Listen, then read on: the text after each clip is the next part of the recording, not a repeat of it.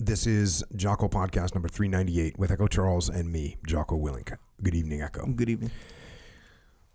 Waiting for ISIS to come popping out of the threshold, I leveled my rifle and watched the doorway as David prepared a grenade from across the courtyard. He waved it to signify he was ready, and I nodded.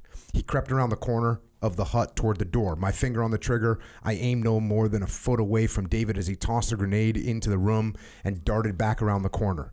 I ducked behind cover and counted out loud. 1,000, 2,000, 3,000, 4,000, 5,000. Boom. David was already rushing toward the smoking doorway as I turned the corner and hurried to get behind him. He put his rifle on automatic and sprayed the room with lead. Jam, he yelled. With his rifle momentarily disabled, he ducked out of the way. Batter up.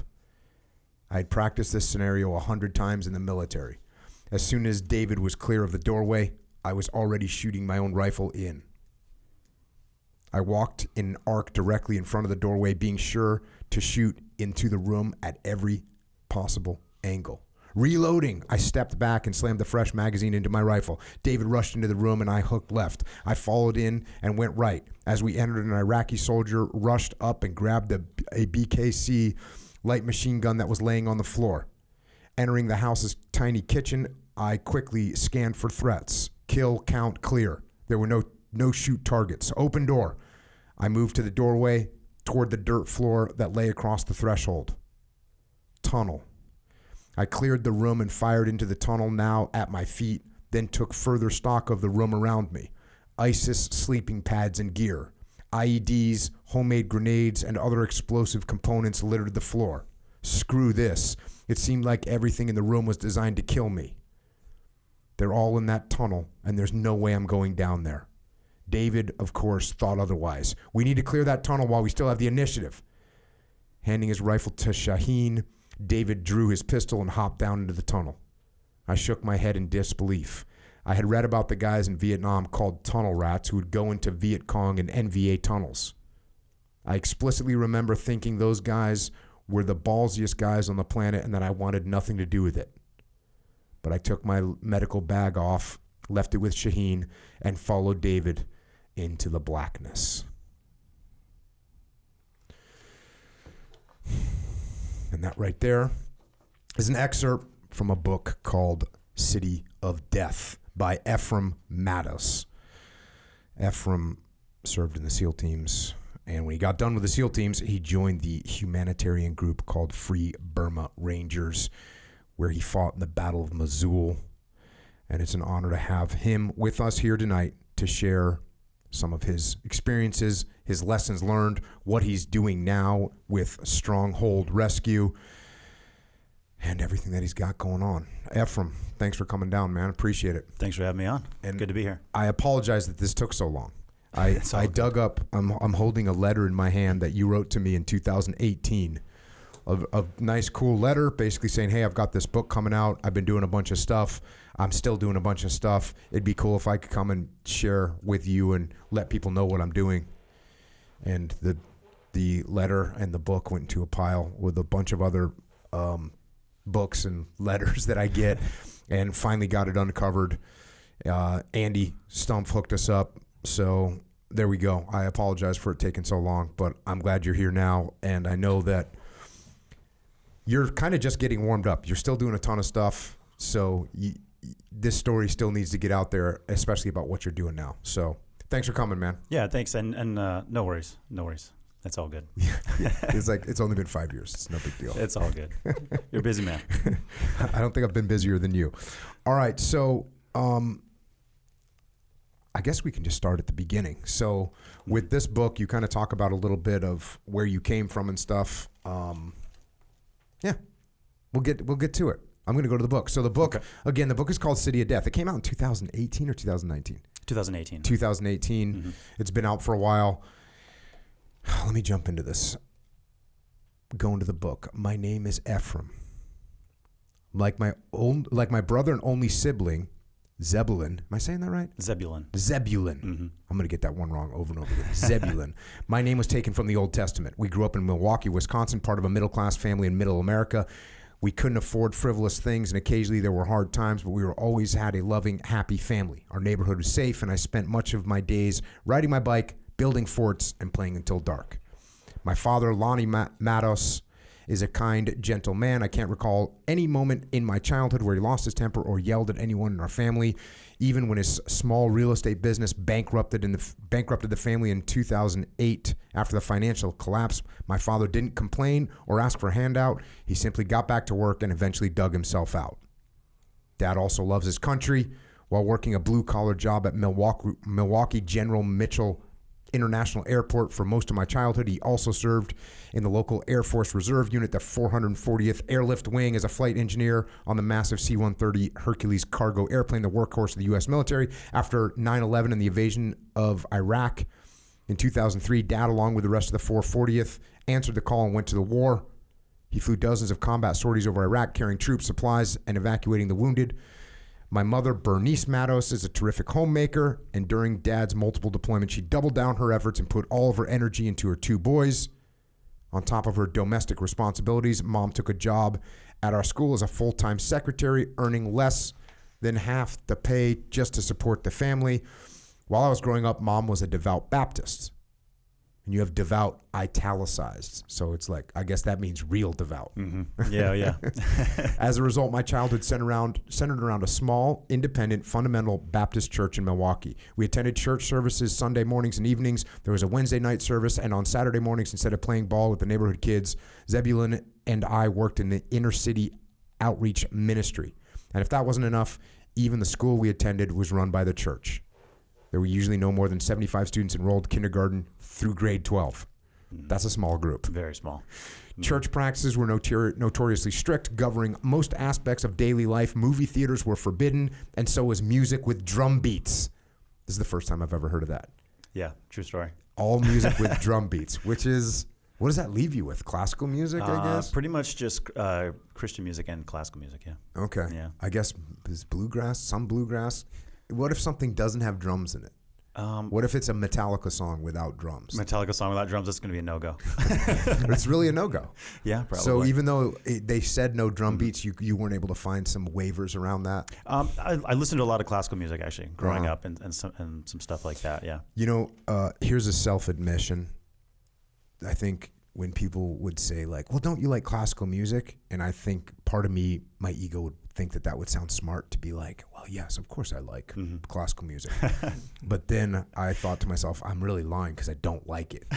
So at a certain point, people would say, well, what about classical music? Do you like classical music? Like, no, it's boring. So I recognize now that it's not, but you just have to listen to it a little bit more. I guess since there's no drum beats, it makes it kind of hard to follow for a knucklehead like me. But so here we go. Although the restrictions were a bit severe, this is the only life I knew.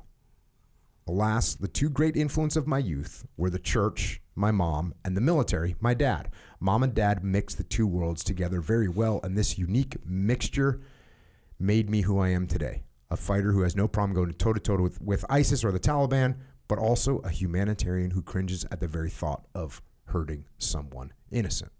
So this is your life growing up. Mm-hmm. So you didn't have an Instagram page. You didn't have social media. You weren't going to school dances and chasing girls or anything like this. No, that was absolutely not. There was Facebook was around a little bit, so we were able to use Facebook a little bit. But then sometimes they would get mad at us for having Facebook. But then some people at church would have Facebook, and it was all a bit odd. In the end, I think actually I'm actually very grateful for how I grew up. I think it's actually really good. I don't know if I would call it sheltered. I mean, to an extent, I was definitely sheltered, but I think it was actually really good. I needed that discipline, and as I got older, I realized, wow, it's actually really good that I had that discipline growing up, and it kept me from a lot of trouble and a lot of things I might have gotten into. But you're also going into the inner city to work with like community outreach programs. Yeah, absolutely. So that's got to be an eye opener as well. Yeah, absolutely. So every weekend we would go to the particular area that I worked in was the heavily African American part of Milwaukee, and that's where I would go into. So I would go into the houses, and we'd meet the kids. It was an outreach for kids primarily, bring them to church, and and so so I got to experience and see like a totally different side of life. I got to see what it was like for people who didn't have what I had, and I got to see. I was exposed to all of that, and so I got to see like, hey, there's a not everyone has it like you have it, and there's a lot of reasons for that. And so I grew up not sheltered, thinking like my way was the only way, or like living on a commune. It wasn't like that at all. It was very much, hey, this is how we live, but we're also a part of this world. We're also a part of everything else that's going on around us, and it's our job to try to help in what ways we can. And that was primarily religious, but as I've got older, I translated that more into when the financial crisis hit. Did you guys lose your house? Yeah, so we actually at the time we owned. My parents owned two places. When the financial crash hit, we lost the house that we were living in and had to move back into our first home, and then bankruptcy and all that stuff. So it was definitely a rough time, and I didn't understand it at the time. I didn't understand any of that stuff. And like I said, my dad is just my hero. He's just the greatest guy ever. He just put his head down and was like, all right, cool. I'm gonna go work. And he works for Coca-Cola, and he's been working there for basically since 2008. And he just works his butt off, and he's just the best human. And So you were raised in this church, and then I have a little note in the book here. It says, but, and I'm going to fast forward a little bit, and you say, I began to question everything. And again, you explain a lot of this stuff, but this is, this is like post 9/11. You're kind of wondering, how is this happening? So you say, I began to question everything. What's the deal with music? What about movie theaters? And I realized that, although well-intentioned, the adults in my life had applied their interpretations of the Bible as if they were biblical law. But now I understood. God gave each of us the ability to interpret his word, and I could navigate a course accordingly. From then on, when a preacher or a school teacher told me something, I took it with a healthy dose of skepticism. So you had a little bit of rebel going through your heart. Yeah, I think one of the chapters in the book, I think I call it I respectfully disagree, and that was ultimately what my attitude was.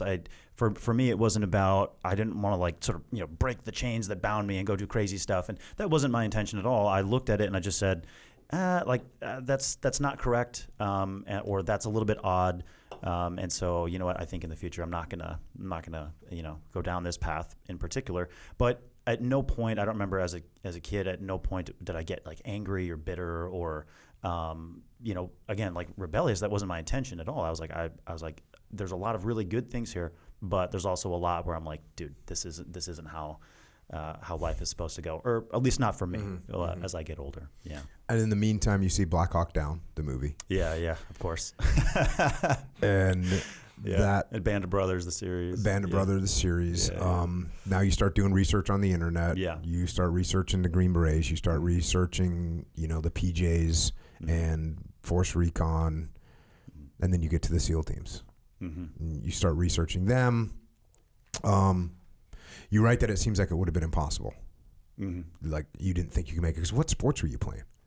So we played mostly basketball growing up, because we had a small school. So basketball, five-man team is the best option that you have. So it was actually good. I still got to play athletics, still got to be physically active and whatnot. The issue, it just seemed impossible to me because of a lot of the water stuff, and I could doggy paddle. I could find my way around in a pool for a minute before I drowned, right?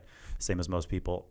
But when I looked at it, I looked at all these different units, and I thought, I could do that. I could put a ruck on. I could walk. I could do all these different things. But then every time I would look at the SEAL thing, I'd go, I just kind of put it out of my mind. I was like, I couldn't do that. But then I thought about it, and I realized, what kind of soldier would I be? What kind of ranger would I be? What kind of Green Beret would I be if I was just walking away from the challenge of being a SEAL? You know what I mean? Like if I'm going into those units because I'm like, it's too hard to do something else, I'm like, then I'm probably not going to do well in those units either way, because it has nothing to do with the physical ability. It has everything to do with the mindset. And I was like, well, okay, I'm going to learn how to swim now, and that's what I'm going to do. I'm going to become a really good swimmer. And so one day I just sat there and I decided. So my attitude still, I was explaining this to a team guy buddy of mine, and he was just sitting there laughing. He thought it was the funniest thing in the world. I told him, I was like, look, when I went to Buds and I did all that, I honestly didn't think I was going to make it. I had no intention of quitting. I didn't think I was going to quit, but I was like, they're probably going to kick me out for something. And again, I wasn't all poo-poo. I was like, I'm going to give give it my best. I'm going to do everything I possibly can to succeed. But I was like, they're probably going to kick me out because I'm like, who am I, right? Like, this is a strange attitude. It's very strange. But I was like, I'm not going to give up. I'm like, they're going to have to drag me out of there, but I'm going to go for it because I was like, I'm not going to live the rest of my life regretting and regretting having not tried. And I was like, this is what I know I want to do. I want to be this. If it doesn't work out, it doesn't work out. But they're going to have to kick me out. I'm not going to leave on my own. So when I went in, I was kind of almost relaxed because I was like, running down the beach. Like at some point, they're going to pull me out of line and be like, "You're out," but they, they never did. And I just kept going. And I was like, "Oh, okay." How did you train? Like, what were you doing to get ready? So I had very little background in like actually like working out properly. So I didn't fully understand how to work out properly. So I got one of Stu Smith's, 12 weeks to buds prep or whatever. Yeah. And so I would follow that relatively close. I did lots of swimming, lots of running. All of my PST scores and everything were like barely passing. Like I was not, by no means was I a stud, and I talk about that later in the book too. Like that was like always a struggle for me because I just didn't know how to get faster, stronger. I had no idea because that wasn't a part of my culture growing up. I had no idea. We would just like play basketball, So that's what I did, and I joined. What year was this?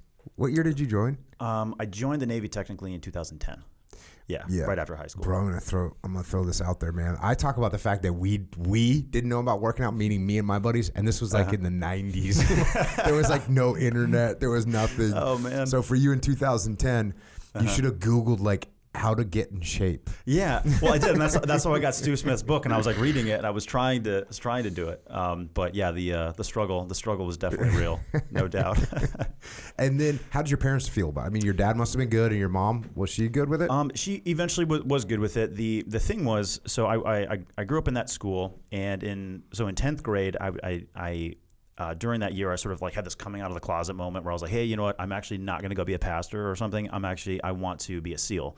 And there was a little bit of kickback, not like crazy persecution. I'm not going to, exaggerate it, but it was like everyone was like definitely not happy with me. My mom thought I was going to go off the deep end. So all the ladies at church were praying for me, like that, like the prayer group was like praying for me because they were like, oh, he's a good kid. And like, why is he going off the deep end? And I then decided in 10th grade, I was like, I'm not going back to school. I'm not going back to the school in 11th grade. I'm not going to do it. I was like, because I want to go in a different direction with my life. And my parents refused to let me go to a public school. So I had to homeschool myself. So and they weren't able to like tutor me. So I spent my 11th grade. And that's because they were working? Yeah, they were working, but then also too, I was dealing with like 11th grade, level stuff and being able to prep for different standardized tests and things like that. So they just didn't have the ability to mentor me on that. So basically I had 11th grade, I taught myself algebra. I had to like read books and figure out all this stuff using this online curriculum and whatnot, trying to figure out how all this stuff worked. And so 11th grade, I had to put myself through, basically I was my own teacher for a year. I worked at McDonald's, third shift, 11 p.m. to 7 a.m. And then I would leave there, and my grand plan to learn how to swim was to become a lifeguard at the YMCA, because I was like, well, that's going to force me to learn. And ironically, it actually worked. So I joined the lifeguard class, and everything they told me to do, I was like, okay. I just was like, I'm going to keep swimming, just keep trying. Eventually figured it out and became a good swimmer. And after that, I was able to leave McDonald's and continued teaching myself algebra and everything else from books, and then was able to make it through my 11th grade year. Was finally working at the YMCA as a lifeguard. And then my senior year of high school, my parents let me go to a public school because they saw I wasn't off doing drugs. I wasn't off going crazy. I was like working toward a specific goal and what I wanted to do in life. I wanted to be a SEAL. And so they eventually let me go to a public school. So my senior year, thank God, I was able to go to a public school. It was actually a really positive experience. And then, a few months later, went off to the Navy. So you got one part in the book where you haven't left your religious school yet, and there's, if I remember this right, they're basically having church. You're at church, and the pastor's up there saying like, he's like saying, we don't need any more. We need more pastors. We don't need Navy SEALs. Like, and everyone's kind of looking at you. Yes, that was in chapel. 10-year-old kid or whatever, or 10th grade kid. Yeah. That was one of the experiences. Yeah. I totally got called out again because there's only 75 kids, and it was in school chapel. So to be fair, it wasn't church with all the adults. It was just like all the like 75 plus students. They're just looking at you with scorn. And everybody like looked at me. What kind of evil are you? And so you went to public school. You didn't get dragged off by like some girl that was, little Mary Jane that was like, you're so cute. You didn't go down that path and get sucked into that? No, I absolutely did not. I was very much focused on what I wanted to do, and I was still trying to show my parents, like, hey, I'm not trying to rebel against everything I've been taught, and I agree with a lot of it, at that time. And I was like, I want to behave myself. I'm not trying to go be crazy. I'm trying to be disciplined. I'm trying to, at the time, my thought was to actually be an officer. So I was like, I want to go to the Naval Academy. That was my original idea. And thank God I didn't do that. But, yeah. So like that was my thought process. I was like, no, I'm trying to stay on the straight and narrow because I've got a goal. I'm trying to reach it. Yeah. So at what point did you decide you weren't going to go to the Naval Academy? I think at some point during my senior year, I actually spoke with a Naval Academy recruiter, and he looked at my grades and we looked at everything, and he said, you have a pretty good shot. It's like, obviously nothing's guaranteed. Like, you have a pretty good shot. You're in top 10% of your class. You're taking these classes and all this stuff. You're in extracurriculars. Like, you have a pretty good shot. And I was like, okay, that's cool. But the more I thought about it, the more I looked at it, I kind of looked at the wars going on, and I was like, these wars are going to wind down, and I want to get some. So I was like, I was like, you know what? I just want to go to BUD/S. I just want to get this over with. I want to go do this. I want to go do the job. I don't want to go to school right now for 4 years. And I love school. I actually personally enjoy school. I love reading. I love figuring things out. I love education. And so for me, I thought, you know what? I'm gonna go be enlisted. And later on, I looked. There was different programs. I was like, listen, if I stay in the Navy, there's the different Seaman to Admiral program at the time, and so I can go do that later if I really want to. Yeah. But you end up enlisting. I ended up enlisting. I was still 17 at the time. So both my parents had to go in and sign for me. And and at that point, they were totally cool with it. Yeah. They both fully supported it. They thought it was great. They saw what I was doing. And so I enlisted, and then a couple months later graduated from high school, and then a couple months later went off to boot camp. I heard a stat recently that the graduation rate from BUD/S under 20 years old is less than 5%. Really? Yeah. Wow. So I can see that. It's all those guys that are like you, like me. I was the same way, and Jason Gardner. There's a bunch of guys, but it's rare because you don't have the mental, I guess, maturity and fortitude hasn't been fully developed. So a lot of people, when they're that young, they just quit. Just that's what happens. Yeah. So what year is it you take off? 2010, late 2010. Go off to the Navy. And how's boot camp? Boot camp was weird. So again, I was very to an extent, like I hadn't intermingled with other guys really from the world, and so now I'm here. I'm thrown into this cesspool of like there's like 105 guys in our boot camp division. And so all these different guys from totally different backgrounds, like totally different concepts of like right and wrong and morality. And I'm just like, I'm hearing, I didn't know what dip was. I didn't know what dip was. So guys were like, oh man, I just want to chew. And guys kept on doing the little flick thing with their finger, like, oh man, I need a dip, I need to chew. I'm like, what are you guys talking about? And so that was interesting. Meeting all those guys, and it was in the end, I have fond memories of it. It was very interesting. But yeah, so that was boot camp. It was again just very strange to intermingle with guys I just had nothing in common with except for the fact that we were American and we wanted to be SEALs. Yeah. Because out of the 105 guys in my division, 100 of us were going specifically for the SEAL program. Oh, so this is back when they had a program. The 800 division. Exactly. Where you got to be with all people that were going for some kind of special program. Yes. 100 guys for SEALs, 5 guys for Navy diver. 100 guys for SEALs. Yeah. Yeah. Yeah, exactly. Check. Yeah. And how many of them even made it past like the first screening or the screening test to go to BUD/S? I would say, so we had BUD/S prep after that. So after boot camp, which is 2 months, then we had 2 months of BUD/S prep. All you do is work out. And I would say probably 90% of the guys I'm just kind of pulling that number out of a hat, but I think probably 90% of the guys qualified to go out to BUD/S and actually go do it. So it was actually pretty good because again, they're not trying to weed us out at that point. You had some, you know how it is, like just some of like the weirdos. You're like, dude, what are you doing here, man? Like, why are you here? But they would, kind of get weeded out a little bit. But then by the time you go to BUD/S, like everyone's fit and everybody's, able to meet the standards. So now it just comes down to the mind game. Everyone who shows up during the time that I was there, everyone had the physical ability to do it. Everybody. What's your first impressions when you get in BUD/S? Actually, I'll back up just a little bit. So I'd never met a SEAL before. I'd seen one in real life. So like when I was going through when I was in the delayed entry program in the Navy, they had like dive motivators who would work with us and train us. The closest thing they had to a SEAL was a guy who had made it to, I think, Tuesday of week 3 in BUDS and had quit. That was the closest thing they had to a SEAL to like help prepare us for BUDS. And so, like, for example, his advice was always, he sat me down one day, I remember, and he was like, all right, Mattos, when you quit, this is what's going to happen. He said, he sat there and went through this whole process and explained to me this whole process of what was going to happen to me when I quit. And I was like, okay, man, like, I don't know why you're telling me this. Like, all right. Anyway, so I'd never seen a SEAL. So when I went to boot camp, because we had the 800 division, there were a few SEALs who were assigned to put us through workouts a few days a week and things like that. So I remember sitting there, and this guy walked in, and we were just sitting there doing administrative paperwork, and this guy walks in, and I was like, oh, that's a SEAL. It's like, I just know. It's like, I know that's a SEAL. He's all tatted up and like in good shape and such. And I was like, I just knew it. And sure enough, he ended up being one of our instructors. Fast forward 2014, he's my squad leader in Afghanistan. Oh, right on. Yeah, so it was really, really good. That was my first impression of SEAL. So when I got to BUDS, we did BUDS prep. Oh, not BUDS prep. Is that BUDS prep or pre-BUDS? Is it INDOC? They call it INDOC probably now? INDOC. Once you get to San Diego, it's probably INDOC. Because prep is what you did in Chicago. That's right. But they didn't call it INDOC. I think they called it like BUDS something or other. I don't remember. Basic orientation? Basic BUDS orientation. Okay. That's right. That's what they called it then.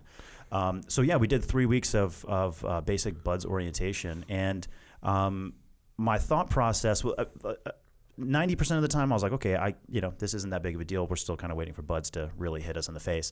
But my first impression, for example, when we did the boats, was, dear God, I'm not going to make it. I was like, this is so bad. I was like, I don't know like how anybody has the physical ability to carry these things. So we did our first boats on heads, and that's something when people talk about SEAL training, they don't fully. It's such a unique, soul-crushing, spine-crushing experience that literally spine-crushing. Yes, and it's so weird. You're like, how do you explain to somebody? Like, no. It's like, we got these boats on our heads, and they're like, how bad can that be? And you're like, no, it's awful. It's like, put a 40-pound ruck covered in sand on top of your head and go run 6 miles with it in the soft sand. That's what it's like, right? And this boat is like, this thing is bouncing on your head and just rubbing your head raw. So we did that. If you tried to design something to be just shitty and uncomfortable, you couldn't come up with a better thing. I think so. I think honestly, the most uncomfortable thing I've ever had to do in my life was just boats on heads. Just carry that boat on your head. Yeah. But so we did our first evolution with that, and it was just crushing me. This boat was just crushing me, and I was like, dude, and I uniquely was like having a very, very hard time with it. And I was like, dude, I'm like, what is happening right here? Right? What is happening right now? Long story short, what I ended up finding out was one of the guys in our boat crew. He was a petty officer, so he had actually been to BUDS before, and he had like quit, but he was now back for his second attempt at BUDS, and he was boat ducking, and that was my first experience with boat ducking, and I didn't know, and he was very good at being able to do it, so he was like hiding it somehow, and so all this extra weight, as soon as we rotated teams and that guy was out, I was like, oh, okay, now I can carry my weight. Like, it still sucks. I can carry my weight. Like, this isn't so bad. But I realized, I was like, that dude was ducking boat, and he wasn't carrying his weight. So, like, I'm carrying extra weight for him, and that's why it was crushing me. And then that was, like, my first lesson of, like, oh, okay, teamwork, got it. Yeah. Like, yeah, like that guy's not carrying his weight, and everyone else is suffering. And I was like, I'm not going to be that guy. It's the way it goes. Yeah. So I'm going to fast forward a little bit in the book here. You get to, after your 19th birthday, you go into Hell Week. And for Hell Week, you've got VGE, which is a thing. It's not a thing. I don't think it's a thing anywhere else in the world, like a thing that you would talk about in normal conversations. Yeah. They call it VG in BUDS. VGE. What is it? You got it here. Viral gastroenteritis. Yeah. Basically, your gut is a disaster during this thing. And you had it, what, before Hell Week you had it? Yeah, so I got it Friday before Hell Week. So Hell Week starts on a Sunday. So Friday, right at the end of training for that day, you have Saturday off, and then you go into Hell Week on Sunday afternoon, Sunday evening. So right after training on Friday, I was like, oh man, I'm not feeling good. So I went to my room and I started vomiting and had diarrhea and all that.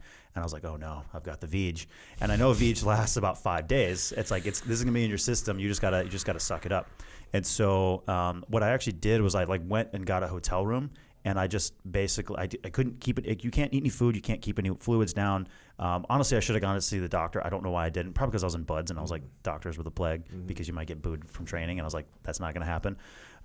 So yeah, I went and sat in a hotel room, and just just vomited and had diarrhea all weekend, all day, all night, until there was just dry heaving and, there's nothing else in my system, which ultimately ended up being okay. So then I show up to Bud's on Sunday, report in for work, and I'm still sick as a dog.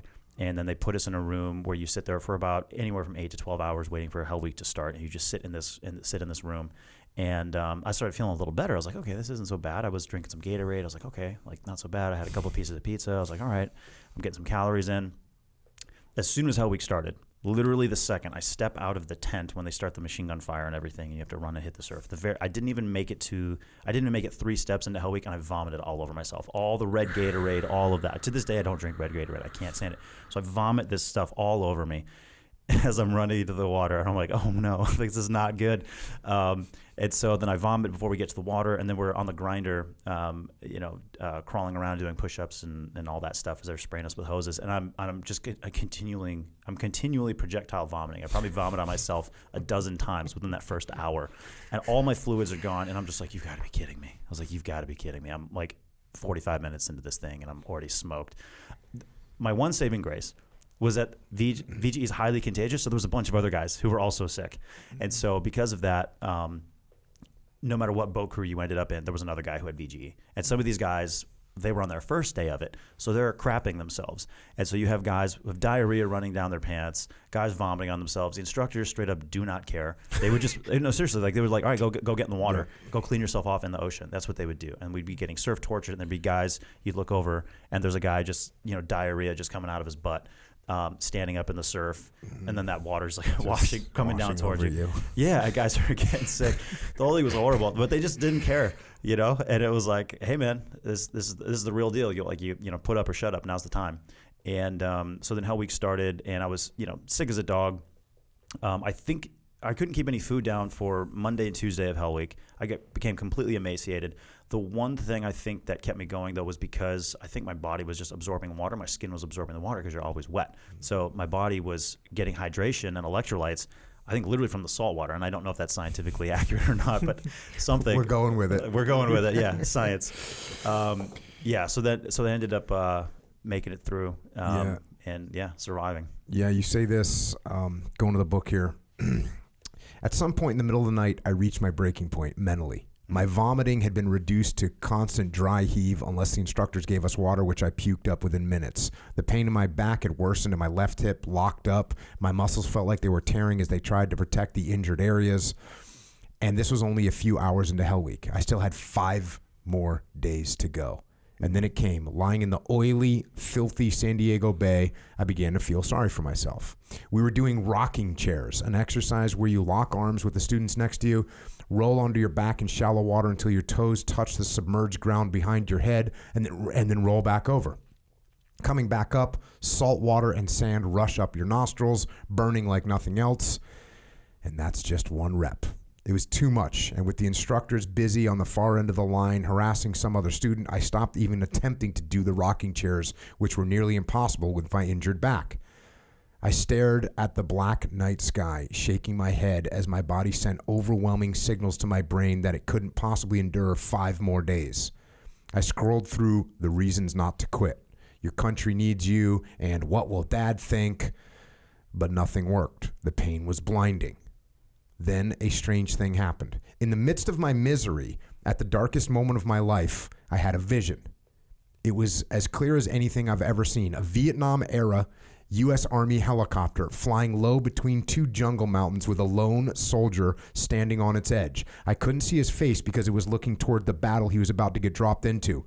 He was the only person in the aircraft besides the pilots, and as my mental camera panned around the side of the helicopter, I saw the man's face clearly. It was me.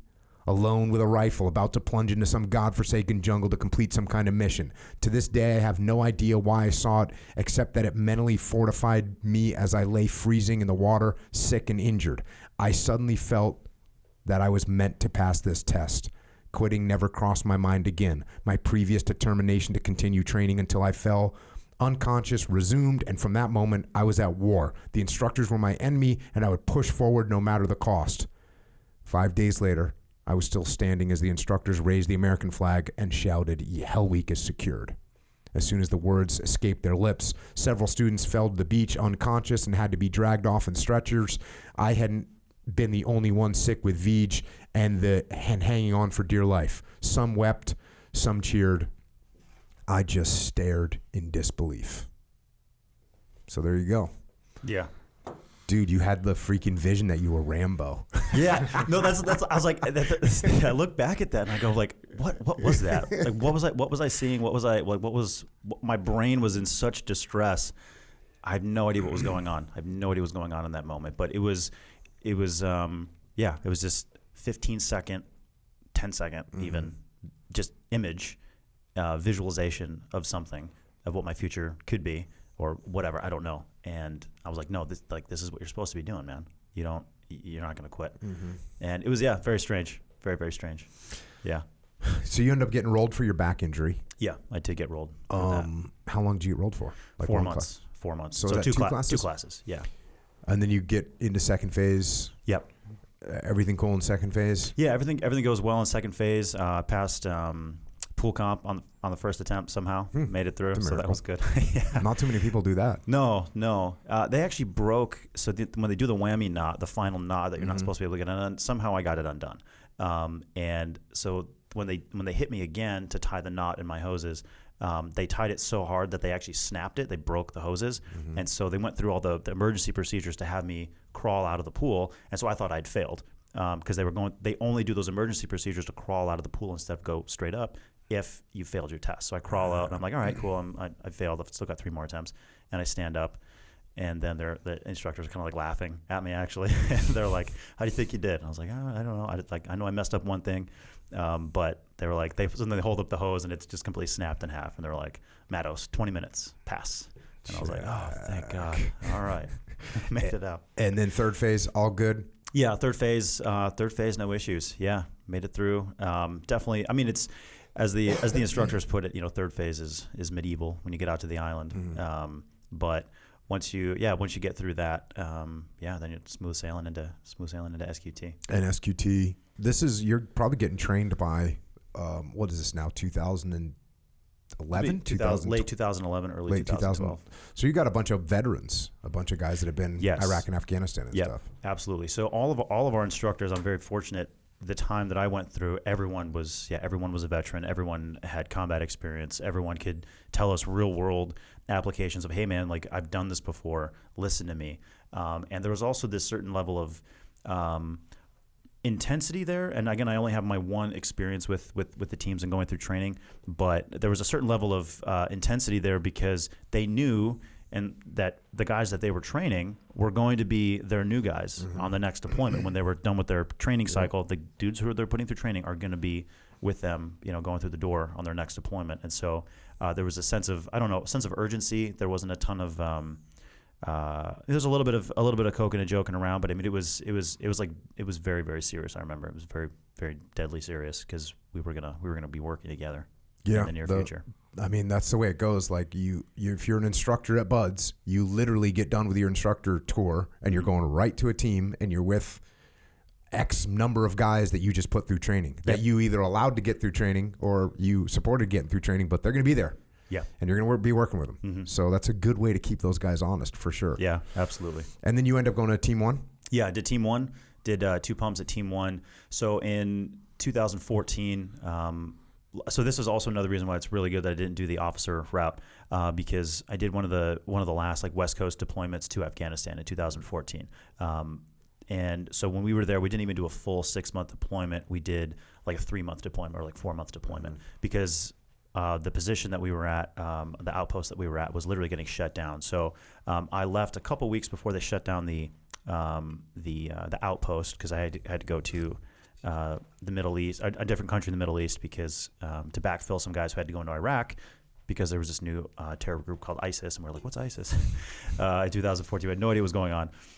But anyway, so when my platoon left Afghanistan, they literally just got in helicopters in the middle of the night and just left the Afghan allies and just had to get out of there because that was their mission was just to shut down the base. And so it was right at the end of the war. And I think, obviously within a matter of weeks, no doubt the Taliban took that position. Yeah. You say this in your book, and I wanted to call this out because I think it's pretty cool, just from a being humble perspective. You say, SEALs are expected to be excellent in everything they do, but on a physical level, this was a constant struggle for me. On 2 separate occasions, I failed to climb a double-length caving ladder during pre-deployment training. Once, while hiking a jungle mountain with a foreign partner force, both my legs cramped due to my inadequate fitness, and my knees were completely locked out. I was ordered to give my ruck to a junior SEAL who carried it the last few hundred meters to the top. To say this was the most humiliating moment of my life would be an understatement. And yeah, and then you go on to say, but I never let my team or country down in the heat of battle, and because of that, I can sleep peacefully at night. So you're pretty humble to just throw this into the book that you had to have someone carry your gear for you. Yeah, And just so you know, you're not the first and you're not the last that has had, had their M60 or their Mark 48 taken away from them, or given up their radio or their ruck or their med pack. That stuff happens, man. Like guys go down from heat or whatever. And so you weren't the first. You won't be the last. You might be the first that openly admits it in a book. So good on you, man. Yeah. Well, I think the most important thing is, later on in the book and even in life today, it's like I make mistakes all the time. I'm not perfect. And I think I want to always try to avoid trying to sit there and pretend like I'm some perfect person, because I know there's a lot of people who listen to this podcast and listen to other podcasts and who look at what I do and they go, man, like they see it's inspiring. They're trying to learn. They're trying to be better. And so when you always present yourself as you always present your best perfect self, like, oh, I'm perfect. I never make any mistakes. Like I need to be the role model. Well, in reality, nobody's Superman, right? So if you can present yourself as a role model, or you can explain the challenges that you've been through as a human, everyone else is having those same experiences. Like they're failing whether it's in their marriage or their business or their work or whatever it is. Like they're failing and they want to be better, or they've made mistakes and they want to be better. And so I just felt it's important to be honest about this and say, like, yeah, I've messed stuff up, and you want to know what, we keep going either way, and you improve and you get better. And I'm not going to sit here and pretend like I'm Superman, because Lord knows I'm not. Yeah. Well, that's the opening chapter of the first book that I wrote. It's talking about being in a blue on blue, and I'm the guy in charge, and it's an awful nightmare. And, it's interesting. That chapter wasn't in the book. And I retired before you came in, which is a little crazy, but I retired in 2010, right? But when I came home from that deployment in 2006, I would brief all the teams on what happened during this blue on blue and how to prevent it from happening and what mistakes I made and all that stuff. And that was part of when a team would start their workup. I would give them a whole combat leadership brief, and that would be one of the sections of the brief. It was like, hey, we had a blue on blue with my guys. Here's what happened. And as we were writing Extreme Ownership, Leif was like, hey, you should put a chapter in about that, because that was a huge impact to guys going through training to know that, oh, this could happen, and it happened to you, and it could happen to them. And so when I got done writing that chapter, I was like, hey, yeah, I wrote the chapter, and I'm like, I think it's the lead chapter in the book, and probably the name of the book too. So throwing that, admission, and I mean, look, this is what happens. Like you said, no one's perfect. Like combat is freaking crazy, and the crazier it gets, the more opportunity there is for you to do dumb mistakes and have things happen that you didn't expect, and things that you look back and go, I should have done something different. But the hope is I can explain that to you, and you can go, oh, this happened to Jocko. Here's how he stopped it. So let's make an adjustment. All things that are important. You in that you're a new guy. And you guys, you get in some gunfights. You have some. You talk in the book about one of your Afghan soldiers gets wounded. Yeah. You've got there's one part where you guys are basically. I think you get into a gunfight, and then you back off a little bit, and you're kind of setting up you set up a perimeter, and you're sort of you're hearing probably radio reports that the enemy is going to attack. Yeah. And so you're in a perimeter, and for those of you that don't know what that means, you're basically in a position where you've got 360-degree security. You've got guns pointed in all directions. You try and get in a good piece of terrain, and that's kind of where you're at. You're hearing reports that the enemy is going to attack. And then we go to the book here. It says movement 50 meters away at the tree line, jutting out into the open field. The unmistakable bobbing of heads caught my eye. That was fast. Looks like they're here. Should I shoot? No, wait until you see a weapon. The bobbing heads were moving swiftly. I placed my finger on the trigger and gently pressed. Come on, let me see your hands. The heads made their way the final few feet to the edge of the tree line. The crosshairs from my weapon's scope waited for the fighters to emerge. Adrenaline coursed through my veins while I tried to slow my breathing.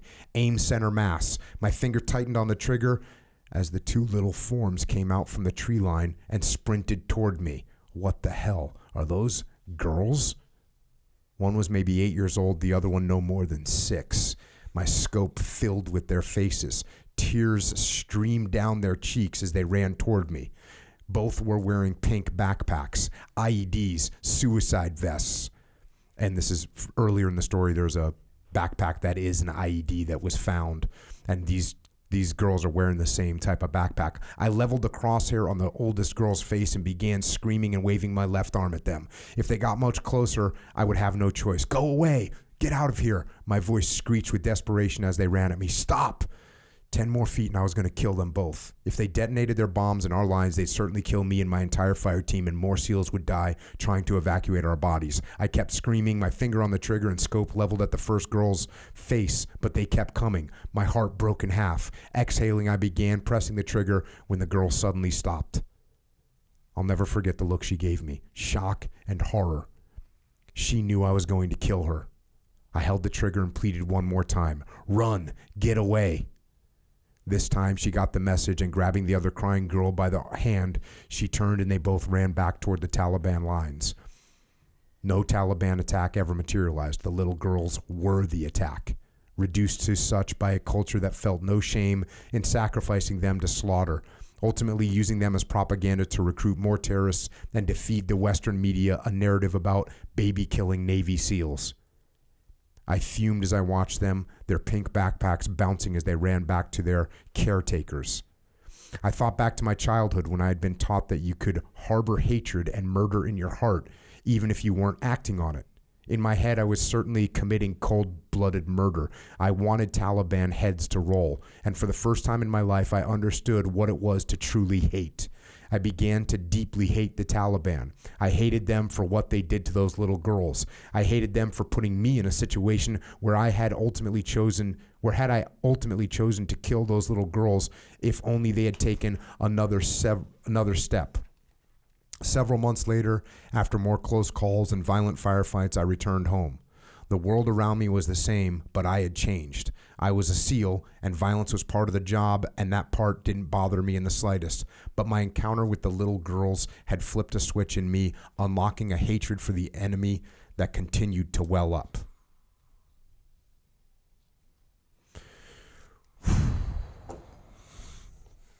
That's as you described, like, that's an act in your head that you committed. Mm-hmm. I don't know if that makes sense, but as I read it, I was like, oh, you are 100% ready to kill these girls, mm-hmm. and thinking that you're about to have to do this. Mm-hmm. And by the grace of God, they stop and turn and run away. Mm-hmm. But this left an impact on you. Yeah. This was, I don't know if I mentioned it, but this was my second mission ever. We'd been in a mission a couple days prior to that. That was my first combat operation. This is my second time in combat ever. And we were setting up the perimeter because one of the Afghan allies had been shot. And we were setting up an HLZ to call in helos to get the wounded guy out. And yeah, I What was your job in the platoon? I was just a 46 gunner at that point. Shit, yeah, some. Yeah, I was just chilling. God bless the machine gunners. Yeah, at the time, and then I ended up becoming the radio man again. But for those first few operations, I was just carrying a machine gun, which was great. And so I'd seen movies and whatever about suicide bombers and this and that and the other thing. And as you alluded to earlier that day, right before we got into this gunfight, we had seen an IED on the side of the road in a girl's backpack. The dog sat on it, meaning like, hey, there's explosives in there. We blew it in place, and this is why the Taliban attacked us, because they knew exactly where we were after that bomb went off. And so then these little girls come running at me, and they're wearing the same exact kind of backpack. Now, I don't know for sure that they were suicide vests, but I have to treat it like a threat now. And this left a huge impact on me because I'm looking for Taliban in my head. I'm like looking for some dude with an AK for me to shoot, and all of a sudden now in my head, I'm fully committed. I remember I was physically squeezing the trigger like halfway, waiting to put that last little bit of pressure in. And I was like, I'm going to kill these little girls. I'm going to kill them. And literally, had they gone any closer, I was like, I have no choice. And so yeah, this left a huge impact on me. I couldn't believe it. I just couldn't believe that. I knew in my head, I knew conceptually that evil existed. I knew in my head conceptually that bad guys would do these kinds of things. But just to see it in person for the first time left quite the impact on me. And that's a big reason why I do what I do now, where we'll get to it later, but I started Stronghold Rescue and Relief is because I realized, man, these civilians are caught in the middle of these wars, and they have no one to protect them. They have no one to help them, and they don't know what to do. They don't know which direction to run, and it gets them caught in bad situations. Yeah, and one of the underlying themes in the book, you say here, I didn't realize it at the time, but humans are not capable of handling hatred. It's an infectious, crippling disease spreading from person to person, bringing unknowable amounts of violence and death. Mm-hmm. It's a selfish and cruelty that causes all forms of evil which plagues our world. So, and it's like this, now you have this sort of plague of hatred that's welling up in you. And again, I'm touching on points of the book. Get the book so you can read all the details of this. I'm going to fast forward a little bit here. You say, about a year after returning from Afghanistan, I lost consciousness during a dive training exercise in San Diego Bay when my equipment malfunctioned and I nearly drowned. My teammates, some of whom had the same equipment malfunction but regained consciousness, saved my life. I woke up to a fellow SEAL doing chest compressions on me after having been unconscious for about 5 minutes. During the ride to the hospital, I was extremely confused, and although I'd gone unconscious underwater from hypoxia, I thought I had suffered an AGE, arterial gas embolism, which can cause brain damage, heart failure, and even death. As I lay there essentially paralyzed from having had convulsions while drowning, it seemed to me there was a 50-50 chance I was going to die. But the truth was I didn't care. I had no fight in me to stay alive because life meant nothing to me. I spent 2 nights in the hospital and was then driven home by a buddy in my platoon. I spent days alone in silence trying to get my lungs to work properly. This was the lowest time in my life, and the idea of suicide crossed my mind more than once.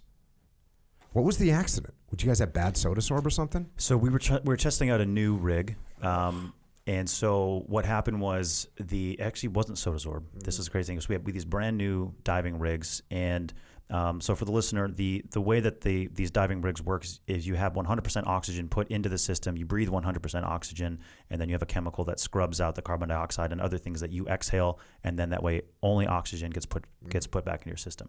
So we got these new bottles, brand new bottles, and we were trying out these new rigs. The problem was the bottles only had ambient air in them. The brand new O2 bottles had not been purged of the ambient air. So they had 2% ambient air, and then they had been jammed with O2. So when we did our pre-dive checks, when we did everything, nobody had symptoms because there wasn't enough bad air in the system to have any kinds of issues.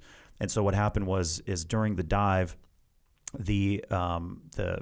basically everybody started getting hypoxia. The guys with the bad bottles started getting hypoxia without realizing it, but you only felt it at depth, or it was less severe at depth.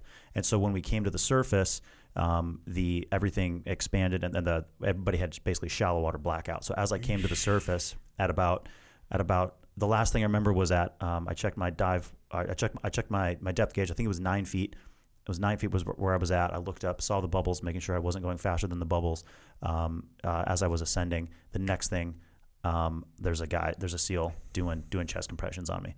And what had happened was I passed out underwater. My dive buddy saved me. We also were carrying extra gear and these propellers and stuff on our legs because we're testing out this new equipment. And so I totally would have just sank to the bottom. So he grabbed me. Inflated my vest, got a bunch of guys together. At that point, there was 2 other guys who went unconscious as well as soon as they hit the surface. But I slipped back under at some point, drowned, and bit my tongue, crapped myself. Actually, I read the official report from the OIC, the officer in charge of the scene. He was one of the guys who was diving as well, and he was watching the whole thing. He wrote in his report something along the lines of, I looked at Mattos, I saw that he was dead, so I decided to move on to other guys who I could actually save and could help.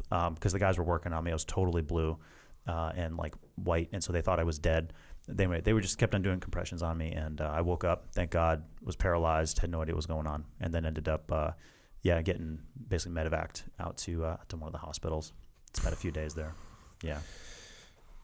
Check. So Yeah. you are not feeling good Mm-hmm.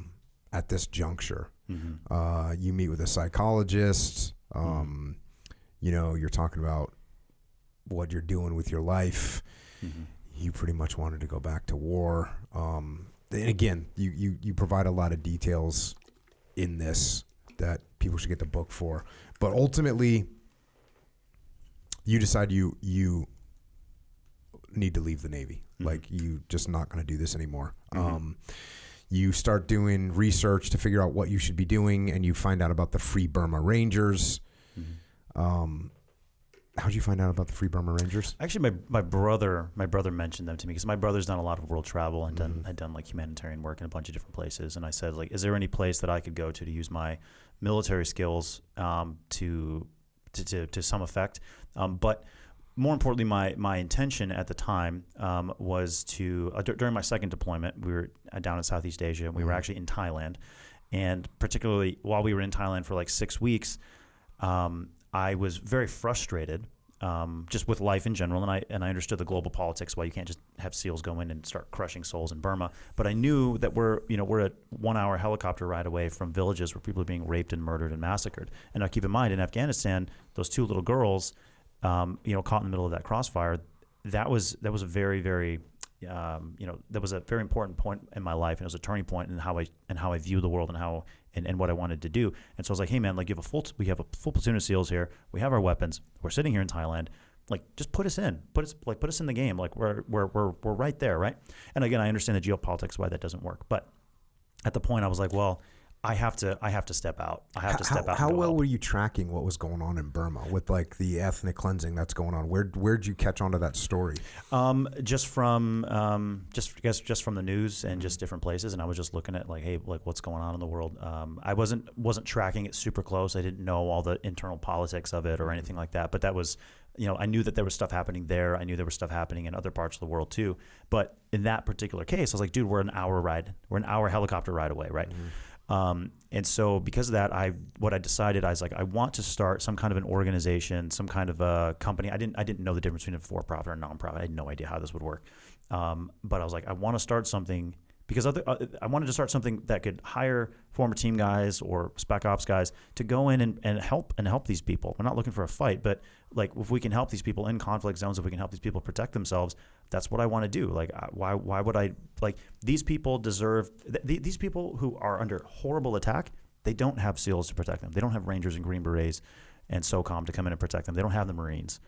They don't have that. They have a dude with a musket, maybe a dude with an M16 from Vietnam, some black market rifle, and that's it. And then there's this overwhelming army coming in to crush them, rape and murder your wife, kill your kids, take all your stuff, and just leave you destitute. That's what's happening on a daily basis in this place, right? In Burma in particular. And so I was like, I can't save everybody, but it's like, what if we go in and we help in some sort of way? What if we help them protect themselves? What if we bring in the aid that they need, right? So I wanted to start an organization, and that would do that. I didn't know what that was going to look like. Ultimately, it ended up becoming Stronghold Rescue Relief, what I do now, and I'm back in Burma, very, very heavily involved there. And so at the time, though, I was like, I don't know how to get into this. I need to get educated. I need to go travel. I need to go just go there and help. Just figure out a way to go there and help. And so that's when I'd asked my brother about it, and I heard about FBR. So they work obviously in Burma, but then at the time they were also working in doing volunteer work in other locations as well. But your initial venture into this was actually into the Thailand-Burma border, right? So, excuse me. Yes, I did go there just to meet these guys and see like, hey, like what's going on, introduce myself. Like, what do you guys got going on? Like, how can I help? I want to learn. And I made it very clear. I was like, hey, I'm here because I want to start something for veterans to go do this like as a profession. And so yeah, I went to Thailand, and I ended up going along the Thai-Burma border in a boat to go check out one of the refugee camps with one of the guys who was volunteering with FBR, a guy named Paul. And so we go up the river and we go to this refugee camp, which I've never been to a refugee camp before. And I'm walking around and I'm like, man, this is rough. This is your life. There is no out. There is no way out. This is your life now. And the refugee camp was literally right on the river that separates Thailand and Burma.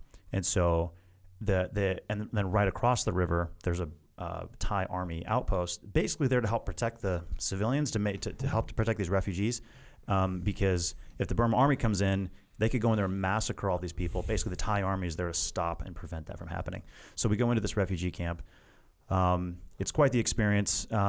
It was actually very peaceful, but I realized like these people have no way out. Anyway, we come back down the river, and as we're going back down the river, these guys stop our boat, and they start our boat pulls off to the side.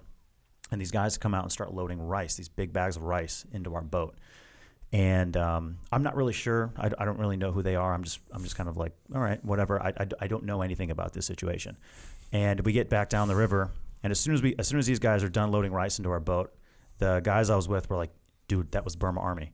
That was Burma Army. They literally just stopped our boat and loaded rice into it. And that rice that they have is stolen from the Karen people in particular along the border there. That's stolen from the Karen people, and now like we're transporting it for them into Thailand so they can sell it for the Burma Army. And so the Burma Army is the oppressive group that is they basically run Burma. And they was that just like an Indige boat? Like a random Indige boat? Yep, I just hired a random Indige boat to go up the river. Yeah, so the boat driver knew whatever was going on. Yeah. So he was probably the deal was like, hey man, next time some white dude comes up the river, don't worry, we'll get free transport for you down the river. And so I think that's what happened. Yeah. How long did you spend in Burma on that first, or Thailand and Burma on that first trip? I think maybe a week or two, not much. And you're still not out of the Navy yet. I'm still technically in the Navy. I'm technically on leave. By the way, this is not recommended for you young active duty military personnel. Yeah, don't do this. This is not highly recommended. Yeah, definitely don't try this at home. So I had 2 months of regular leave saved up, and the option was you can sell back your leave. You take terminal leave, and then you use, like, if you have 60 days, you can take your last 60 days, you get out of the Navy. But when you do terminal leave, you lose all your special pays and everything like that. It all goes away because now you're no longer serving.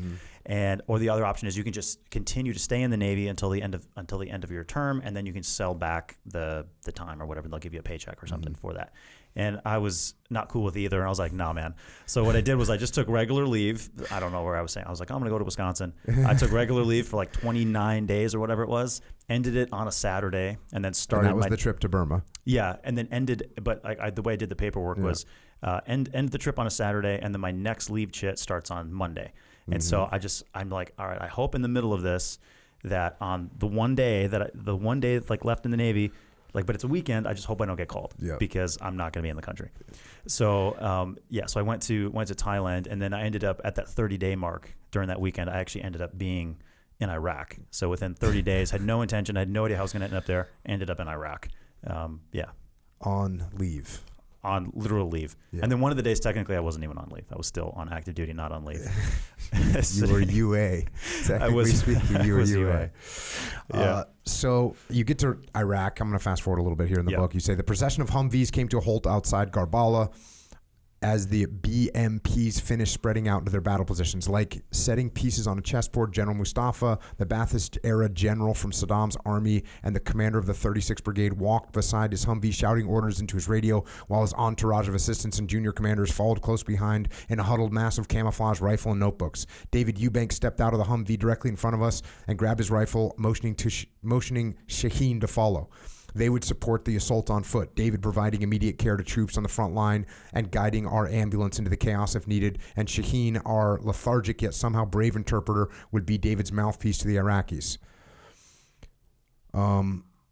You talk about the fact that you are going to be kind of hanging back for this the initial plan is you're going to be hanging back a little bit sort of as a reserve component, which you don't like very much because you want to go get some... and again, I guess I fast forward a little too much. We're setting up for a big massive assault. Well, this is on Karbala, right? Mm-hmm. Yes. And you go into the details in the book. Get the books. You can learn about this stuff. But you say the assault began with an earth-shaking volley of fire from the Iraqi 36th Brigade. Big clouds of exhaust and the rumble of engines filled the air as the first wave began to move on the village. Iraqi soldiers in giant metal machines were bearing down to destroy the ISIS defenders and liberate the people of Garbula. ISIS returned fire immediately. Mortars and rockets impacted and exploded in sporadic plumes of gray smoke within the assault. Tracer rounds and heavy machine gun fire raked the tanks, sending bullets arcing at obtuse angles across the battlefield. Fast forward, boom, another explosion rocked the ground behind us. We both spun around as the Humvee we'd been using for cover less than 30 seconds before exploded. The driver's side wheel, right where I'd been positioned, had struck a mine. I should be dead. Faiz and I immediately began to hurry back to the Humvee to treat the wounded. We tried to stay in the tracks made by the tanks as much as possible, looking for more mines as we moved. To say it was terrifying, moving through a field with now confirmed mines would be an understatement. We reached the Humvee as the vehicle's occupants were crawling out. Tears streamed from their dazed eyes. They'd obviously gotten concussions, how severe we couldn't tell, but they were otherwise okay. I ran over to check on the FBR ambulance directly behind the exploded Humvee to see if they'd been hit. All good, Kevin said with a quick thumbs up. The ambulance and the people inside were still intact. Boom, another bigger explosion. A fiery mushroom cloud dwarfed the BMP in the assault wave that Faiz and I had been running towards. Car bomb. We had not turned back for the men in the Humvee, or had we not turned back for the men in the Humvee, the shrapnel from the second explosion would have sliced Faiz and I in half. I should be dead again. So this is just chaos out of the gate. Chaos out of the gate. Yeah. And your job, I mentioned that you were going to be in the rear with the reserves. Obviously, that didn't work out too great for you. No. Your selection of your rear position wasn't all that accurate. No. You guys start receiving mortars and car bombs, almost immediately. But your goal is to provide support, primarily medical support. That's the alleged mission. What you're going to try and do is you're going to try and provide medical support for the Iraqi troops that are assaulting Karbala. Yes. That's what you guys are doing. Mm-hmm. But you guys get so close to the front lines that it ends up you just can't not get engaged in combat. Exactly. I'm going to fast forward a little bit. The top hatch of our BMP flew open and a few Iraqi soldiers popped their heads out smiling and shouting at us in Arabic. None of them were wearing helmets or paying attention to the whole ISIS menace only 100 meters away. I threw up a peace sign and they did the same. They seemed to be having the time of their lives, grinning and waving at the two white Americans taking cover outside their tank. You guys are going to get sniped any second now. The soldiers then began yelling, Yallah, Yallah, and waving us away. The BMP suddenly twists on axis. David, Faiz, Shaheen, and I jumped out of the way as the BMP roared to life and sped off, leaving us exposed less than 100 meters from Garbala and the hidden ISIS fighters. Without saying anything, we ran. David led the way, and I brought up the rear, pushing Shaheen forward and dumping rounds from my AK-47 into every dark village window facing us. Cover and move. The rifle kicked into my shoulder as I watched the bullets tear through the doorways and slam into walls. Cover and move. We made it to the BMP at the edge of the village just as the Iraqi soldiers were dismounting to begin clearing homes. As soon as the soldiers had jumped out, the BMP sped off again. So, what are you thinking at this juncture? What are you going through your decision-making process and maybe questioning it? So, fun fact, this particular battle that we're talking about, this was actually technically my last day in the Navy. In the U.S. Navy. In the U.S. Navy. The next day was like my day off or whatever. So, when I got to Iraq, our mission was I was working with this other group of volunteers, FBR guys, and basically our mission was to provide medical support for the Iraqi army because the Iraqi army didn't have medics at all. And so the Iraqi army was charged with clearing ISIS out of Iraq with a little bit of U.S. Special Operations support, but not full support. So this particular battle was they were clearing a small village right outside in the outskirts of Mosul in the plains of Nineveh. So it's just flat open ground, flat open dry desert all the way to this little village, and ISIS is in there. So as the book describes, there's basically a World War II style tank assault. The Iraqi unit that we're working with is a tank unit. So they have a bunch of armored Humvees. They have a T-72, and they have an M1 Abrams. and they have a bunch of like Russian BMPs. So these are like armored personnel carriers, and all these tanks are at the same time just firing, dumping rounds into the small village, and then they just rush across the open. ISIS is in there; they're shooting back. So again, our mission. I was with a Iraqi soldier named Faiz. So he doesn't speak a lick of English. I don't speak a lick of Arabic. It's me and him. And the previous few weeks I'd been in Iraq at that point, we'd just done humanitarian aid. And that was like why I was there. I was like, let's do humanitarian aid and let's see what we can do to help the people. But now we're doing medical support. So as we go across this field and assault into ISIS positions, we realize that we're in a minefield. And so the vehicles are blowing up. The T-72 ended up blowing up. It ended up having its tracks knocked off. And so I was I was using a Humvee for cover because we didn't realize there was anti-vehicle mines. So I was using this Humvee for cover. And then the medic I was with, the Iraqi medic I was with, there was maybe 200 yards between us and the front line of the first line of troops. And this Iraqi medic, he wasn't really a medic, but he just was like the medic guy. He was signaling to me to go forward with him. He wanted me to go forward with him, so he just takes off running. And my job was to stay with this guy in particular. So I was like, you've got to be kidding me.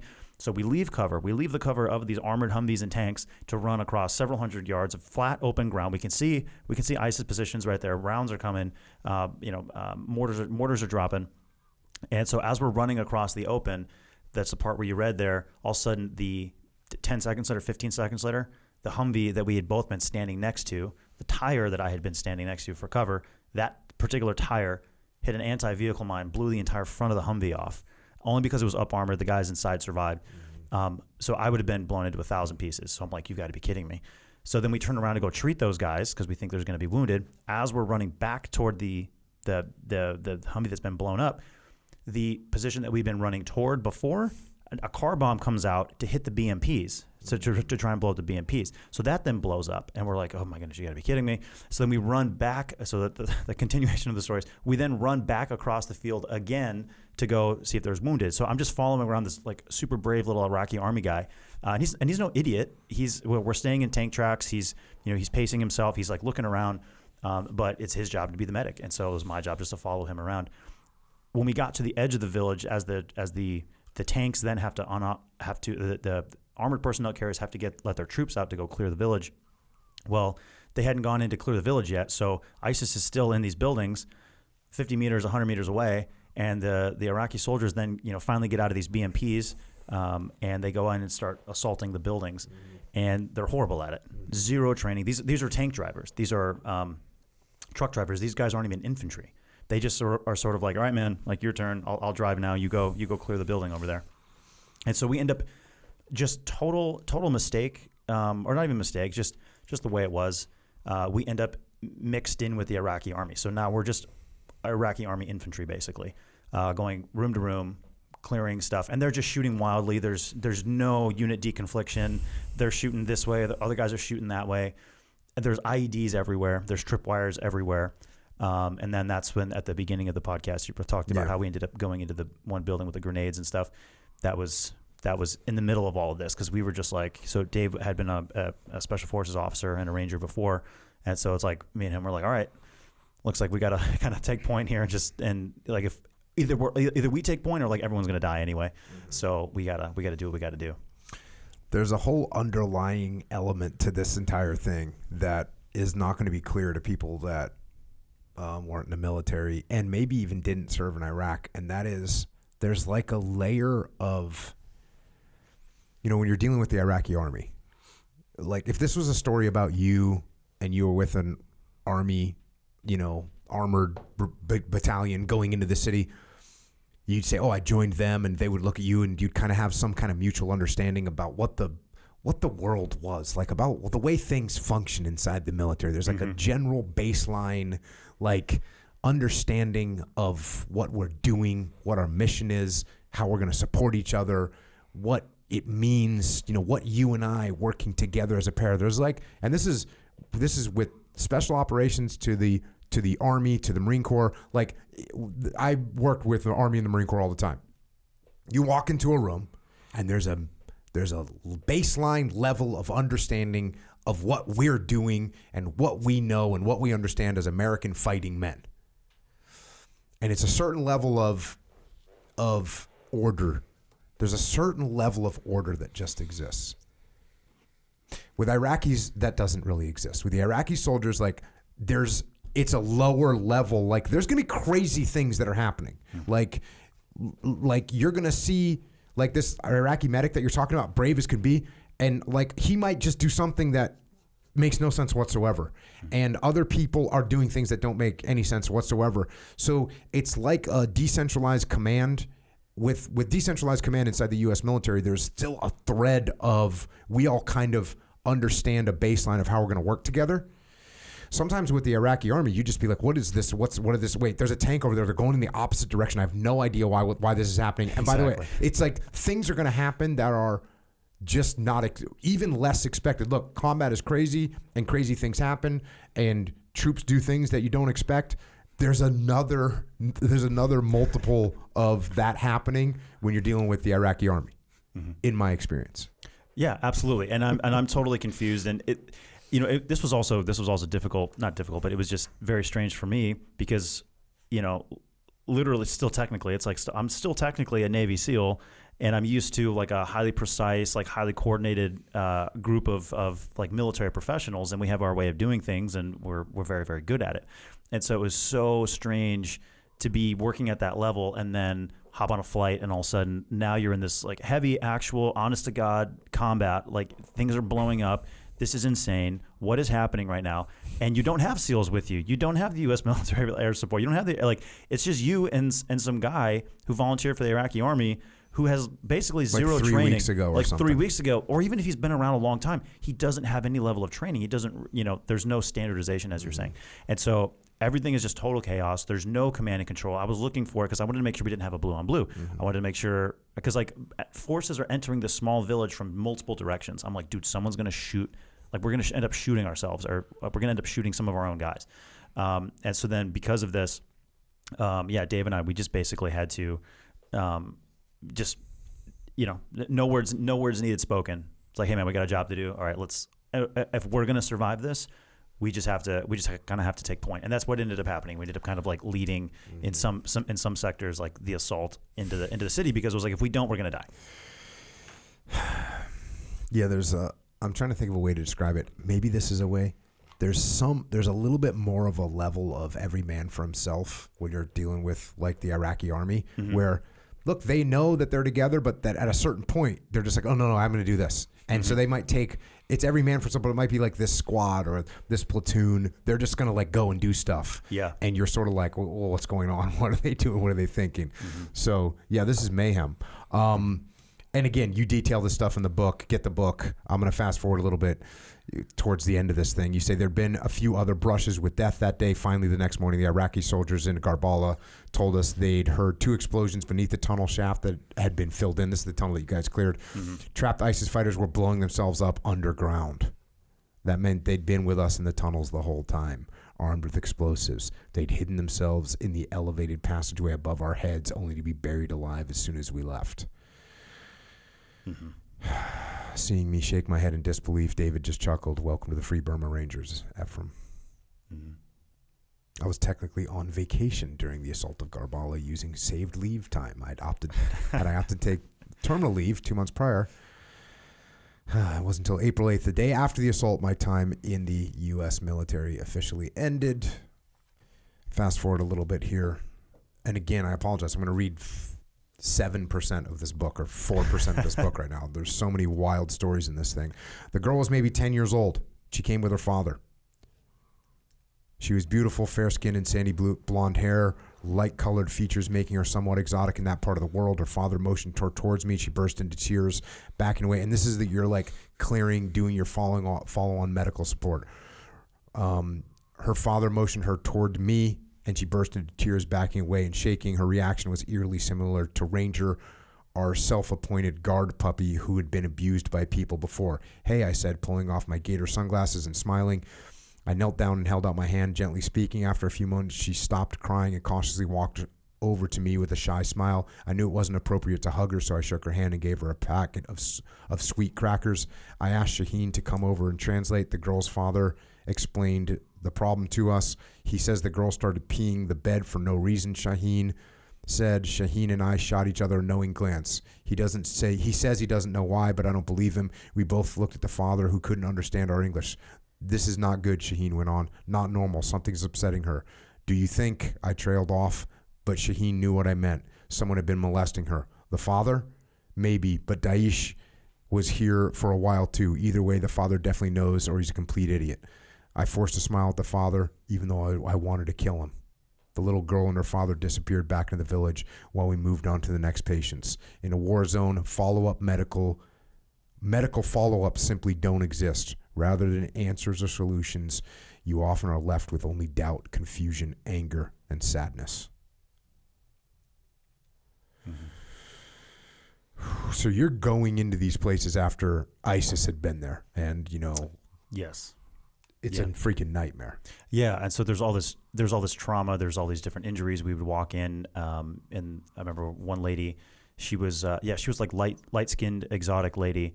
Again, exotic for that kind of part of the world. But basically, she had been just repeatedly raped over and over and over again by different ISIS fighters. She had been pregnant by an ISIS fighter as well, and that they had also tortured her. So they would so she showed me her hand, and they would cut off like one knuckle at a time on different fingers. And so like both of her hands were all like, a lot of the fingers were like short, and some of them were completely missing, because every once in a while they would chop off one section of her finger, like at the joint. And they would just do this repeatedly. And I obviously never got that lady's full story because she didn't speak English and whatnot. But we, gave her food and what we could. And, the baby she had was an ISIS baby. And yeah, so like ISIS was going through it, and when we use the term Daesh, Dash, that's what the locals called ISIS. So nobody said ISIS, everyone said Daesh.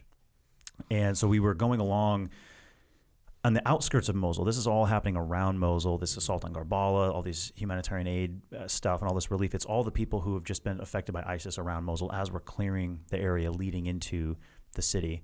And so we're seeing all these atrocities, and as we get closer and closer and closer to the city, things get worse and worse and worse, and we see worse atrocities, and we're hearing these horror stories, and eventually it leads into we go into the city, and then things exponentially increase in violence and horror. Yeah, it's like I don't think I've actually ever seen one of these movies, but I know the basic plot. The movie Saw. Have you ever seen the movie Saw? Yeah, Saw. So have you seen the movie? Yeah, I've seen them. Yeah, there's a bunch of them. Yeah, there's a bunch of them. Yeah. But like you take that, and it seems kind of, there's some guy that plays like whatever sick and twisted games with people and makes them kill each other and makes them torture each other and kills them. But this is what's happening. It's actually worse than that. It's like the worst horror movie that you can put together, and that's what's going on. I'm going to get here real quick in the book. I had been in Iraq nearly a month. My visa was going to expire. Decided to fly to Italy for a few days of R&R. Even though seeing Italy was a great experience, the tourism luxury felt so gluttonous. And my last night in Rome, I slept fitfully, longing to get back in the field. FBR had become my purpose, my team, my family. I arrived back in Erbil on the afternoon of May 1st, and my brother and Sky were there to pick me up. And I'm doing a really bad job. So you've got these characters in here. We've already mentioned the first one that I was mispronouncing his name. What was it? Zais? Which one's? You got a bunch of characters in here, yeah, okay. but I'm not doing a good job of explaining. All good. You got Sky, who's a former Marine. Yeah, I'd been a Marine. Yep. Your brother is actually here. Yeah. So how's that happening? So, like I said, my brother had done a lot of humanitarian work in a lot of different places. And he'd spent like a year traveling. And so when I got there and there was, the big humanitarian need was there, basically was like, hey man, like why don't you come out and join us? And so I vouched for him. I was like, yeah, he's a good dude. He was no military background or anything. And so he came out and was like an ambulance driver and a truck driver. One of the things about FBR is, at least at this time and even now today, it's like pretty much like anybody can kind of show up and just go out there. And it's, it's interesting to say the least, because you end up with guys who have special ops background, and then you end up with like some school teacher from Kansas or something who just like really wants to help. And so it can be this weird like unprofessional mix that doesn't really accomplish the mission as effectively as it probably should. So there's some of those issues and things like that. But with my brother's case in particular, he did actually a really great job. So he basically became an ambulance driver and would just transport wounded patients and things like that, especially when we got into the city. And so that's why he was there. He was there volunteering as well. I'm going to fast forward a little bit again. It'd been 6 weeks since I first set foot in Iraq, and we were now heading into western Mosul, the heart of ISIS resistance in Iraq. Iraqi army battle tanks and BMPs from other brigades stayed to the left of the field, which was certainly mined in a column and advanced toward the back end of Musharifa. They were tasked with enveloping the western Mosul neighborhood from the rear, while General Mustafa and the men of the tanks of the 36 were tasked with a direct frontal assault against a well-entrenched, mine-protected ISIS fighters. BMPs on our left flank erupted in violent explosions from mines and ISIS car bombs as we advanced across the open, while enemy mortars and rockets redoubled and exploded around us. 100 meters to our left, a BMP hit a mine that blew off one of its tracks. Sky and I sprinted across the field to see if anyone was wounded, but the thick armor had saved everyone inside. We reached the top of a small hill with a trench and downed power lines strewn on the ground. Musharifa was just 300 meters away now, and the bullets, rockets, and mortars were too thick to continue advancing on foot. Justin, Sky, David, Shaheen, Kevin, Zhao, and the two new Karen medics, Silverhorn and Slowly, who had joined us, all loaded into the Humvee on loan from the Iraqi army to follow the first wave of tanks into the outskirts of the city. So again, you've got all these characters that I'm reading right now. They're all, you describe who they are in the book. So get the book so you can get some of those details. But here you are, you guys are going into this again. It's just a freaking assault. And I will say this, and I recognize this as the assault was happening. I was watching it on the news from back here. Even though I was just trying to explain this sort of underlying chaos that exists within the Iraqi army, it was very impressive to see the level of sacrifice that they were willing to make. You know, in the Battle of Ramadi, there was that wasn't going to happen. Like, there was a whole battalion that fled the battlefield. They just left. They just up and left. They just were done fighting and they left. I think they had an attack on their commanding officer. They had a couple guys get wounded, a couple guys get killed, and the battalion just left. And there was another company that took a mass casualties, and they just disappeared. Like, so when I was watching this from, the safety of, my air-conditioned house in California, I was very impressed with the fact that the Iraqis were in the lead and they were taking heavy casualties, and they'd go back again and they'd go back again and then go back again. That was actually a totally different army than we dealt with. Now, look, were there some brave Iraqi soldiers in the Battle of Ramadi? Yes, there were, absolutely. And there were some really good small elements of soldiers. But broadly speaking, they weren't ready to do what was going down here. So it was nice to see that some of the effort that had been put into training and selecting the Iraqi military forces by America turned out it seemed to have worked because they were willing to make sacrifices. Yeah, absolutely. That was one thing I was very skeptical going in as well.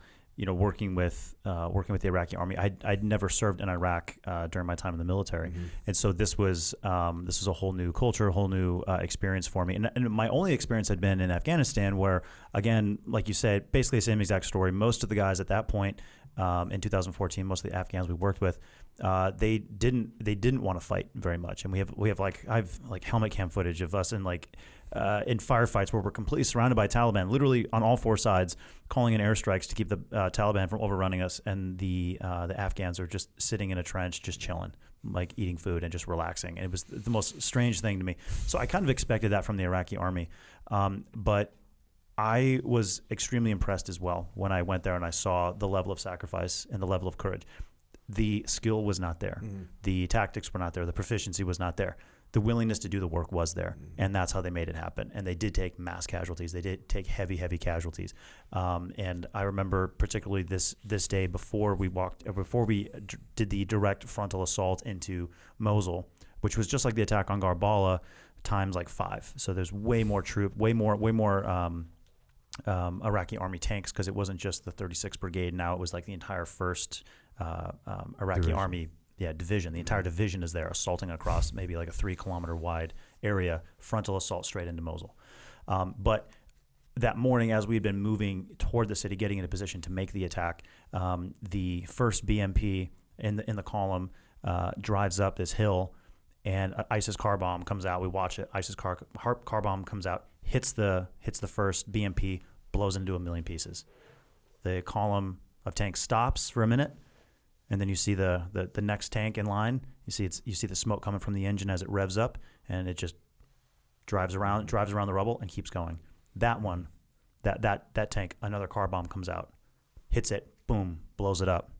The next tank in line gets in line and just drives straight around the rubble. They don't stop for the wounded. They don't do anything because everyone in there is dead, and they just keep going. And I just remember watching this, thinking like, wow, like it was true courage. And they were actually a real pleasure to work with, the Iraqi soldiers. I was shocked. I was not expecting that. They were wonderful. Yeah, in 2006, that would likely not have happened. You would not have seen continued pressure like that and follow-on death. You'd see probably one tank, maybe in the second one, but there wasn't going to be the assault would get stopped. It was just a different time, and they weren't there yet. So that was good, and maybe that has to do with the fact that this was them in charge and it was their deal, and we always would kind of think to ourselves like, why should we die for your country? And probably they might have been thinking, why should we die for your operation, right? Yeah. So now this is their operation. Maybe that had a little something to do with it. I don't know. Fast forward a little bit. I poked my head above the trench and held my breath as a family of women and children inched across the battlefield toward us no more than 200 meters away. Dear Lord, what are they doing? Bullets, airburst rockets, and mortars impacted at random in the open field beyond the trench where the Bradley and I sat with a dozen Iraqi soldiers. Nazahin, the Iraqi soldier said. Bradley, what does Nazahin mean? He responded like he already knew I was going to ask. It's the word they use for refugees who are no longer at home in their own country, just like the Karen people in Burma. We watched as the small family of Nazahin moved towards us. They had nowhere else to go. ISIS fighters were pouring an ungodly amount of fire into the advancing Iraqi army lines. The bullets and rockets that didn't hit their target zipped into the vast sea of green before us. The entire field was a giant bullet catcher. We've got to do something. They're going to die. At this point, you have the phrase, discretion is the better part of valor. And that came from your basketball days? Yeah. Talk us through that. So in this particular situation, as the Iraqi army they get into the first houses in Mosul. They get into the very first line of houses. There's just a large open field and then houses. As they get in there, the civilians who've been under ISIS occupation for 3 years at this point, they're ready to go. They're ready to get the heck out of there. And so they start running. They have their families with them, and they start running toward the Iraqis, but the battle's still happening. And so as ISIS and the first line of Iraqi army troops are fighting and battling it out hard, and there's still suicide bombers going off, there's car bombs going off, the ISIS forces deeper into the city, maybe a kilometer into the city, they've got all their mortar tubes and everything set up, so they're dumping mortars and covering the frontline ISIS guys. And in the middle of all that, you have civilians running around trying to get out of there, and there's kids, like women and old women, kids, and they're trying to get across. And so this is what I saw: these civilians were running, and the Iraqi army, or excuse me, the Iraqi term for people who are what we would call IDPs, internally displaced people who are running from their home but they're still in their country. They call them Nazahin. So these are civilians running away from the fighting, and they're running toward us. And so we decided we had to go out and help them. They were struggling. They were walking very slowly. They might hit a mine. We just don't know. There are bullets landing everywhere. The longer they stay out there, the higher chance that one of these random bombs or bullets is going to hit them. And so myself and Bradley, we run out into the middle of the field to basically grab their bags, grab the kids, grab the old lady, and let's get them to cover. So the reason I talk about the discretion is the better part of valor. That was one thing that my basketball coach told me growing up, and I never forgot about it. because, I would constantly, I was always very aggressive when I would play, but I wouldn't always play tactfully or tactically. I would just be like, as long as I try hard, right? So in war, that'll get you killed. That'll get you killed in 2 seconds. And, as we talk about in medical scenarios, particularly if a sniper shoots somebody and they're wounded in the middle of the road, you don't go get them. You just don't. Or you put together some kind of plan to suppress the sniper or something. The last thing you do is run out and try to save the person, because you're going to get shot now too, right? So you're not courageous. You are courageous for running out there to get the guy, but you're not gonna survive. Yeah, you're not gonna survive. You're not effective at getting the job done. And if you don't get the job done, are you really courageous? Or no, you just died for no reason. So you got to think through what you're doing first. And so in this particular case, I was thinking, I was like, man, like do we run out there and potentially get ourselves hurt, or do we just kind of like watch and see what happens? And I was like, no, at some point you just got to put all cards on the table, and we're just gonna go for it. And we got to get it done, because if we don't, there's a higher chance that they're going to die. Our job here is to protect these people and to help these people. So you got to risk it sometimes. And so sometimes you have to think through the scenario. Like, I knew the statistical likelihood of getting hit running out there was fairly low. I mean, there's still 120 millimeter mortars going off. There's still rocket fire and machine guns and airburst rockets and stuff going off everywhere. But I was like, the chances that we can get them to safety before somebody gets killed is better than if we just leave them there. Yes, I'm at a higher risk now, but their risk lowers, and that's my job. My job is to lower their risk, even to my own detriment, to get them out of that situation. So Bradley and I ran out there and helped get them into the trench and get them to safety. Okay. Fast forward a little bit. Ranger 1, this is Ranger 2. We're moving into the city. I said into the radio. I sat shotgun in the front of the armored ambulance as Delo, is that how you say it? Delo drove toward the edge of the city. Columns of smoke in the not-so-distant horizon as random airburst explosions dotted the sky with small spheres of black smoke. They looked like explosions from World War II-style anti-aircraft guns. We made our way to the high point on a small hill and started over the edge toward the city. This is full on, man. Fast forward. Again, like, I'm reading little highlights, you could basically throw a dart anywhere in this book and you're going to end up in freaking mayhem combat. Mm-hmm. And if it sounds like, if you're listening to this and it's like, oh, wait, what's happening? Yeah, get the book so you know what's happening. Fast forward a little bit. Kevin opened fire with the machine gun from the turret of the FBR Humvee. Like a professional, he suppressed the enemy with short bursts, but things were quickly going from bad to worse. Bullets now began to smack the side of our Humvee. The Iraqi soldier with the head wound huddled with us, trapped and wounded but calm. I'm running up there, Sky said. No sooner were the words out of his mouth when another bullet slammed into the side of the Humvee as it finally began its ascent up to the top of the hill. ISIS was getting wise. Our time was up. We're going to the top of the hill too, Justin yelled, taking charge. Medics, get in the Humvee. Sky was echoing Justin's command when a bullet snapped past me, clipping Sky's leg. He jumped back and began frantically feeling for blood. Are you hit? Justin asked. He reached and placed his finger on a bullet hole in Sky's cargo pocket. Sky simultaneously did the same thing, but poked his finger into a different bullet hole. One bullet, two holes, no blood. I laughed in relief as Sky let out a whoop of joy. The bullet had gone into his pocket and out the other side. The thought that ISIS had just about shot Sky infuriated me. Besides Kevin's short bursts of suppressive fire in the general direction of the invisible sniper, no one was returning fire, and that made me even more heated. We were pinned down behind a Humvee and about to get murdered if no one did anything. The enemy, generally uncontested from our position, had the upper hand. I switched my AK-47 to fire and stepped out into the line of fire, dumping half a magazine into the building where the shooting may have originated from. It was a small effort and probably did nothing, but I wanted them to know we'd fight back. Stepping back into cover, I saw Sky hold up his iPhone. Beside a tiny scrape where the bullet brushed his leg, Sky had come out unscathed, but his iPhone had not been so lucky. While passing through his pocket, the bullet had also passed through his phone. Sorry if I don't call you, babe. Even now, Sky could lighten the moment. Good dude.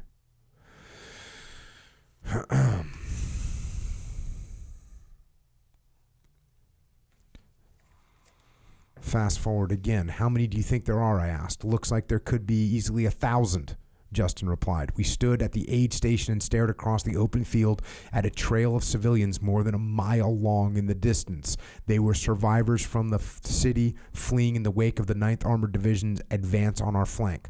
The civilians poured out of the city like a stream meandering upwards towards the high ground. In the distance, the stream disappeared up the road we had advanced down earlier in the day. The people carried everything they could, sharing the load. Men carried their families' valuables on their backs and in both arms. Women carried the smaller children. Children carried backpacks. Scattered among the people were carts, wheelchairs, and wheelbarrows containing the sick and elderly. Wow, that's a lot of people, David said as he joined us. We need to make sure we get that documented. Fast forward, Delo's phone rang and he picked it up, listening first, then speaking a few rapid sentences in Kurdish. Delo hung up the phone and slammed it on the accelerator. Whoa, I put my hand out to calm him down. Easy, buddy. It's Shaheen, Delo said and burst into tears. I told him to wear body armor. What? Shaheen is hit. They shot him. Okay, buddy, I need you to stay calm and focused, I said. It's our job to help Shaheen now. Delo wiped the tears from his eyes and frowned bitterly. He was trying to be strong. Good job. Ephraim, we need you guys to send up help. David's voice came over the radio again. Why is he not using call signs? We're pinned down in our Humvee and we have patients on board. Send help now. Copy that, David, I said. I'll send help ASAP. Where are you? I could feel the panic starting to build up inside me, but suppressed it as best I could. We're right over the hill where the BMP got hit, David said. Our Humvee is too shot up to move. We are receiving effective fire, and we have 2 wounded civilians with us. Copy that, David. On the way. We reached the top of the hill, and I jumped out of the ambulance, immediately seeing Shaheen laid out on a stretcher. White bandages wrapped around his waist were quickly soaking through with blood. Gut wound. I wanted to run over and talk to him, but the words from my platoon chief in Afghanistan rang through my head. Prioritize and execute in order not to be overcome by events. Shaheen was in good hands. My priority was now to help the rest of the team stuck on the other side of the hill. Delo, get over here, I screamed. Delo jumped from Shaheen's side and ran over to me. I'm going with Shaheen to the hospital, he said. No, you're not. I need you here. My tone was calm as I could make it. Delo, clearly shaken up, was on the verge of a panic attack. I knew if I raised my voice at him, he might break. Listen, buddy, I need your help. The rest of the team is trapped. I paused for a moment to make sure he was paying attention. When a man is terrified, it is often wise to give him a task where others depend on him. That may seem counterintuitive, but giving a terrified man an important mission allows him to look beyond his own needs and focus on others. This is where true courage comes from, the ability to put others before yourself. I need you to tell the Iraqis that I need 2 Humvees with machine guns ready to fight. Delo looked into my eyes. A veil of calm and focus dropped over him. Okay, he nodded and he sprinted off toward the nearest bombed-out building, which was being used by General Mustafa as a command post. Delo came running back into the street as gunfire and explosions echoed in the background. They cannot send Humvees down there or they will get destroyed too, Delo said out of breath. They will send a tank to push them out. Okay, but make it quick, I said. Moments later, the M1A1 Abrams battle tank roared to life and drove off to rescue our stranded team members. Ephraim, that tank is no good, David said over the radio. We need Humvees with tow ropes. Tell the Iraqis we have wounded. Understood, David, I replied. I'm trying to get these guys moving. I was standing in the rubble of the HQ building with General Mustafa. I informed the major that the tank couldn't do the job, and he rolled his eyes in dismay. He wanted to help David too, but he also had to prioritize and execute. I was beside myself, but tried not to lose my temper. Time running out, Justin, the former Marine who'd been wounded 3 times in combat, and an Iraqi soldier named Haidar, jumped into a Humvee without orders and drove straight into the firestorm. I watched in awe as their vehicle sped over the crest of the hill and down the other side toward David and the rest of the team. They were knowingly driving into an active killing zone that had decimated 1 Humvee already. David, you've got help on the way, I said into the radio. A Humvee is coming.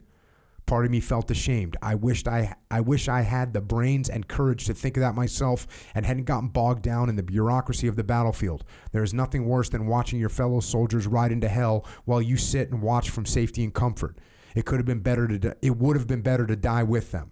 The minutes ticked by like hours as I waited for a return call that another Humvee had been disabled. Then I heard it. The screaming engine of a Humvee pulling more than its fair share of weight. I stood up from the rubble and watched as Justin and Haidar's Humvee pulled the damaged FBR Humvee with a tow strap. The two Humvees drove in a low-lying speck of land off the side of the road, and everyone dismounted.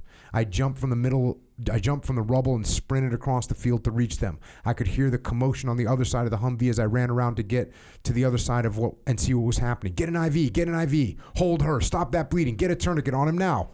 She's unconscious, where's my IV? A middle-aged man lay on the ground groaning. He had been shot multiple times in the legs. Next to him lay a little girl, maybe 9 or 10 years old, in a bright yellow dress. She had undoubtedly picked her favorite and prettiest dress for today because today was supposed to be a special day. Today, after 3 years of living under ISIS rule, she and her father were supposed to finally be free.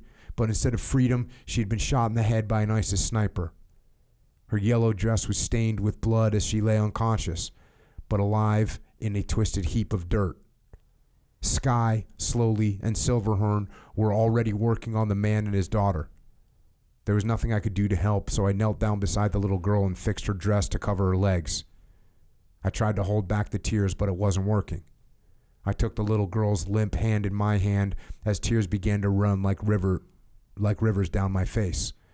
Who could do such a thing to an innocent little girl?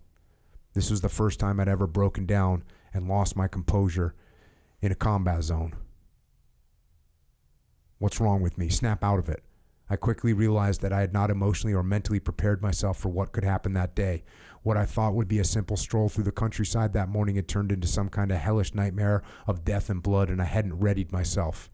Once I realized this, it took me a split second to suppress all the bad things and push them into a dark, hidden corner of my soul where they would fester and infect me until I dealt with them. I could take care of that later. Right now, I had a job to do. While the team loaded the little girl and her father into the back of an ambulance, 2 elderly Iraqi women in black hijabs were brought to us by a few Iraqi soldiers. The woman hadn't been able to make the long walk back to the rear assembly area, and they would need to be transported. David helped one of them into the front seat of the ambulance while I steadied the other. Before she climbed into the vehicle, she looked at me with tears in her eyes and kissed me on the cheek. "Shukran," she said. "Thank you."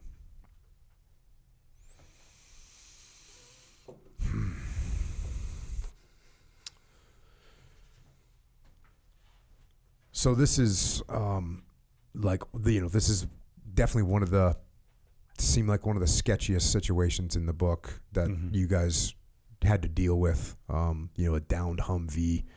You get the call that you're taking effective fire, and just so people that are civilians understand what that means. That means you're taking fire that can kill you. And there's a reason that people tell you you're taking effective fire, as opposed to we're taking fire or it's a hot LZ or whatever the case may be. When you say you're taking effective fire, it's a very specific situation where we're getting shot at, and the shooting that we're receiving is effective and can kill us. And if you show up here, it can kill you too.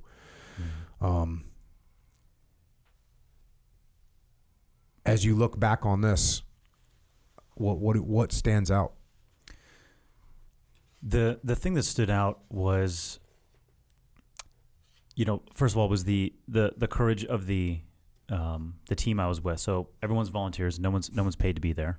So Dave was there. The guy Kevin, he's a former Green Beret. He's there, volunteer, not getting paid. 7 kids. Sky, former Marine. Justin, former Marine, had actually been wounded 3 times in Fallujah. All volunteers. No one's getting paid. Everyone paid for their own flights there.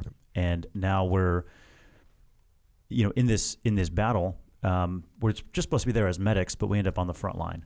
And so in this particular situation, the team was trapped in a Humvee because they went to get a little girl who had been shot in the head, and her father had been shot multiple times. And so the ISIS sniper was basically using the wounded people as bait. They would intentionally start gunning down civilians, one to keep civilians from running away, because the civilians are sort of their human shield, right? Because there is coalition aircraft overhead that will drop on their buildings, and so the coalition aircraft are going to do less of that if they know there's civilians around. So that's one reason why. The other reason too was it was explained to us later that the ISIS guys, they're extremists, and so they saw anybody who was leaving the ISIS caliphate, anybody who was abandoning them. These people are now apostates, which now you are worse than a Jew or a Christian or whatever in the ISIS mind, because now you're a Muslim who's a fake Muslim. Now you're an apostate. Now you're leaving the caliphate to go to the apostate Iraqi army, right? So in their mind, they're completely justified with gunning down all of these civilians. And so that's what they were doing. And the team had gone over to rescue this little girl and her father, but ISIS had hit them so much with machine gun fire. And I'm not sure. I believe there's also RPGs and stuff had hit right next to the Humvee and completely disabled the Humvee. So the team is inside. It's an armored Humvee. The team is inside with two wounded patients. Blood everywhere. The little girl, she's bleeding out. She'd been shot in the head. But she was still alive. And so they're trapped in this Humvee, 5 or 6 guys, bullets rattling off of everything. And then the only way that they could get out there is if they had someone come down to help them. And it ended up being Justin. He jumped in a Humvee, went down there, ran out under fire, hooked up a tow strap, and hopped back in his Humvee, bullets bouncing around him the whole time, jumps back. And keep in mind, he's been hit 3 times before. He has 3 Purple Hearts. He knows what he's doing. This isn't the courage of the naive. This is the courage of someone who knows full well the cost of what he might be doing, of what he is doing. And he pulled those guys out. And so when I saw the patient, so that morning when this big assault happened into Mosul, we had kind of settled into this relative pattern with the Iraqi army where they would go out and fight, or they'd push for maybe 3 hours and then stop at lunchtime, and then that was it.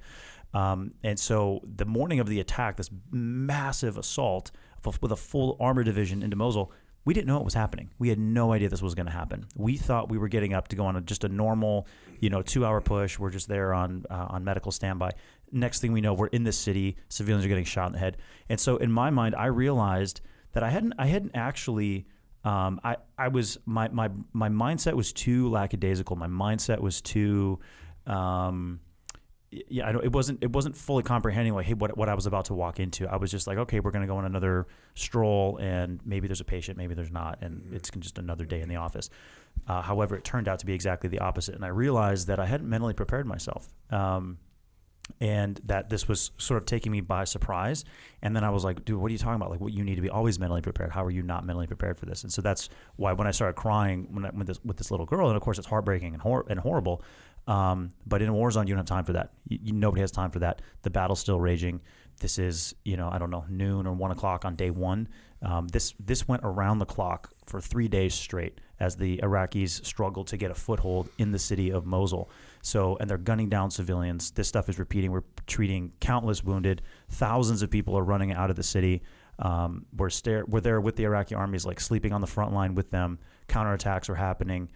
And so you don't have time to sit there and have this sort of mental breakdown. It's okay to be heartbroken at the sight of a little girl injured. And I think part of it too was, going back to the story from Afghanistan. I was out there to protect little girls, right? Like in the most literal sense, that's what I was there to do. And now there's this little girl bleeding out, with 2 bullet holes through her head, and just blood covering her bright yellow dress. And so that was a moment where I had to snap out of it and just say, hey man, you're no good to anybody if you don't get yourself under control. And it was just one of those momentary things. And then from that point forward, I saw much worse things, much worse things than what I saw that day. And I never lost my composure again, because I was like, okay, now I'm mentally prepared. Now I understand what I'm getting into here. And I just had to flip that switch. And you still had this Iraqi woman saying thank you. It's like they knew what the hell you guys were doing and what you're going through to try and help them. Mm-hmm. I'll occasionally talk to people that, they'll give me the talk about how we were invaders and all this stuff. And it's like, no. I mean, it's the same thing in Ramadi. The civilians in Ramadi absolutely 100% wanted us there. They did not want the insurgents. They didn't want Al-Qaeda running their city. The Al-Qaeda was raping and torturing the civilians there. They wanted them killed. They wanted them out of their city. They wanted them dead. Mm-hmm. And so, clearly the same thing going on here. Just you mentioning that, she's like, hey, thank you. Yeah. Powerful. What's interesting is as I was like making notes for the book, I'm going from like chapter to chapter to chapter, and I was trying to use the dates as like a reference, but it's like so many chapters, it's the same day. Like this is May 4th, 2017. Mm-hmm. This is like the next chapter. It's this past like 4 chapters were all May 4th, 2017. Like it's just chapter after chapter after chapter of this freaking mayhem going on. Going forward a little bit, sitting there, sporadic bursts of muffled gunfire and the occasional explosion still echoing from somewhere in the distance, I realized I'd lost any and all illusions about the adventure of war.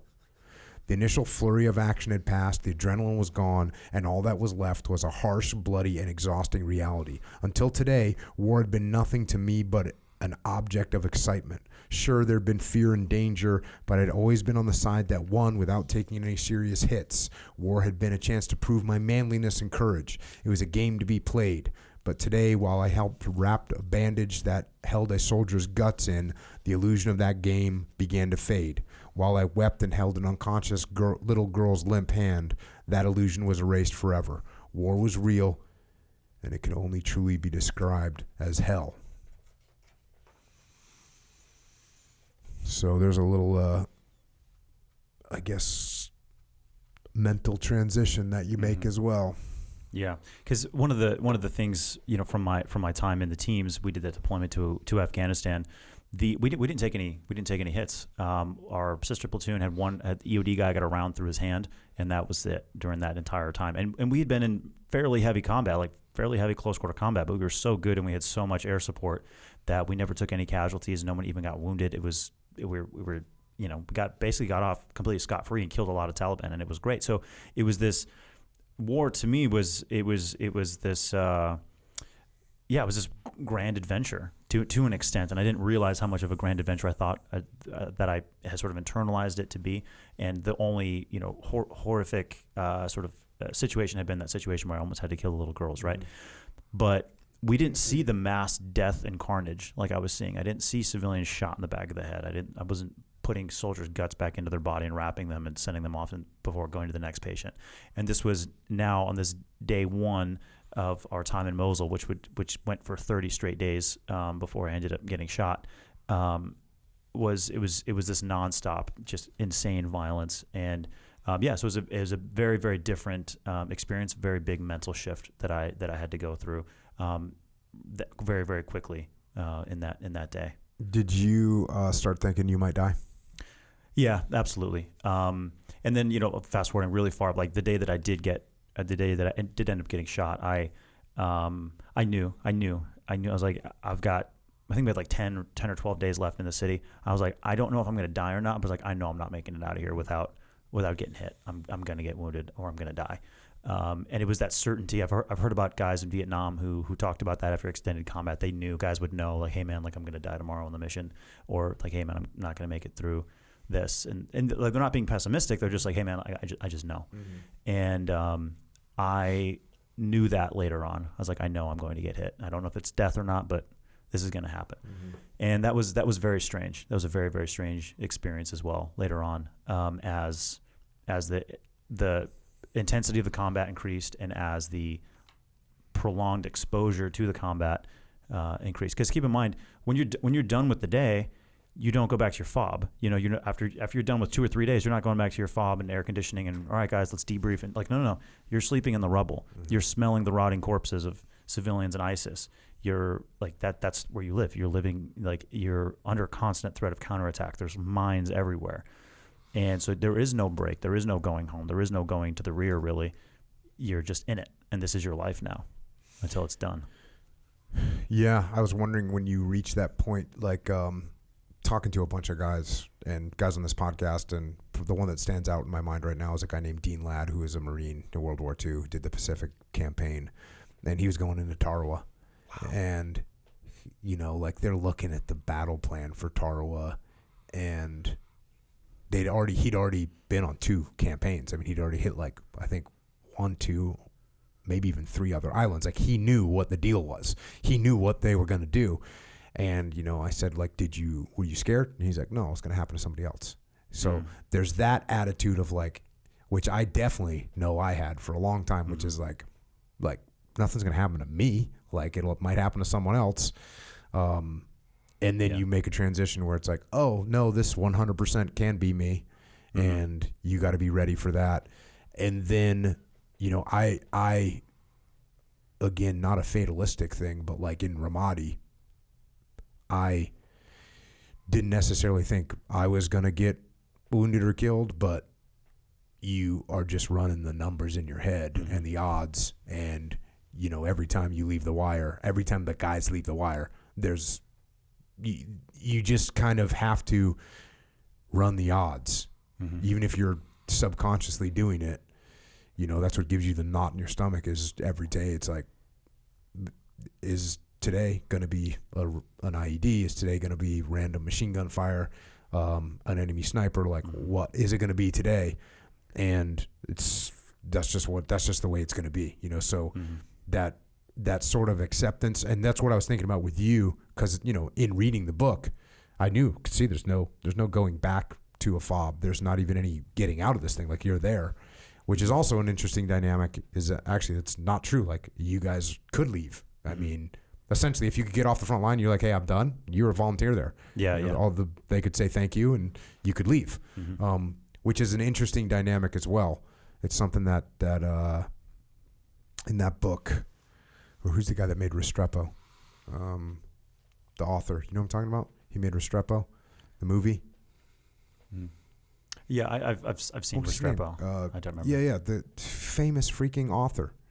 And I can't think his name. Sebastian Junger. Yeah, Sebastian Junger. Yeah. I love all of his work. Yeah, I was thinking of Ernst Junger, who wrote Storm of Steel. So I got him a little bit confused. But Sebastian Junger, what he writes is, and it's a really cool thing. It's a really humble thing for him to say.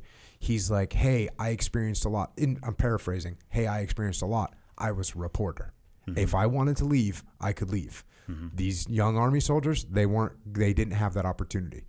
So, that's kind of a little bit of what you had going on, except for that you guys had formed a bond that leaving would have been unacceptable. Yeah. So you may not have been literally mandated to stay, but your own very principles mandated that you stay and finish the job. Absolutely. And there were no other medics. That was one thing. And you talked about too, in Ramadi, there's, like what's going to happen today, what could happen today, right? I experienced that as well in Afghanistan. But in this situation, it wasn't like, oh, what's going to happen today? It's like, who's going to die today? Because with the Iraqi group that we're with, there's a 100% chance. There's a 100% chance that somebody is going to die that day. You just don't know who it is, and it might be you. It might be the other guy. But there is every single day you are seeing someone dead. Every single day you're seeing somebody horribly wounded. You're seeing both of those every single day for weeks on end. And so the Iraqi soldiers, they know this too. This isn't like what if. This is like this is going to happen. One of us in this group of 30 is going to be dead today. Yeah, that's. In Ramadi was about there would be wounded or killed every day, and what's weird is, and this is a sad thing to say, we counted Americans. Like we didn't really when Iraqis got killed and wounded, it was almost like they didn't go in our numbers. And matter of fact, it's sad to say this. I rarely talk about that fact. I rarely talk about the fact that we always talk about the Americans that were killed in Ramadi. We never talk about the Iraqis because if we did, it'd be a whole different number. Yeah. So yeah, it was like every day, and every day guys are getting wounded and killed, and that's why you're like, guys are going out. There's a chance. Yeah. And it's not a small chance either. There was there's a 2 mile road, maybe 2.5 mile road that went down the center of Ramadi, and it had 7 to 10 IEDs on it a day. And so and guess where the road that you leave base is that road. Exactly. So that builds up, and you're in an even more extreme example because this is dozens of people getting wounded or killed every day, and you're in the absolute midst of it. So it's an exponentially more intense scenario that you're in. Yeah, and also at one point too, I think I don't remember how far it was into the battle. I ended up getting sick as well, but I started feeling like this like level of combat stress I'd never felt before. A lot of it was just because I couldn't sleep. I couldn't reset my brain every night. And so it got to the point, I think a week or two into this, into the battle, that my hands started shaking. The whole like Saving Private Ryan handshake, where the Tom Hanks character's hand was shaking. That was happening to me, and I was like, what is happening? And mentally I felt fine, but my body and my brain was like, no, dude, no, you're not. And like you're starting to like break down. And so I started having shaking hands and things like that. And finally I was like, hey, I'm pulling back for a few days. I slept, came right back, and was fine going forward. But it was just shocking. That's a whole other conversation about sleep and the importance of sleep. But that's what this was leading up to, was just full on, like your body is starting to shut down from the constant stress all day, all night. Patients coming in all day, all night. You're getting woke up at 2:00 in the morning to go put some, try to help some guy who's been shot in the head. So that's your dream. It's not a nightmare. You're waking up at 2:00 in the morning with somebody screaming at you to try to help them, and you're trying to patch them up, but you don't really know what to do, or they're already dead, and stuff like that. So it's, that was life for weeks. I mean, this was definitely. I mean, I guess Ukraine is going to come back with some more intense combat, but this is the most intense urban combat since World War II, for sure. Yeah. This is kind of continuing with the same thought that I just kind of went from the book. It says, the city sat quiet. Black and gray columns of smoke rose at random intervals as fires slowly burned themselves out. I looked out onto it all, listening to the breeze as it whistled and howled through the bullet holes and leaky windows and empty rooms of another abandoned home. In the city beneath me, I could see entire houses laid to waste in rubbled heaps of ruin and debris. I wonder if this house is next. Would I die quickly and painlessly if it collapsed on me? I knew there were dozens, maybe even hundreds of people buried alive under the rubble in the streets beneath me. I didn't want to die that way, slowly and pinned down. That thought made me sick. What am I doing here? Now that the desire for action was gone, all I had left was my desire to help. But was that enough? And was I willing to die for it? No matter what good I did here, I knew there would just be another war. We all knew the Kurds and Iraqis would go at it as soon as ISIS was defeated. So what's the point?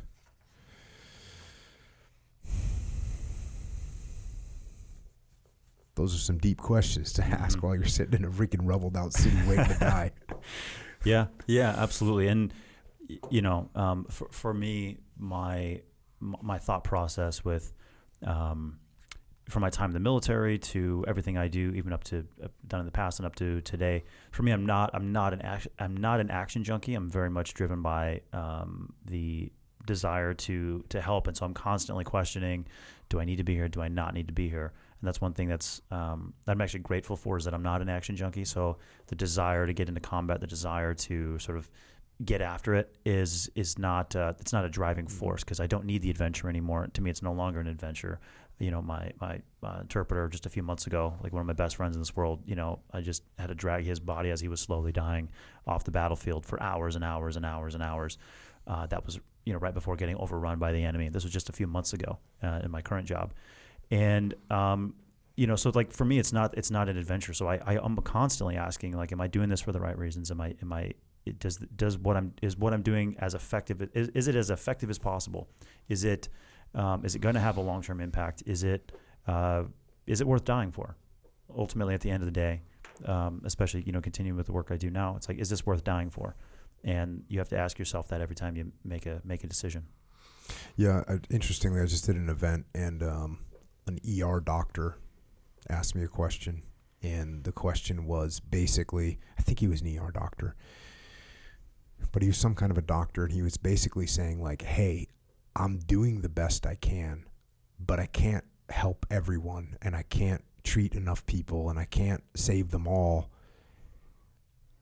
Almost gave me like a what am I doing type question. And again, I apologize for not being able to repeat the question perfectly, but the answer that I gave him it was in front of a crowd of people, but I was like, hey, you help one person. Like, if you help one person as a doctor or an EMT or a firefighter or a police officer or a person in the military or a lifeguard or a school teacher or a human being in life, if you help one person, that's a win. And if you focus on the people that the millions and millions of people that are in terrible situations that you can't help, if that's where you focus your energy, I mean, don't do anything, right? Just don't do anything. Just go freaking, drink a beer and watch Netflix, I guess, and be a loser. But if you help one person, you won. So, clearly that's something that I would guess is your driving force to be, you can look at the world and see all the people that are in terrible situations throughout the world. You can't help them all. You can help one of them. You can help 4 of them. You can help 7 of them. In this case, you help one woman get off the battlefield, and she's never going to forget that. She's going to be thankful. Like, you did your job. Yeah, absolutely. And I think when it comes to war as well, we as a society, everybody's looking to fight the last war. Like, but this will be the war to end all wars, right? And we're constantly looking for the final war that'll end it all. And we'll finally have peace, right? And so, I would often ask myself that question, like when in Afghanistan or even Iraq or whatever, it's like at some point this war is going to end, right? But the war is going to continue on, so why even fight it, right? It's like, so you have to ask yourself that. But basically the answer I came up for myself was, you don't go to war to end all war. You go to war to purchase a limited amount of freedom for a limited amount of people for a limited amount of time.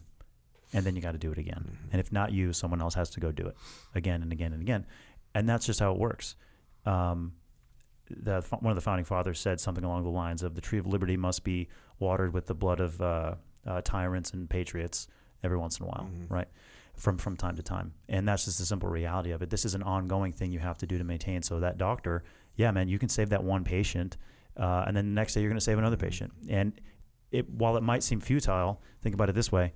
You get hungry today, you're going to eat a sandwich. Well, why eat the sandwich when you're just going to get hungry later, right? Well, you gotta sustain. You got to keep the mission has to keep going. Like life goes on, life continues, and so you do what you can. Yeah. Going back to the book, bullets slammed into the building just above our heads. They're going to start flanking us any second. I was trying to hide the panic in my voice, but it clearly wasn't working. The others started to stared with hollow looks on their faces, ready for a fight. All we could do is wait. Hey, where are they going? Justin asked as he pointed to the rear.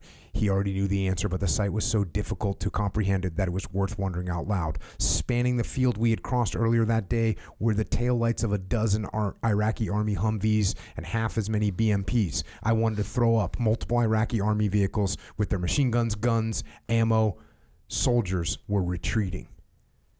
The enemy fire doubled. Bullets began to ricochet off the power lines connected to our house and spin off into unpredictable arcs. Knowing if ISIS reached us, they'd be coming from our direct front, I leveled my rifle in my field of fire at the flimsy front gate. I could already see into the future and knew exactly what was going to happen. There is no mystery in war. Dude, if the Iraqis are leaving, we need to leave too. We're going to get flanked and then assaulted, and we all know how that's going to turn out, I said, keeping my rifle pointed at the gate. Less than 10 seconds later, after the words were out of my mouth, bullets began to snap and crack from our left flank. I was surprised at how right I had been, but outwardly, I acted confident. See, someone needs to go talk to David now. Kevin's already on it, Justin said from behind me. We definitely need to leave, but I know David. He loves this stuff, and there's no way he'll agree to it. Justin's tone was not whiny, but matter of fact. I shook my head in frustration and glanced over my shoulder. I heard someone run up behind us. Hey, guys. Kevin stood at the gate. David says we're staying. An RPG hit the second story of the building next door less than 20 feet from my head. It struck on the wall exactly where I'd taken my shot earlier. The explosion threw me to the ground and temporarily blinded me. I cringed while I tried to blink away the bright flash, waiting to get peppered with shrapnel. My ears were ringing as I stood up, looking for the rest of the guys who were also emerging from cover. Guys, I'm willing to die tonight, I said. Too deaf to hear my own voice above the ringing, but I don't want to die for nothing just because the Iraqis don't want to fight. Anger welled up inside me, and I couldn't tell if I was shaking from rage or from the blast. I wasn't sure if I was angrier at the Iraqis for running away or at David for not agreeing to leave. Boom! Another RPG flashed in the same spot next door and sent me to my knees, ears ringing. I stood up and shifted over to guard the front gate from a different angle that would shield me from the shrapnel. Fool me once, shame on you. Fool me twice. You know the deal. Okay, I'll try again. Kevin turned his red tactical light on to see his feet as he quickly walked back to the armored ambulance. He emerged a few minutes later with David. What's going on, fellas? David asked, as if everything was normal. For a moment, everyone was silent. David, we're going to get overrun. They've gotten onto our flank and hit us with multiple RPGs, I said, and then repeated what I said earlier. I'm willing to die fighting tonight, but I don't want to die because all the Iraqis ran away. Everyone else nodded in agreement. Well, David said, folding his arms, this is what the Free Burma Rangers do. He pointed over to the 5 Iraqi soldiers who sat terrified in the dark. We're not here to win the war for Iraq. We're here simply to stand with them. The rest of the Iraqi army has left us here with no support and no medics. No matter how bad it gets, we do not run if there's anyone left behind. That's part of the creed of the Free Burma Rangers. He paused a few moments. Tracers continued to light up the sky and snap just feet above our heads. Despite the noise and danger, David spoke clearly and calmly. It's too late for us to cross over no man's land tonight to safety, but in the morning, if anyone wants to leave, they can go. No one has to be here. David, no one's saying that we don't want to help these people. We just don't want to be foolish and waste our lives for nothing, Justin said. I don't want to die either, David said calmly. And you have to remember that neither do the Iraqis. Trust me, they don't want to die. Their tactics and decisions are strange to us, but that's just the way they fight. The general and his entourage never sleep on the front line. Them leaving at night is nothing new. The bottom line is this: we will not be led by fear or comfort, and we will always stand with the people who everyone else has written off. We are not leaving these soldiers. I nodded my head, feeling ashamed and cowardly. Our mission was to stand with these handful of Iraqi soldiers, even if it meant our deaths. Am I really willing to do that, though? I thought about that for a moment. Is it worth having my life snuffed out at age 24? Is saving these guys really worth the pain my parents will feel if I die? Is it worth all the help I could have given to other people if I had lived? Normally, I would have taken the side of caution and lived to fight another day, but there are moments in life when you must simply choose courage and love over fear and selfishness, even though it makes little sense when added up. Heroes are only born when we rise above ourselves and choose to lay down our lives for the good of someone else. There's no math in that. The gunfire and RPGs continued until well after dark, and we remained braced for an enemy assault, but eventually the ISIS fire petered out and the city became relatively quiet. They must have decided a frontal assault wasn't worth it. We were relieved at their lack of initiative to assault us. It probably saved our lives. Mm-hmm. And you go on to say that they actually had left. You weren't as abandoned as you thought you were. You go on to explain that. But you also say this: I resigned myself to being willing to die for the liberation of this city. It wasn't a crude or somber thing. In my heart, I decided I would no longer be just an American spectator and helper. I was now an Iraqi. I adopted these people as my people. They were my family now. I would give my life for them. I'll stay. I'll die with these guys. In that quiet moment in my soul, I knew. Mm-hmm. And so one of the things you mentioned earlier, like all these chapters, this is all day one. Yeah. This is all day one of 30. And I'm only reading little tiny brief points of it. There's freaking dozens of pages about this stuff. Yeah. So this was my first time in war without the American. Well, this trip was my first time in war without the American military, and nobody's telling me to be there. No one's telling anybody to be there. And so you have this certain level of soul searching and things that you have to go through to justify why you're there, and you have to really, really get very specific in your own head. Why am I doing this? Why am I here? And you have to answer those questions. And if you don't answer those questions, you're not going to last long.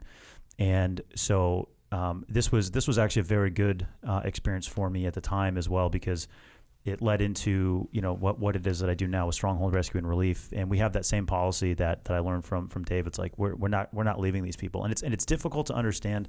I didn't fully accept that or understand that till I was in this situation and was sort of literally forced with that decision. Do I leave or do I stay? Right. But it's one of those things where you have to decide what it is that matters to you, and you also have to shift your brain, and like you can't just sit there and go, well, I'm an American, this isn't my fight. Because I hear stuff like that all the time, like, oh, that's not your fight. You're an American. Why are you helping in Burma? Why are you helping in any other place? Like, why'd you go to Ukraine? Like, why'd you do this? Why would you go to that? You're not from those countries. It's like, yeah, but I'm human, and they're human. So therefore, those are my brothers and sisters. Those little kids are my nieces and nephews. Why would I not go help them? What are you talking about? That's the warrior creed. I'm gonna help anybody who needs my help. especially the people who no one else is going to help. And this was one of those moments where that was solidified in my heart. You can sit there and say all day, I'm a warrior, I'm a defender of people, I'm a this, I'm a that, I'm a SEAL. Are you in your heart? Until you're getting thrown to the ground by RPGs, slamming into the ground around you and into the buildings around you, and until ISIS is flanking you and the enemy and your allies are running away. Are you going to stand or are you going to run? And it's a tough decision. It's a tough decision, and there's no wrong answer. If you do run away, that's fine. You're not an evil, coward, horrible person. That's a sensible thing to do. But if you want to call yourself a warrior, hey, guess what? This is what war is, and it has a meaning. War means death. War means sacrifice. War means, this could end very, very badly for you. You could get burned alive. You could get paralyzed. You could have your face shot off. You're gonna watch your friends die. You're gonna watch people die, and you want to know what? 2 years from now, 3 years from now, 100 years from now, no one's going to know. No one's going to care. But are you going to do the right thing in that moment? Yes or no? Binary, yes or no? Black and white. Which one is it? Make a choice right now. And when you're forced to make those decisions, you're forced to see who you really are and see what you really believe. You can say whatever you want on paper, but as you know, until the chips are down, you don't really know. Do you think that this... Where do you pull when you pull the thread on this passion to help other people? Where does it land? Where does that thread lead to? Where does it lead to, or where does it come from? Where does it come from? I guess. Honestly, if I really look back at it, I think it comes. I think it comes from my time as a kid going into the inner cities and seeing, we call it the north side of Milwaukee. It's a basically all black area. And I think that's where it came from. Because I remember as a kid going in and seeing these neighborhoods decimated by drugs and crime and bad policy and all of that. And realizing, wow, people don't have it like I have it. And and my parents instilling the desire in me to serve. My mother through the church. That was where obviously I was there as a church ministry. My father serving. He went to Iraq. He was in Mosul flying, or flew aircraft into Mosul and stuff with the Air Force. So service and thinking of others was something my parents instilled in me. But I also had the opportunity to see it at a very young age and see, hey man, you need to go do something. You don't have to do everything, but you can do something. Yeah.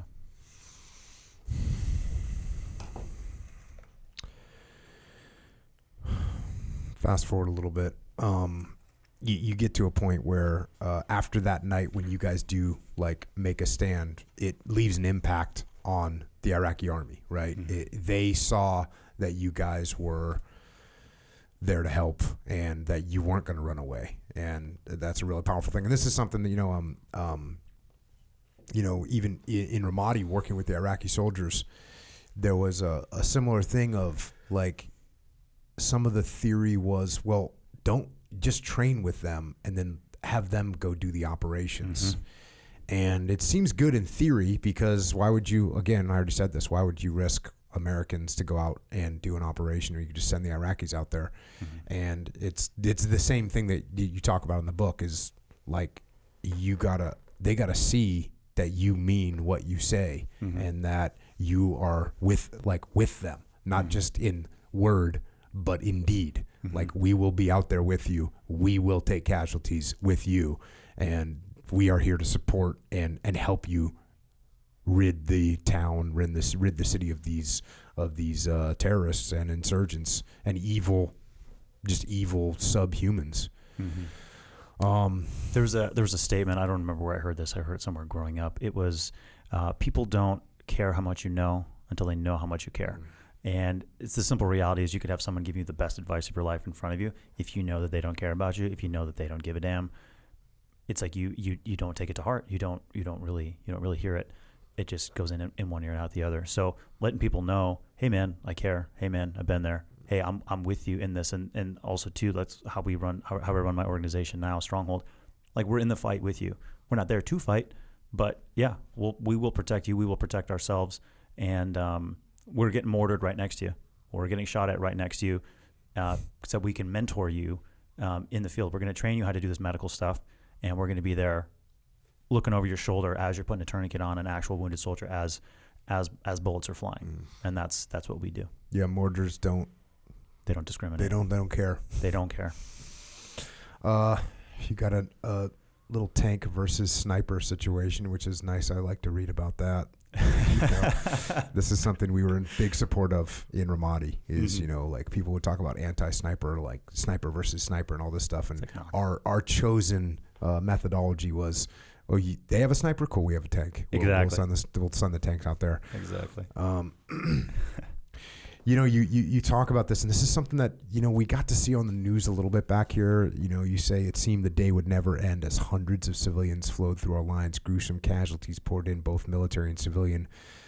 And then fast forward here, as the day turned to night, the stream of wounded finally stopped or slowed down. Fast forward a little bit. This is now to May 6th. So this is a lot has happened in 2 days, bro. I need water. I sat up in my sweat-soaked makeshift bed and scratched at the fresh mosquito welts peppering my face. My bone-dry tongue tried to make sense of the moss coating my teeth. Day 3. In the early dawn light, I could make out a few Iraqi soldiers on their bedrolls, rifles, sweaty arms reach away. Someone was walking past me now, bits of glass and concrete crunching beneath their boots. Despite a poor night's sleep, the dehydration cramp in my side, and the thudding artillery in the distance, I was in a cheerful mood. Though we didn't have many details, Dr. Osama was able to get word to us that our previous report on Shaheen had been false. And again, this is all like part of the plot of the story that I didn't read the whole thing, and it's integral part of the story and incredible part of the story. He was in the hospital but still alive. Like the rest of the team, I now felt no indescribable sense of relief. No matter what happens today, at least Shaheen had made it. You guys have gotten a report that this heroic guy, had died. Yeah. And now you're getting... He'd been shot through the stomach on day 1, and we thought he died, and now he was alive. I laced up my boots, nearly gagging from the stench. I sure wish I'd brought my hygiene kit and a pair of extra socks, grabbed my rifle, and went outside the courtyard where soft voices of Nazahin could be heard making their way past the aid station. And you get into just more, there's more fighting. There's more life-saving. Mm-hmm. There's more work that you guys are doing, more risk that you're taking to save innocent people and helpless people. I mean, just a phenomenal story. Fast forward, and this is something that you kind of mentioned. You mentioned already when you got sick. Next morning, I woke up really sick. Fever racked my body. So you go through that and take time until that fever breaks. But what's interesting is even as that's happening, you feel like guilty that you're leaving, and you just want to get back there. Which is powerful. And this is when you say, I wrestled internally and tried to deny it, but I knew deep down inside the constant sickness, sleep deprivation, hunger, thirst, terror, and death were taking their toll on me.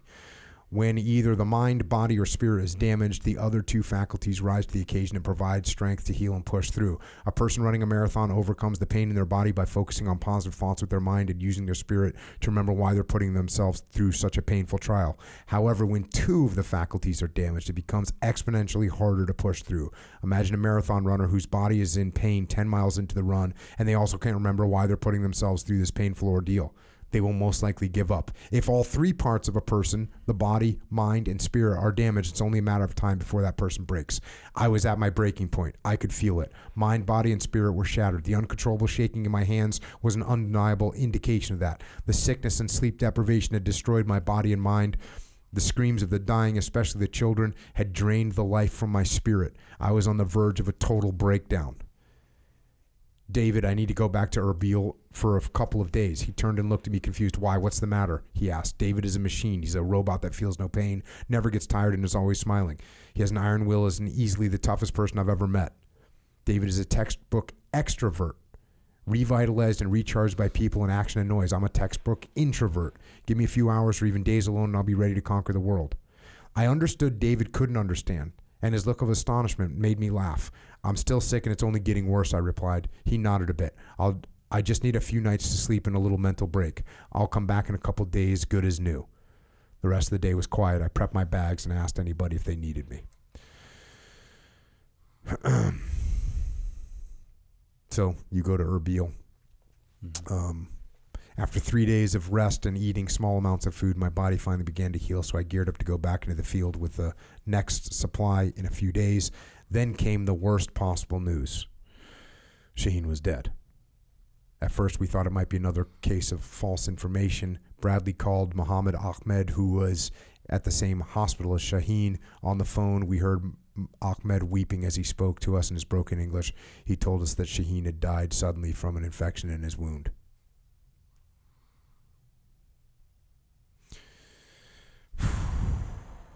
And you end up kind of doing the Keiko duty, right? The casualty notification. Not the notification, but you go and attend the funeral, meet the family.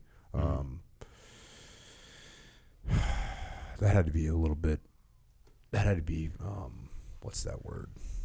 Surreal. Yeah. Yeah, it was very surreal. So Shaheen was a Yazidi. So he wasn't Kurdish, he wasn't Iraqi, he was Yazidi. So he was one of the tribes that was completely decimated by ISIS. ISIS particularly targeted Yazidis.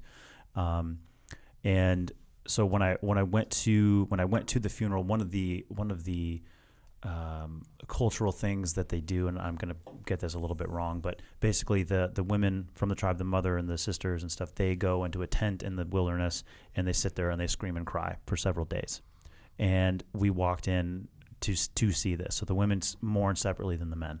And so we drove up in a vehicle, myself and a couple other people, and we went in there to talk to the family, talk to the mother, and because I'd been there, I'd seen him get. I didn't see him get shot, but I'd been there when he was, when he was injured, and I was there for the whole situation, and so talked with the mom, and I don't remember how that conversation went, just sort of formalities and through an interpreter, and it's tough. But it was like taking a step back 1,000 years. Women in as like Middle Eastern garb, standing in a tent in the middle of the desert, screaming and wailing, and it was, like you said, very surreal. And so we went and talked with the mom, and then we went to the funeral where the men of the tribe were. And we went there and met the father and brothers and such. And then it was back out to the front. Back out to the front. The city grew eerily quiet as we stood guard at the nearest intersection to the house, roasting in the afternoon heat. I can't believe I'm on the front line of a suicide bomber watch in Iraq right now. Completely exposed, both Sky and I understood that we would be maimed or killed if a suicide bomber ever did show up. So you're basically guarding an intersection. But that was part of the risk. Within the FBR wolf pack, David was the alpha and Sky and I were fighters. It was our job to defend the women and children, even if it cost us our lives. We knew our job and we accepted it. Within minutes, a man appeared, walking down the street toward us. I pulled out my scope and eyed the man in the distance. The mirage from the heat made it impossible to tell if the man had anything hidden under his clothing. As he approached, a few more men appeared and walked toward us. I readied my rifle and aimed down the street. "Here we go," I said to Sky as we waited for the man to get closer. "Did you ever have to do stuff like this when you were in the Marines?" I asked. "Oh yeah, all the time." "You?" "Hell no. We had Marines for that sort of thing," I joked. "SEALs are too valuable for this grunt work." "You should have stayed in the Navy, man," Sky laughed. "You could be hanging out on the beach in San Diego right now, making good money and living that SEAL rock star life, not having to do anything except shoot guns and train. You're the idiot." "Good point," I grinned, my finger now resting on the AK-47's trigger. The men were getting closer and their gaze was fixed directly on us.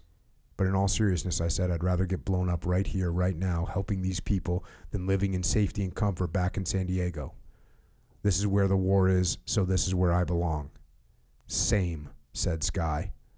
"We can't stand by and do nothing. ISIS is our generation's Nazis."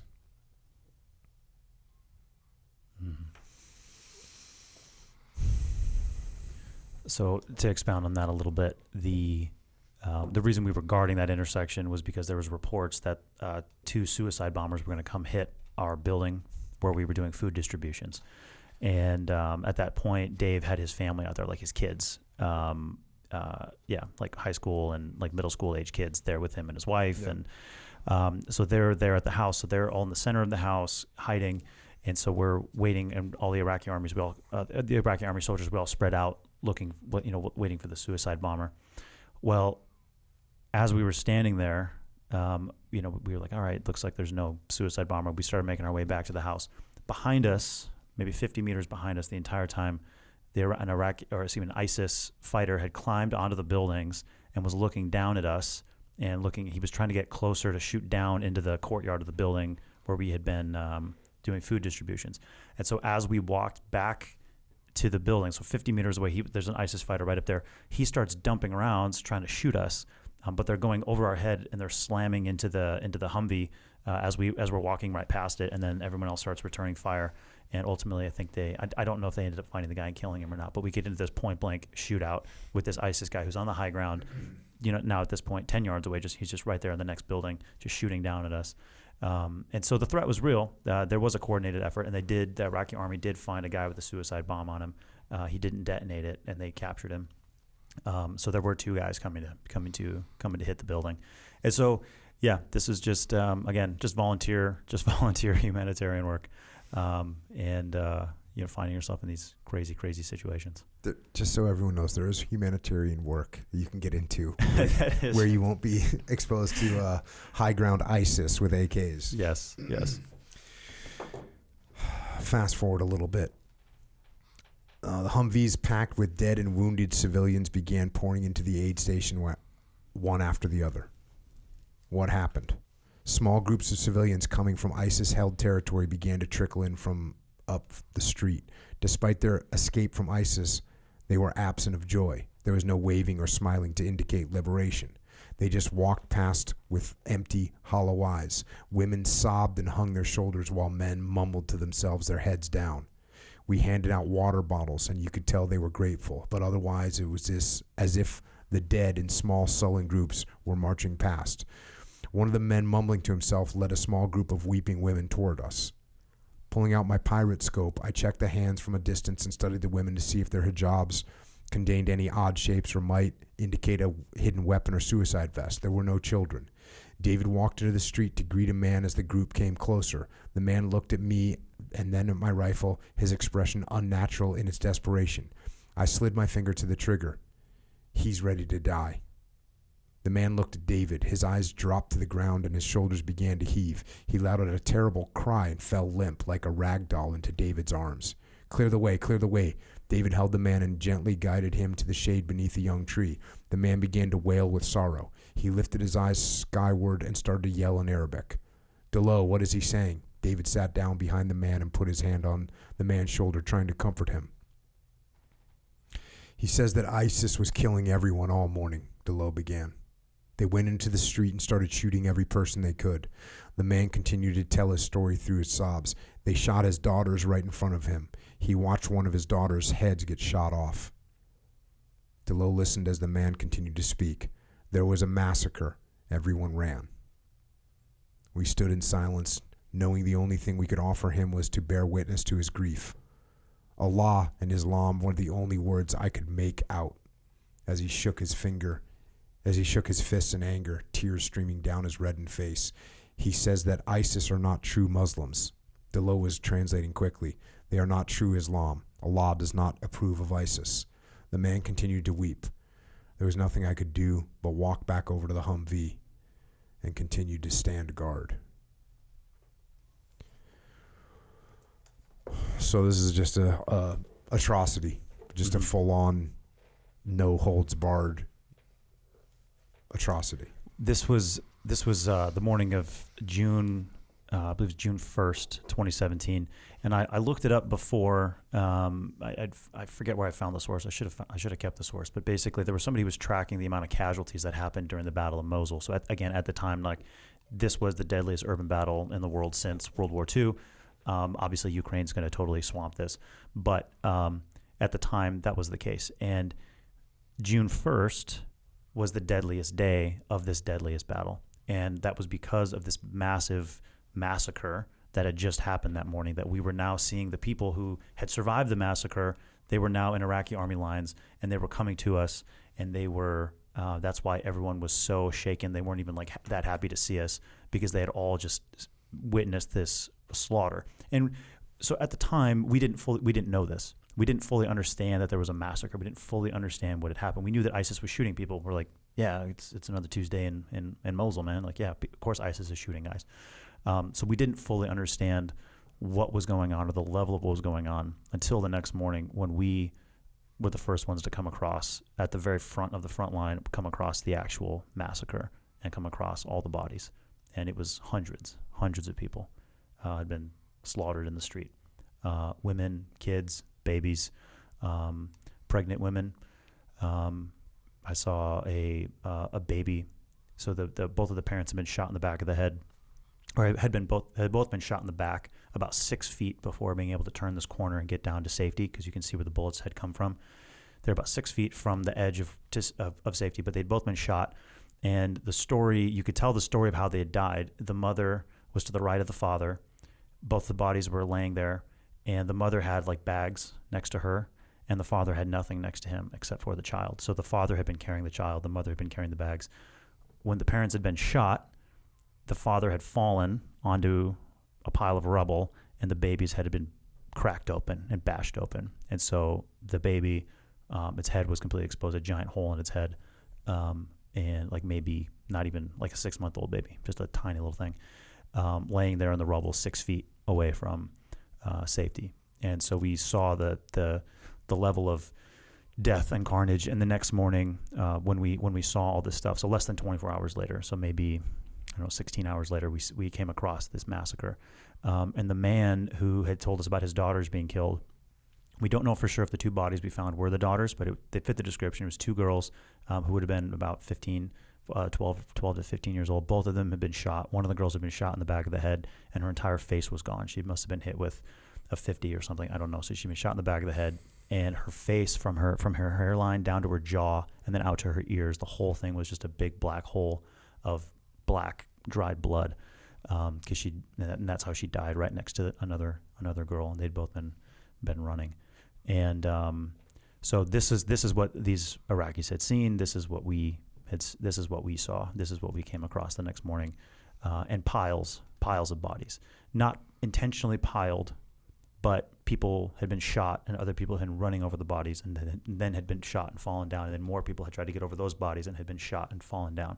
And so there were piles of bodies where people, basically a small wall of bodies had been sort of piled up as people tried to get to safety. And it was all just unarmed civilians. I saw a man in a wheelchair. He was just slumped over in his wheelchair. I saw another man. He'd been hit, the top of his head was gone, and his whole brain was still intact, sitting like in his head.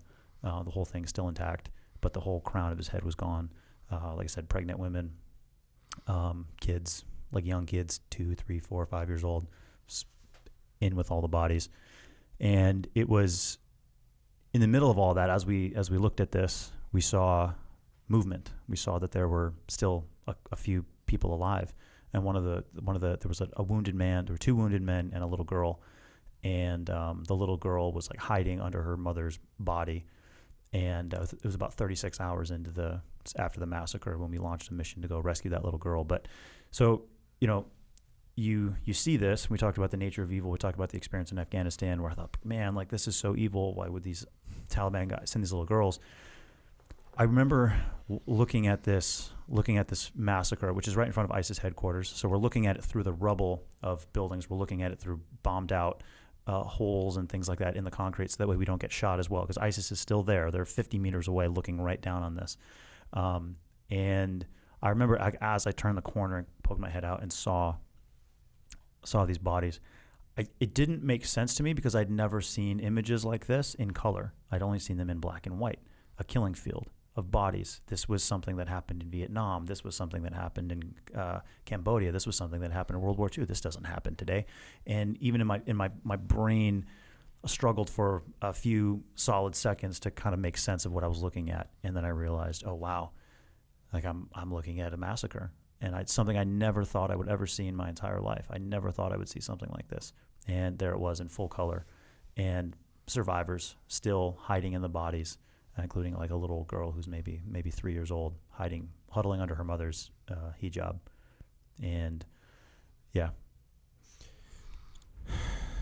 there was some of the news around this time. even prior to this, but the news was there was like the recruiting for ISIS. Like they were just, if you were a freaking psycho or a sociopath in the Islamic world in 2016, 2015, it was like, hey, we got a job for you. And we're going to take care of you. You're going to be able to rape women. You're going to be able to do whatever you want. You're going to be able to fight, kill. Like, I dread to think how many just truly sadistic, evil people showed up to be part of this, to be part of ISIS at the time. I would love to go back and look at what kind of recruiting they did to bring just people that are willing to fight and kill and rape and murder. It's like like that's what you need to carry out this kind of thing. You got to get sick, sadistic, evil people and then brainwash them even more. Mm-hmm.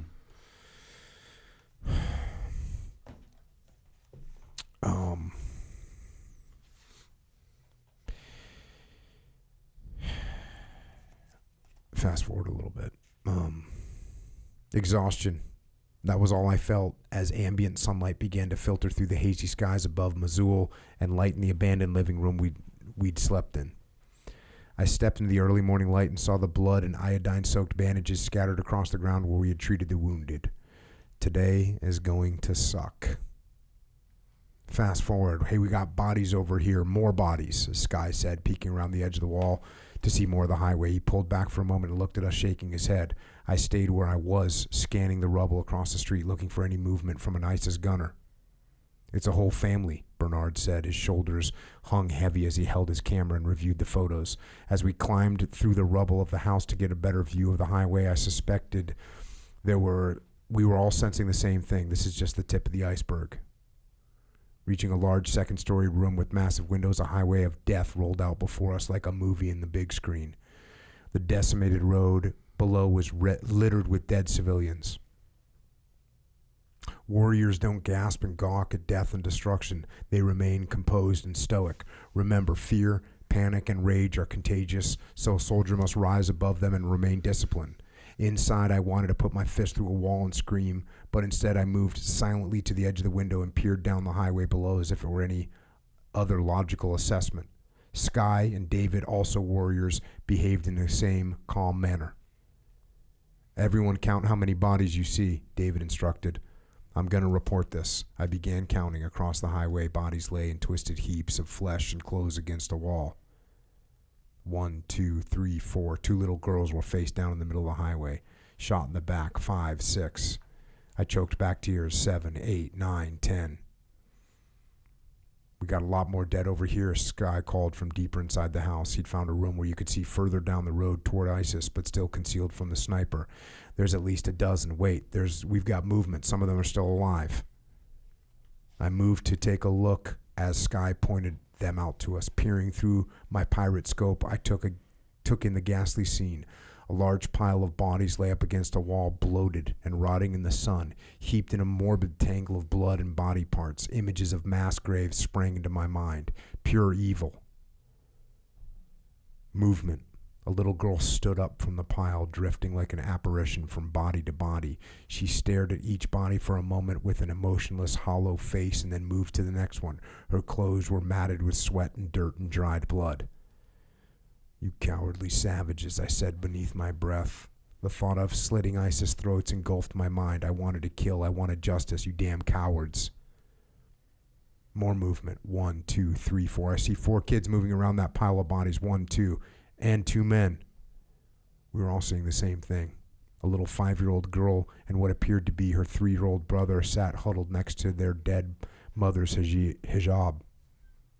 The wandering little girl, only a few feet away, meandered through the bodies and sat next to a little boy who was slightly older than her. He gave her the last of his water. She drank it and then she laid down on the ground. The boy laid a shirt on top of her to shield her from the scorching sun. He then laid down next to her. That was the last time I would ever see them move. A couple Iraqi soldiers who had now joined us desperately screamed at the children to run across the highway to us. The children glanced in our direction but seemed to be staring 1,000 miles past us. They had passed beyond reason. They were dying. We have to do something.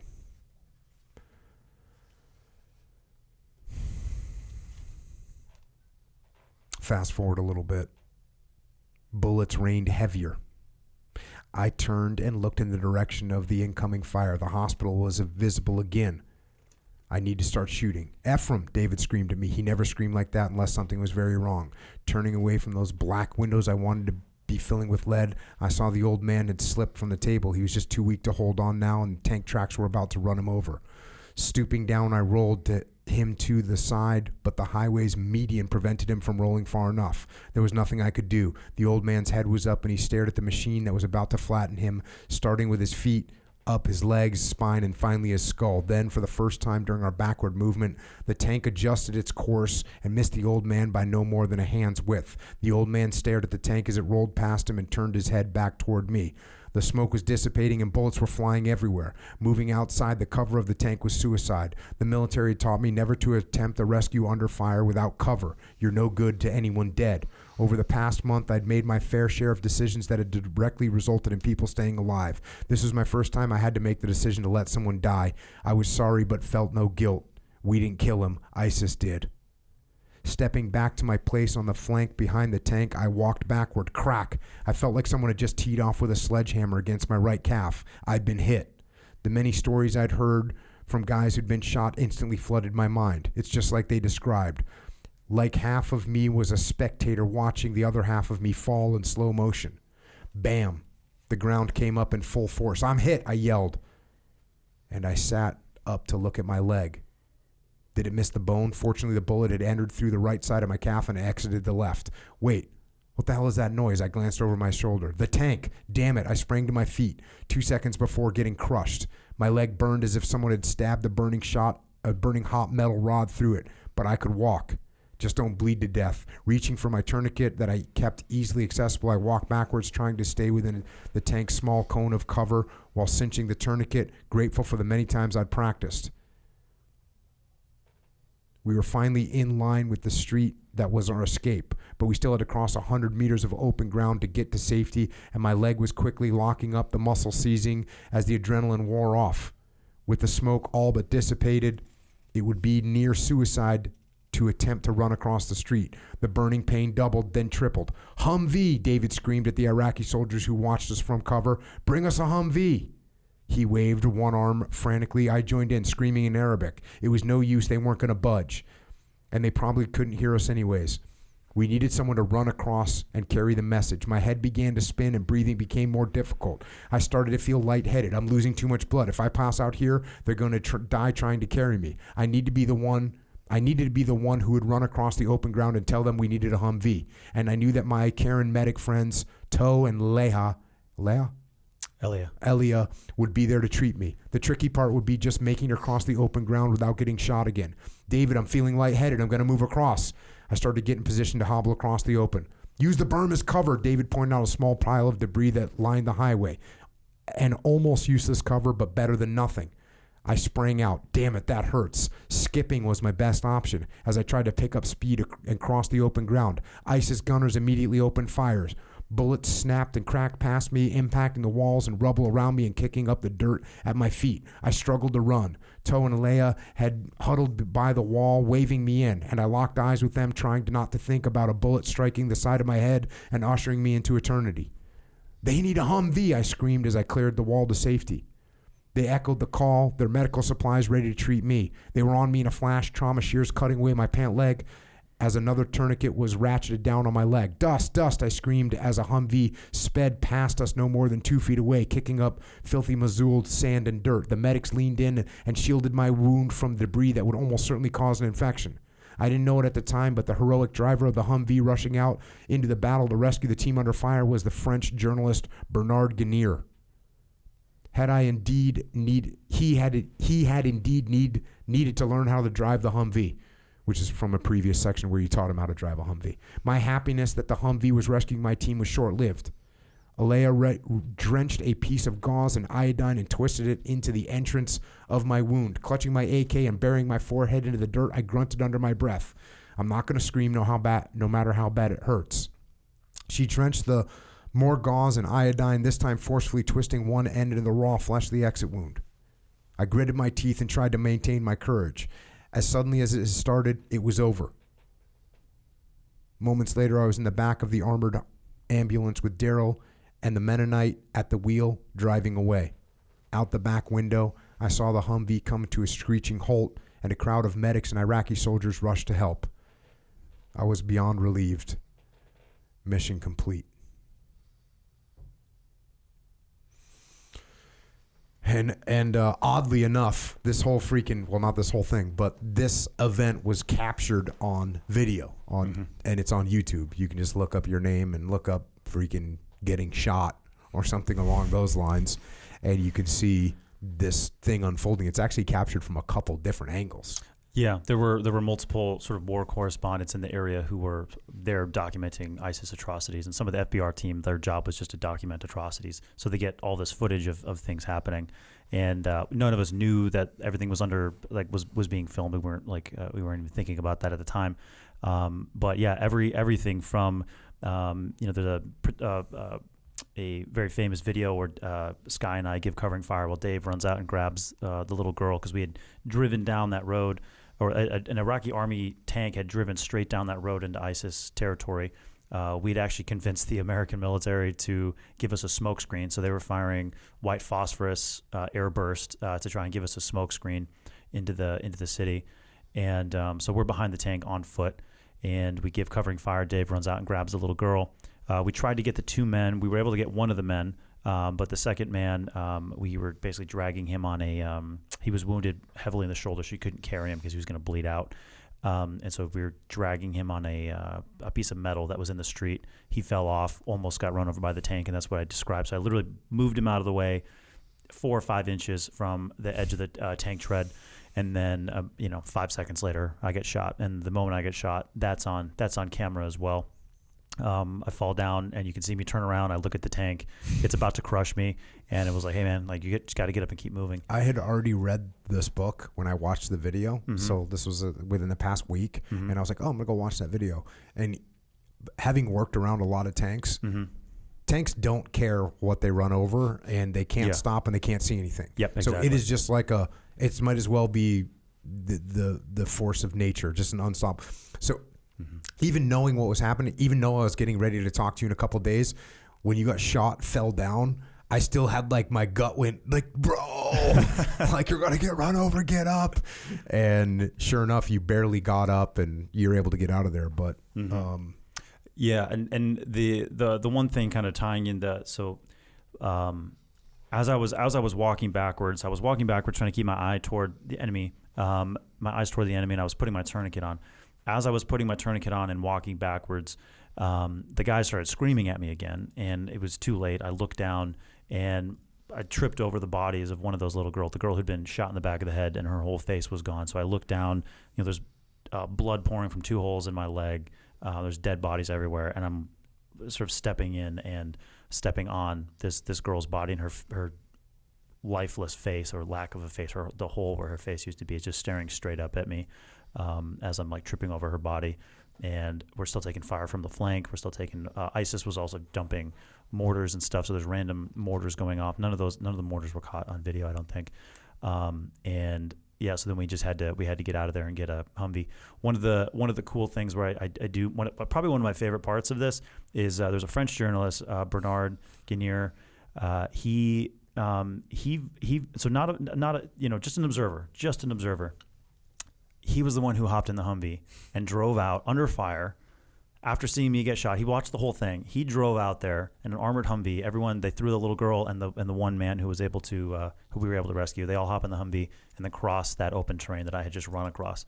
And just as civilian can be. And he did that. And I was like, dude, right on. That's just the best. I like it. That one little part is just one of my favorite. It's just one of my favorite things. Just seeing this total civilian guy just drive straight. Dude, you are in you are in ISIS territory now. The Iraqi army ends here. and you're now out there with blood and death and carnage. And I just thought that was one of the best things, and huge shout out to him. And it was incredible. Was it you that taught him how to drive the Humvee at some point? Or is it? I wasn't the one who taught him how to do the Humvee. I was assigned to do it, but I ended up having someone else do it or whatever. But the conversation he had come up to me a few days before that and been like, "Hey man, like, can you show me how to drive a Humvee just in case?" I was like, "Yeah, no worries." But then when I followed up with him, it's like somebody else had already showed him. But yeah, he's like, "Hey, can you guys show me how to drive one of these Humvees just in case?" And I cracked the joke. I was like, "Dude, if you have to drive the Humvee, things have gone really, really wrong." We were both laughing. He's like, "Yeah, I still want to know anyway." I was like, of course. That's like the Hollywood foreshadowing moment, right? Yeah, exactly. Wow. Yeah, exactly. But he did an awesome job. And then so that night I ended up in a hospital in Erbil, like a Kurdish hospital, in a ward filled with guys who'd been wounded in Mosul, all Peshmerga. So there's no Iraqi army there. So when I got brought in, I spent the night there, and in the middle of so it was the most bizarre thing. I still don't understand like what happened or how it happened or like what was going on with the human psychology of it. But when they shut down the ward that night, they turned off the lights for everyone to sleep. The doctors left the room, and so we're in this large room. I'm with maybe 30 or 40 other wounded soldiers, just by myself. And the amount of screaming that started going off, like it still like echoes in my brain to this day. These guys screaming for their mothers, these guys in horrible pain, other guys much. I mean, my injury was, literally just a flesh wound, right? It wasn't that big of a deal. These other guys been shot in the hip and shot in the shoulder, broken bones, and they're just laying there screaming in pain all night. And so I'm just listening to this, and I don't sleep a wink, and just listening to this screaming. In the middle of the night, a guy walks into the ward with a flashlight, and he starts going person to person. He starts shining this flashlight on everybody. And then at some point he's looking at this folder, and he points the flashlight at me, and I'm down all the way at the end of the room.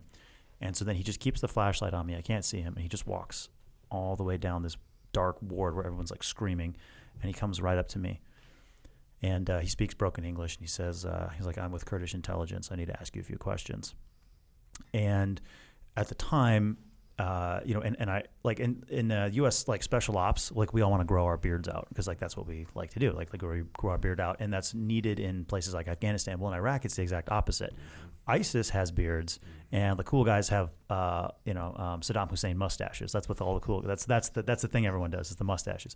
So I'm a white guy with a beard who'd been shot in Mosul. So I fit perfectly.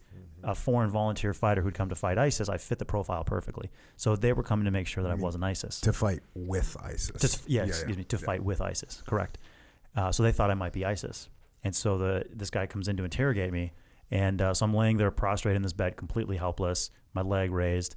And so he starts asking me a few questions and my identity and where I'm from, and I was able to provide him documentation, who I was and whatnot. And so eventually he just kind of folded up his folder and just kind of set it on the desk next to me and just sat there. And he was like, he just kept on asking me questions. But like he wanted to know. He kind of set it aside. He stopped taking notes. He realized I wasn't a threat, and he just wanted to hear my story. And so I sat there telling this intel guy in the middle of the night with the flashlight my story, everything I'm telling you guys right now. Meanwhile, there's like crying and screaming in the background, and then he's like, "Oh man, thanks for helping. That's really great." He shook my hand at some point an hour later, and then just walked off into the darkness and never saw him again. And that's how the whole ordeal basically ended. Yeah, in Iraq at least. Yeah, you get medevac, you flown home, you go through that stuff. You say here, and I'm gonna close out the book with this. And again, I covered 3% of this book. Get the book. You say, when I returned home, I spent several weeks decompressing from shell shock. After the incident on the plane, which is like, this is on the plane, you basically like woke up in a flashback scenario. Mm-hmm. I knew I would have some demons to purge. My sleep was fitful. I wouldn't want to talk to anyone for days at a time. My head ached for seemingly no reason. Sudden noises made my heart rate spike. There were dreams filled with screaming children. But slowly, my sleep became better. I began to open up to my family about what I saw. The headaches became less frequent, and my nerves calmed down. Eventually, I evened out and became my old self again as much as I could be, and the dreams of death and destruction melted away. I gave up the hate. And that's, again, what we'll kind of wrap the book on. That was 2017. 2017. That was a long time ago. Yeah, 6 years ago. How was it when you got home? So this was, you imagine if you get wounded in the military, you come home and you've got the full military support structure. There was nothing. I literally just had some crutches and I booked a flight home and flew home. And I was in line. It was funny. I was in line to get on the plane, and there was a bunch of other like military contractors there, and so they just assumed I was a military contractor. And so I just was in there. I had my crutches, and they let me board the plane first. So as I go to get on, one of the contractor guys, he's like, "Oh, like workplace injury," like meaning like, did you like get hit by like a forklift or something, And I was like, "Yeah, something like that." And I just laughed, and then I got on the plane. So they had like no idea. But yeah, getting home. So I flew back to Wisconsin, and my parents picked me up at the airport. Actually, I flew back to technically Chicago. My parents picked me up at the airport, and we drove back to Wisconsin. And yeah, it was just surreal. It was just this insane amount of violence and everything. And then all of a sudden, now I'm back in the States with my parents driving back to their place. And I've been out of the military for a couple of months at this point. So this is June, like mid-June. I just got technically my last day in the Navy was in April. And so getting back, the initial decompression was rough. Initially, just decompressing from everything. It was really good to be home. I have like great relationship with my parents. Like they're just the best, nicest people in the world. But in the book there, I talk about how my sleep eventually got better, and I was able to decompress from that initial sort of battlefield stress that you're feeling just initially right off your nerves are all on edge because you're in fight or flight mode. But it wasn't until a couple of years later that really a lot of that stuff really messed with me. Mm-hmm. And it had a lot of issues with just depression and all this different stuff that would just come out of nowhere. I'm like, dude, like life's good. I have no reason to complain. Like everything's fine. Everything ultimately is fine. But there was a lot of just dark demons and stuff. And again, like you said, we talked about 3% of the book, all this other stuff that I had seen and experienced. And then continuing on, like I'm still, like to this day, still working in conflict zones, not to this same exact level. I mean, recently I was in something to this level, but, now I run a humanitarian aid group called Stronghold Rescue Relief, and we go into conflict zones, we seek out these places, and we provide rescue and relief services. And it's primarily emergency medicine, refugee protection, and just standard humanitarian relief. And so I'm still constantly going back to conflict zones, and I have over the last few years. So the decompression is still this ongoing thing, and it's less of ability to decompress and more of you have to learn to cope with it. That's one of the things I'm personally struggling with even now at the moment, is because I just basically got off a 6-month combat deployment in Burma. And again, I'm not there to fight necessarily. I'm there to help. But you end up in the fighting. I watched, like I said, several times now. It's like I watched my best friend die. I'll watch a bunch of guys around me get shot and killed, and we're treating lots of wounded and things like that. And I'm going back in a couple of months again for another 5 to 7 month deployment. So it's this constant deployment cycle. And it doesn't, to an extent, it doesn't end. So I'm still at this point where I'm trying to figure out, okay, how do I balance that? How do I not go completely crazy? But also, how do I continue to help? Because that's the other thing too, is how do you walk away when you talk to villagers and you make friends with the guys I work with in Burma, and you hear their stories. Yeah, the Burma army raped and murdered my wife. Yeah, the Burma army killed my father. Yeah, the Burma army tied me to a tree when I was a 12-year-old. Beat me half to death, and then made me watch as they chopped my father's head off. These are very typical stories of these guys that you talk to. And so how do you say, hey man, like I need a break. I'll be back in a couple of years, or whatever. How do you not help them? How do you not go back? And it's difficult because you want to help everyone, right? But also at the same point too, you're going to burn out. And so like in 2020, I had quite the experience with burnout. I talked about it a bit on Stump's podcast, but I realized at that point that I actually was very, very much addicted to like bread and sugar. And I know that sounds very strange, but I was like, honest to God, full blown addicted. And that was the addiction started when I was in the teams. That was one of the issues that helped, or that was causing some lack of physical fitness at that level. I'm still in good shape, but not like SEAL shape, like you need to be in, right? And that was because of like full blown addiction, and that was my way of like dealing with stress. I didn't realize it at the time, but going forward, it got worse and worse. And then in like 2021, I realized it's like, dude, like what the hell, man? I was like 110 pounds heavier than I am right now for like a year. What the hell were you eating? Everything. The answer is like literally everything. And I was depressed and angry. Like how much did you weigh? I weighed at like my over height. 300? Yeah, I was at 325. Damn. Yeah, I was at 325. Yeah. Damn. Yeah, not good. So my point is, then I had to go through this whole process of like, all right, dude, I got to deal with addiction. I got to get over this. Ironically, Russell Brand's book helped me get over the addiction because it's basically the 12 steps program, but with Russell Brand, his point of view So on it's it. more fun. Oh, it's hilarious, dude. It's honestly, it's even if you don't have addiction, like listen to it. It's the funniest thing. But yeah, I dealt with that, and I realized that I was using food or whatever because I've never been much of a drinker. It just that's typically what a lot of guys they overdo with the alcohol, right? You're about those Oreos. I'm about those Oreos, dude. Those Oreos, and then all of it, and those Chipotle burritos. Yeah, exactly. So. Yeah. So you have an Instagram, and this is what it said on the Instagram. November 10th, 2022. You said, over the past 2 years, I've had some major demons to process and deal with, primarily operator syndrome, catastrophic burnout, and also addiction. I was under the impression I'd already dealt with the mental and emotional repercussions of war and was good to go, but I was very wrong. In 2020, without warning, a multitude of dormant, deep-seated issues suddenly resurfaced and put me down hard, humbling me and showing me an internal darkness I've never experienced before.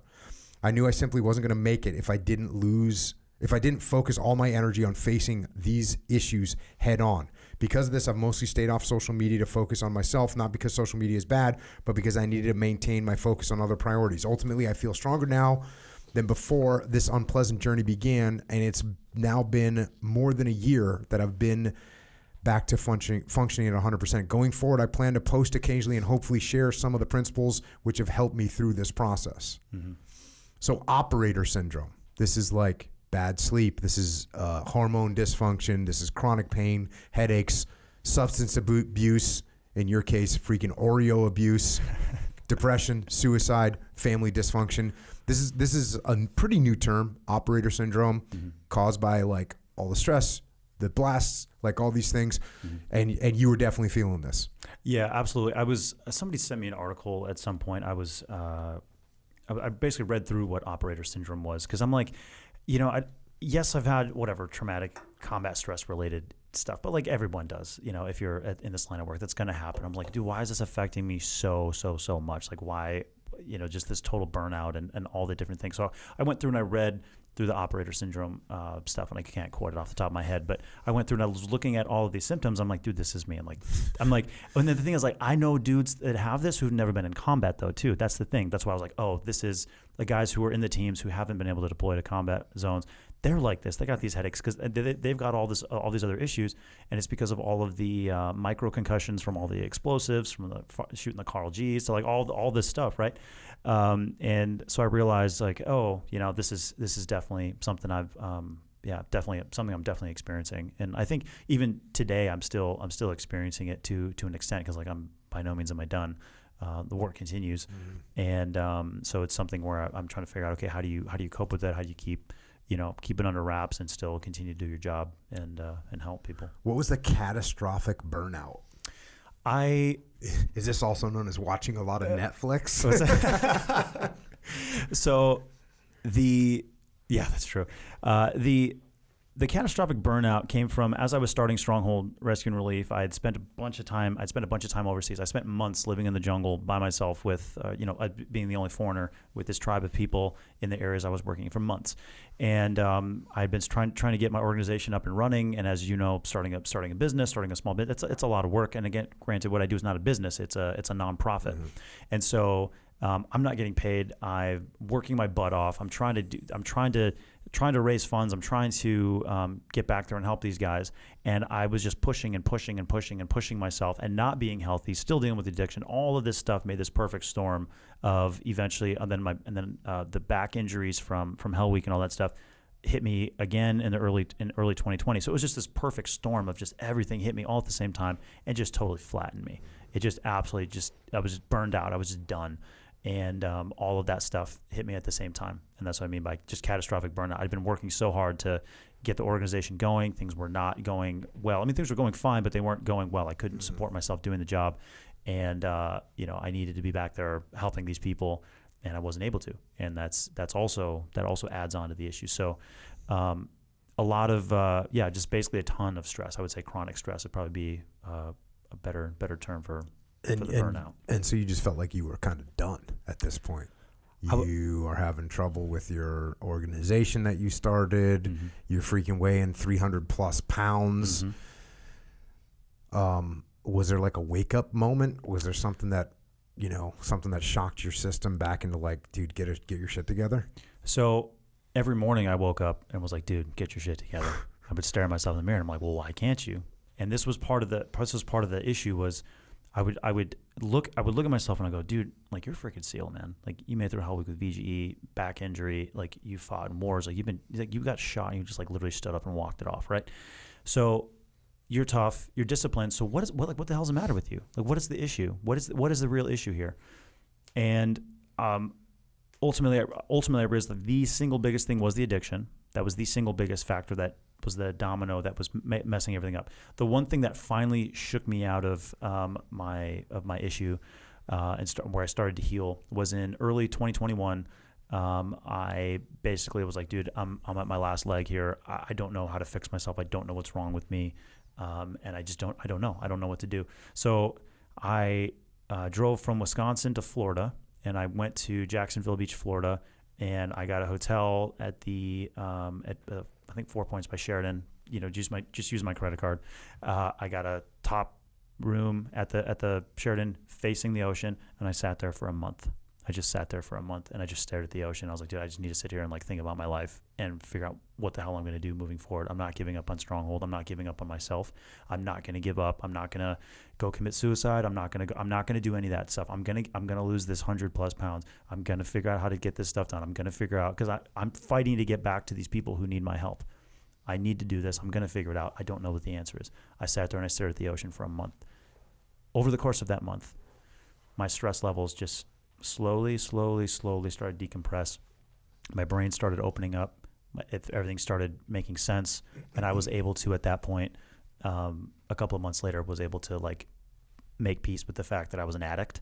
And that was what finally set me on the trajectory to fully heal and get back to 100% and better than I was before. What was the first move to overcome the addiction, or like even the few moves and the 12 steps that Russell Brand? I'm going to link you up with Russell Brand. Yeah. He would love to hear this from you. Okay. Yeah. I would love to talk to him. It would be great. His book absolutely changed my life and is helping. How did you connect? All right, this is like a real legitimate addiction. This just isn't me like liking snacks. This is a freaking addiction. This is a problem. It's controlling me. What was the mental transition there? The mental transition was I got to the point where I'd lost like 25 pounds. And I was like, all right, cool. I've got a good diet. Like at this point, now I know how to work out. Now I know how to do nutrition. Like I'm a grown man. Like, all right, cool. The breaking point came where I was doing really good, and all of a sudden I just did another binge. I just went on a binge for no reason whatsoever, even though I just hadn't. I was like, I'd been so good for like a month or two. Like, what the hell's wrong with me? Like, I just totally go off the deep end. And I sat there and I was like, this isn't normal. This isn't natural. Like, what the hell's the matter with me? So I just started. I was like, dude, I have to be an addict because like I'm acting like a heroin addict. My brain. I know that what I'm putting into my face right now is killing me. It's not only killing me. This is stopping me from being able to go to help people who are being killed. This is stopping me from being able to, people are dying right now. I know as I eat this 57th burrito today, people are dying because I can't stop eating this damn burrito. People are dying, and it's that simple because I'm not there to help them, and I'm still doing it. Why am I still doing it? I was like, that's an addict. I'm thinking selfishly, something's wrong. So I started Googling or just researching like, okay, what's the deal with addiction? What's the deal with food addiction? What's all that about? I'd heard of 12 steps. It helps so many different people. I didn't really know what it was. And so then I I kind of looked it up and I was like, okay, this is all well and good. It seemed all a bit a bit intense and super serious. And then I listened to Rogan or whatever, and he had some obviously he has Brand on from time to time, and I'd listen to that. And so Brand, I've been a fan of his for years, right? And so then I see him go from the drugs and stuff. I love his documentaries about the drug epidemic and how it's a disease, not necessarily a crime. And like if you shift your mindset, anyway, those are really good. So I loved all this stuff, and so then I saw that he had a book called Recovery, and I thought, oh, I can perfect, I'll get that. So I got the audio version of that, and I sat there I think for like 2 days, and I just went through I listened to every word. I did all the different steps. I did the initial 4 or 5 steps, which is really the addiction, getting over the addiction portion. The other steps, if I'm remembering correctly, have more to do with fixing the damage in your life that the addiction has caused you. And if you get through the first 4 or 5 steps, that will help you control the addiction. Are these 4 or 5 steps that you do immediately? Yeah. You kind of go through. It's a mental thing. So the first one is you have to admit that you have a problem, right? Which I know sounds really simple, but it's no. Do you really have a problem? And I don't remember the next steps in specific order, but basically, in Russell Brand's book, what he's doing is he goes through and he asks a series of 50 questions. What stuff along the lines of what is this addiction taking from you? And so, but he asked that same question in 25 different ways. What is this taking away from your life, right? And then the next series of 50 questions is, what would your life look like? Very specifically, if this addiction was suddenly gone, what would your life look like? And so I went through all of these steps, and I remember at different points I was literally sitting there tearing up, because I was envisioning this beautiful life I know I could have, which is the life I have now. I'm married. I run a very successful organization. I'm helping a lot of people. I'm very happy. And I know this could be my life if I just get over this addiction. So that's the first couple of steps as you go through that. And eventually, I don't remember if it's step number 4 or 5, total abstinence. That's it. Today, going forward, there is no more. You do not have the substance anymore. If you're an alcoholic, you don't ever have a drink. You don't ever go, oh, well, it's my birthday, I deserve it. Zero total abstinence. Most people can do moderation. Addicts cannot do moderation. And you have to make peace with the fact that you're an addict. You don't get to, there is no cheat day. There is no I'm going to, all things in moderation, be balanced, all that stuff. No. You have to be extreme. And all the exercises you had done before is you having to sit there and write out all the things, the ways that your life sucks because of this addiction, and the way that your life could be if you just got over the addiction or control the addiction. That always comes back into play. You always think back to that and you go, oh man, yeah, now I get it. I'm not going to touch this anymore. I'm not going to touch this. So for me, from that point forward, this was, I think July 9th, 2021, I want to say. I think it was 2021. Since then, I haven't had bread or sugar or sweets or anything like that, with the exception of a couple different times. There was literally no option, in Burma, to eat this food, or the village elder is going to be very, very offended, and it's going to cause problems. So bread, sugar, sweets, just bread and sweets basically. So white flour stuff. So white bread, tortillas, stuff like that. If it's corn, it's fine. I don't fully understand what it is on the chemical level. I don't know. So sometimes I'll have something and I'm whoa, that tastes too good, and I'll immediately spit it out, and I'm I can't have that, because I get this physical reaction. I can feel it. I can feel the physical reaction in my mouth. I can feel it. My brain starts to go crazy. Like an ultra dopamine, happiness crazy. This is so good. Yes. It's meth or heroin. You're just mainlining freaking good taste. Yeah. And you know it. You know you can't handle it. I know it. And I know this. And so for the rest of my life, I'm not going to have those things ever again. And that's what I do. And for the last 2 years, I haven't. And that's what I plan. What's your diet consist of right now? Pretty much, I try to keep stuff pretty much as natural as possible. So I'm very lazy with cooking. So any kind of meat, vegetables, and a massive amount of fruit. I just love fruit because I still have that sweet tooth, but I can have the fruit because it's got the you can't binge it. It's not possible. Lots of fiber and all that stuff in it. So yeah. But zero junk food, zero. I can't have it. Zero. Yeah. Okay, well, we're going to try and get you linked up with Russell Brand. He's a nice guy. Mm-hmm. He's a good guy. Yeah. He would be very interested in this. Yeah. I haven't heard anyone talk to him about food addiction and overcoming that. Mm-hmm. Yeah, I'd love to. So How about this, like, internal, deep-seated darkness and internal issues? Like, what was it? Was this the food stuff? What is this? So I had a lot of anger, a lot of I didn't quite give up all the hatred that I thought I had, right? So I still had a lot of anger. I still had a lot of the world isn't fair. I'm very angry. So it's one of those situations when you're down on your luck and you're the dude at the bottom of the totem pole just getting punched in the face, and life isn't happening well for you, and when it's working well for other people, and you know you deserve more, and you know that you're capable of more. And I don't mean deserve more in a selfish way, but it deserve more like you're like, dude, I'm meant for more. I can do more, and things just aren't working out. There's a lot of anger and bitterness that I was dealing with at that time. Just ultimately it was because I was ashamed and angry at myself for not being at the level that I needed to be, particularly to go help people in Burma and to run Stronghold and these things. There was also a lot of demons and stuff, like just from the war and all of this stuff. And you're like, I'm having difficulty sleeping, having all this stuff. And each individual thing is not all that bad. What happens is it's death by 1,000 cuts. It's you have all these different things all at the same time are negative, and I wasn't processing them well, and that was on me. I needed to fix my own brain, my own mind. And one of the things that also helped me too with that is like Stoic philosophy. I love Seneca. I read letters to Seneca, not every single day, but pretty much every single day. I read a chapter or look at quotes and stuff. I study his stuff because it really, really, really, really helped me. Just keep my brain, help my brain. Yeah. So these are when you talk about in that Instagram post that you did, when you talked about the principles that helped you through this. This is like the Stoic principles. This is the Russell Brand 12-step principles. These are the kind of things that you did to try to get get yourself back on track. You're sat in this hotel room for 30 days, and just looked at the ocean. Expand on that, man. I don't get that. That's what I did. So what I did was I needed to work out. Did you do burpees in the room? No, you just sat there. So yeah, there was like a gym at the hotel. So I'd go in and do workouts. I'd go walk on the beach. But 90% of my time was just sitting in the room, like staring at the ocean. And yes, so the part of that time was I was fixing my diet, and I was eating healthy and stuff like that. So all of that absolutely did factor into it. I was getting in workouts, not every single day, but 3 or 4 days a week.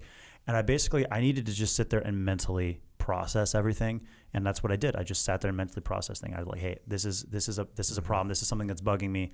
I need to sit here and think about it. And I would just sit there in the peace and just stare at the ocean and think through all these different things. And I would take notes on it, and I would, just kind of go through piece by piece by piece, and then ideas would pop into my head, and I'd kind of go down that rabbit hole. And I honestly couldn't tell you on a piece of paper what exactly I did for that month, but I can tell you I sat there and stared at the ocean and just in the quiet and just like let my body and my brain and my mind. Yeah, just alone. Yeah. My parents came down and visited for like a couple of days because they were like, "Oh, you got a hotel on the beach? Like all right, we're gonna drive down and enjoy a couple of days." I was like, "Yeah, come on down." So they were down there for the last few days as well, which was great to be able to do that for them. But yeah. Yeah, I've been talking about this a little bit lately. Just when you go through a traumatic event, there's some things that are going to happen to you, most likely. You're going to be second guessing, like some of the stuff you did, right? You're going to have those second guessing. You're probably going to have some bad dreams because you were in a bad situation. You're probably going to do some big contemplation about the meaning of life and what it all means and all that. You may or may not, depending on the situation you're in, have some kind of survivor's guilt where like, oh, I lived and, whether it was an innocent person, whether it was a teammate, I lived and they died. This is something that's going to be in your brain, most likely. And as I've been talking to people recently about this, and as people approach me to ask me about these things, I tell them that, that's normal. Like you're going to feel this stuff. And I think that reassurance is very, very helpful to people to say, oh yeah, you were getting shot at, or you almost died. Yeah. You having nightmares about that? Yep. That's normal. You're second guessing some of the moves that you made. Yep. That's normal. Oh, you're not sure what the hell we're doing here. Yep. That's normal. Oh, you're feeling guilty about some other people that died. Yes, that's normal. Like all these things are normal. They're going to take some time to process. They're not abnormal though. It's not like there's something wrong. Like if I would have talked to you after this, if if I wouldn't have taken 5 years to reply to your letter or whatever, you know, I'd probably been like, hey, dude, you're going to be feeling some stuff, man. It's like, this is normal for you to feel like that. You saw a lot of death. People aren't meant to see that kind of stuff. They aren't meant to see little girls that have had their face blown out of their heads. Like, that's not normal. And for you to think about that and have some nightmares and lose some sleep, you're going to be okay. It's going to take some time. You're going to process it, but you're going to be okay. Because I think people get caught in the, number one, there's something wrong with me, and number two, this isn't going to end, or it's not going to get any better, and there's something wrong with me, because you may still have bad feelings, but like understanding that that's normal, you're a human, you care about the world, like, okay. So these things are going to leave a mark, right? These traumatic situations are going to leave a mark on you. And it's okay that you feel a little bit different. It's okay. So I've been trying to encourage people with that. How long did the physical transformation of Ephraim take? The bulk of it took probably about a year. You know, I would love to say that I did the Goggins approach and got it done in like 90 days. That didn't work. You know, but I did try lots of different stuff. I had to get, you know, my diet and everything in order and whatnot. And I was still dealing with a lot of the mental aspects and such. One of the unique things that I actually tried out was like dry fasting. So you would drink no food and no water. The longest I did was 4 days and 16 hours, no food, no water, and that was with like 2 or 3 workouts in there. We're not recommending that. Yeah, let me be very clear. Like, we're not recommending it, but like I tried some of that different stuff out, some like different extreme approaches, and ultimately I'm glad that I did those things because it was right for me. But like, definitely don't try it. Because it's not the sustainable way to like cut weight. It's like you gotta like have some you know, health and exercise and all that stuff. But no doubt. But so that the initial bulk of it took me about a year till I was like, also was dealing with a back injury, so I finally got all that kind of figured out and was back in the field. And since then, it's just gotten progressively better and better. So I'm back to feeling almost at 100%. So we're there. And so now the full focus is Stronghold Rescue. Yep, this is what we're doing right now. Yeah. Stronghold Rescue. Yep. So talk to me about that. What's going on with that? Yeah. So when I was in Thailand during that 2016 deployment, I wanted to start something that would basically allow veterans to go into conflict zones to help people. And I didn't know what that was going to look like. I didn't know what a nonprofit was or a for-profit. I had no idea what any of that stuff was. So my foray into Iraq, which we've just talked in depth about, that was me. My mission there, my personal mission there, was to figure out like, hey, how does this work? How are there American people here helping in a conflict zone? What does that even look like? What is this? So I learned a lot of like what to do, learned a lot of what not to do, ways that I could, take my organization and do things slightly different. And ultimately I decided to found Stronghold Rescue Relief. So we're a nonprofit organization. And we basically provide humanitarian and like rescue services basically to people completely free of charge. We never charge anybody, or we provide our services completely free for them. And we send in small teams of veterans, and we go into conflict zones. My rule is no more than 4 of us. We go into conflict zones. Our primary focus right now is Burma, but we've been in like Haiti, Ukraine. We were smuggling stuff into Venezuela through like partner like Why is your rule no more than 4? So the thing I wanted to get at was, so let's say we do in the future have more than 4 guys. We'll split them into different teams, and this is what I focused on with Stronghold. I call it charity with dignity, and so what that is we go in, and our job is to enable and work with the locals so they can build up their own capacity to do these things. What happens, and I've seen it over and over and over again, is well-intentioned but not well-organized groups. You'll have 20 Americans will fly over to some area to want to help, and that's great. That's a great impulse. I get that. And if 20 of you are going to go, that's great. But go split up into 3 or 4 different locations, because what happens is you have 20 Americans show up. You know, each person's spending, you know, $3,000 to $5,000 to be there for a couple of months, plus gear and everything like that. So that those 20 Americans, that's, you know, if you factor in food and everything, that's well over $100,000 just for you to exist there. Now, for that same $100,000, if you were to enable locals who don't have jobs because they're refugees, they've lost everything, but they know how to organize. They speak the language. They already know what's going on. So if you can embed with them, work with them, live with them, mentor them, then now they can run the relief operations. They can run the rescue operations. They can be the ones doing the medical care. And you're there with them in the field, supporting them, not just training them and leaving them, mentoring them. suffering with them, improving with them, that is much more sustainable, because in the end, I'm going to leave, right? I'm here in San Diego right now at this moment. I'm not in Burma, but I'm getting messages on my phone just this morning and last night of patients being taken care of by guys that we trained and organized. And so that's a lasting impact long term. The other thing, the other aspect of Charity with Dignity is you've just had the worst day of your life. You just watched your wife die. You just watched them rape and murder your wife. Your kids are missing. You're running through the jungle completely alone. You've just lost your home. You've lost everything. And you finally make it to safety, and somebody's going to bring you food or something. Now imagine if it's some foreigner coming up to you with a camera behind them, taking pictures and taking selfies with you, to give you a bowl of rice and take a selfie with you and give you some fake empathy and put their arm around you and put a little sad face on as they give you the rice. Of course you'd be grateful for the rice. Of course you'd be grateful for the food. But the insult and the humiliation of that, we completely avoid that. Virtually all of our humanitarian operations are run directly by locals. There's a local on it. So you just had the worst day of your life. Hey, you want to know what? It's a member of the tribe who's also a refugee.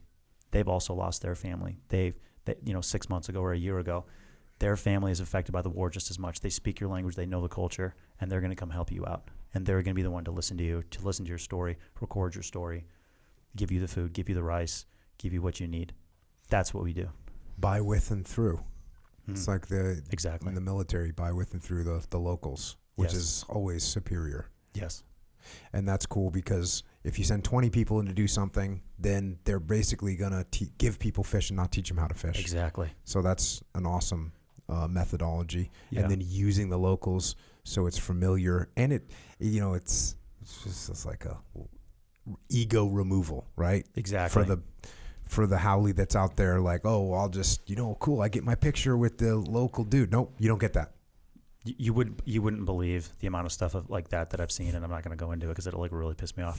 But that's what happens is guys go in there, they've got a camera guy following them around, they're the hero, and then they make I've seen this, like they make the refugees who've just lost their home, make them all sit there in nice rows, and they stand in front of them with a camera, and they give a nice speech about who they are and how awesome they are. This is like a white person in like Burma, right? And then they're like, all right, cool, camera's rolling the whole time, and then like, now you got to come up and I will hand you the thing, so you know that it was from me, the white hero, like you know. And I've seen this stuff. I've seen it happen. I've seen the videos. I'm like, it makes me want to throw up, and it makes me so mad because it's such an insult. Such an insult to the people, and it's so ineffective, and so there's a million reasons. I've actually have an article I just wrote for Black Rifle's Coffee or Die magazine that'll be coming out within the next week or two or so, I believe. But I kind of go into this a little bit, the Charity with Dignity piece. The example I give was just a couple of months ago in May. It was May 9th or 10th. I forget the date off the top of my head. The Burma Army went into a village, and they massacred 17 people. 8 of the 17 people were kids under the age of 10. Only God knows what they did to the women beforehand. They then slaughtered all of them, piled their bodies, and burned the bodies. I got a video of it about like the next morning after it happened. I got a video of it because I was about 3 miles away, working in another sector in Burma when that particular attack happened. And so all these people were massacred. Fast forward about a month, my team and I, we had been working in this area for this one particular sector of Burma for a couple of months straight, setting up ambulances, setting up a boat ambulance. We have 3 ambulances that extract wounded. We have a boat ambulance that goes across. We train the local village defenders. We train the villagers on the medical evacuations. We set up radios so people can communicate between village to village. Hey, where do we run? Where do we go? What do we do? Just like those little girls in Afghanistan, they didn't know where to go. Or if maybe they were sent out by the Taliban, but if they weren't sent out by the Taliban, maybe they were just running around scared. They didn't know what was going on. They didn't know where to go, right? But that happens on a mass scale where 500 people don't know where to run to, and sometimes they run the wrong way. And, bad things happen. So we had spent months building up all this capacity. Well, then in early June, a big attack came. The Burma Army came into that exact area where we had been working and building up the capabilities of the locals in that sector, and they responded incredibly well. The villagers, the civilians who'd been trained in the medical stuff, they patched up their own people and extracted them, communicated on the radios that we provided, and knew where to run. The local village defender guys, they went and defended as long as they could. The villages eventually were overrun. They took casualties, killed and wounded. They evacuated all their guys using the tourniquets that we gave them and put on them. They put those tourniquets on their own guys. They extracted their patients to our ambulance boat, got it across this large lake to an actual ambulance, saved a bunch of people's lives. The villagers, when they ran away, all the food, all of that stuff was given to them by people. All the supplies and stuff they got was provided by Stronghold and had been repositioned for just this kind of emergency, because this stuff happens all the time. So my point is, the best part of that whole story is none of my team was in the country when it happened. Not a single member of like Stronghold's like foreign team, like outsider team was there. And that's the beauty of what we do. And that's how it works. So people are standing on their own. We give them what they need. We teach them how to fish, but we also give them a fishing pole. Stay with them long enough to make sure that they actually know how to fish. And then when crisis happens, they're able to take charge and control their own destiny. So how do people support Stronghold Rescue? So we're a nonprofit. We exist completely off of donations. If people want to help, so we do things slightly different at Stronghold. What we do is we ask people if they want to support, give 50 cents a day or $1 a day. The way we exist is we have thousands of people all across the country and the world who each give us a little bit every single day, or excuse me, every single month, just a little bit every single month. And we actually limit the amount that people can give us per month when they sign up. So the max you can sign up for to be a monthly donor is $1 a day. Because what we don't want to have happen is we don't want people to hear the story and then they go, wow, this is so great, I want to help. And then they sign up for $500 a month or something crazy. Because we've had people do that and you're like, no, that's too much, that's great. Why don't you give us $1 a day to support the work that we're doing? And then if you have that in your budget to go help, hey, go help other groups. Go give to FBR. Go give to another local charity that needs your help. Go give to your local church. We want people to not just give to us. We want people to give to others. So the way that we raise our support is we have thousands of people who each donate just a little bit every month, just like a Netflix subscription. And whenever somebody signs up to be a monthly donor, we send them a T-shirt with the Stronghold logo on it and our motto on the back. The only thing necessary for the triumph of evil is for good men to do nothing. People can't go to these war zones. They can't go and help directly. People have lives to live. I get that. I don't expect everyone to drop everything and suddenly care about the people of Burma like I do. My wife is a refugee from Burma. I don't expect people to care as much as I do, but everybody can do something. Everybody can do a little bit. And so if people want to support us, go to strongholdrescue.org. And that's the best way to support. And that's where we can sign up. That's where people can sign up to support. Yeah. Ukraine, you went into Ukraine? I did go into Ukraine. I went into Ukraine. The Russians were still advancing on Kyiv. So I was in Kyiv during that time. With your fingers crossed? With my fingers crossed, yeah. So I was in Kyiv during that time. My job, we were in Kyiv we were in Ukraine for maybe just a few months. I think in mid-May, I think we pulled everyone out at that point. So I had a small team. I went in solo with one other guy. He had an emergency, so we actually had to leave. But so I was there on my own in Kyiv and Odessa. When the Russians were still advancing on Kyiv, I was there in Kyiv. And basically, I found myself helping these civilians who were basically, hey, here's a rifle. Congratulations, you're in the army. When the Russians come down this road, your job is to shoot at them and don't leave this road. That's your job. And so what we basically did was we set up a central location to do medical training, TCCC basic stuff, but not even that, not even the full level of TCCC, and to make sure that they could, basically defend themselves and what they needed to do. So I was there basically mentoring them for a short time. Thank God the Russians stopped. So then I went down to Odessa. During that time, I was completely on my own. The rest of my team was in Burma at the time. So I went to Odessa and did basically the same thing. We set up a full TCCC. We brought in an actual TCCC certifier to come in and certify guys in that. And we set up a school basically to start just training everybody. And we started training trainers to give Ukrainian military guys. We started training them on how to train others on basic military stuff. So then those guys were able to go out to their units. And then we brought in tons of medical supplies. The biggest difference that we made, and if anybody's working in Ukraine and hears this, get Skeds, Skedco litters. Those litters work phenomenally on the battlefield. And there was recently a video that went viral of some Russian or some Ukrainian soldiers dragging one of their wounded guys on a sked, and we don't know for sure. We're 99% sure it was one of the skeds that we gave, because there were lots of med kits, lots of stuff like that being brought in. We brought in a bunch of sked litters and got them to frontline units. Two of the guys on my team, I had left Ukraine at this point, and they were still there for another couple of weeks. They ended up going all the way to the front line. I was never on the front line in Ukraine. These guys were at the front line doing medical care, like the front line, like getting mortared with the Ukrainian soldiers.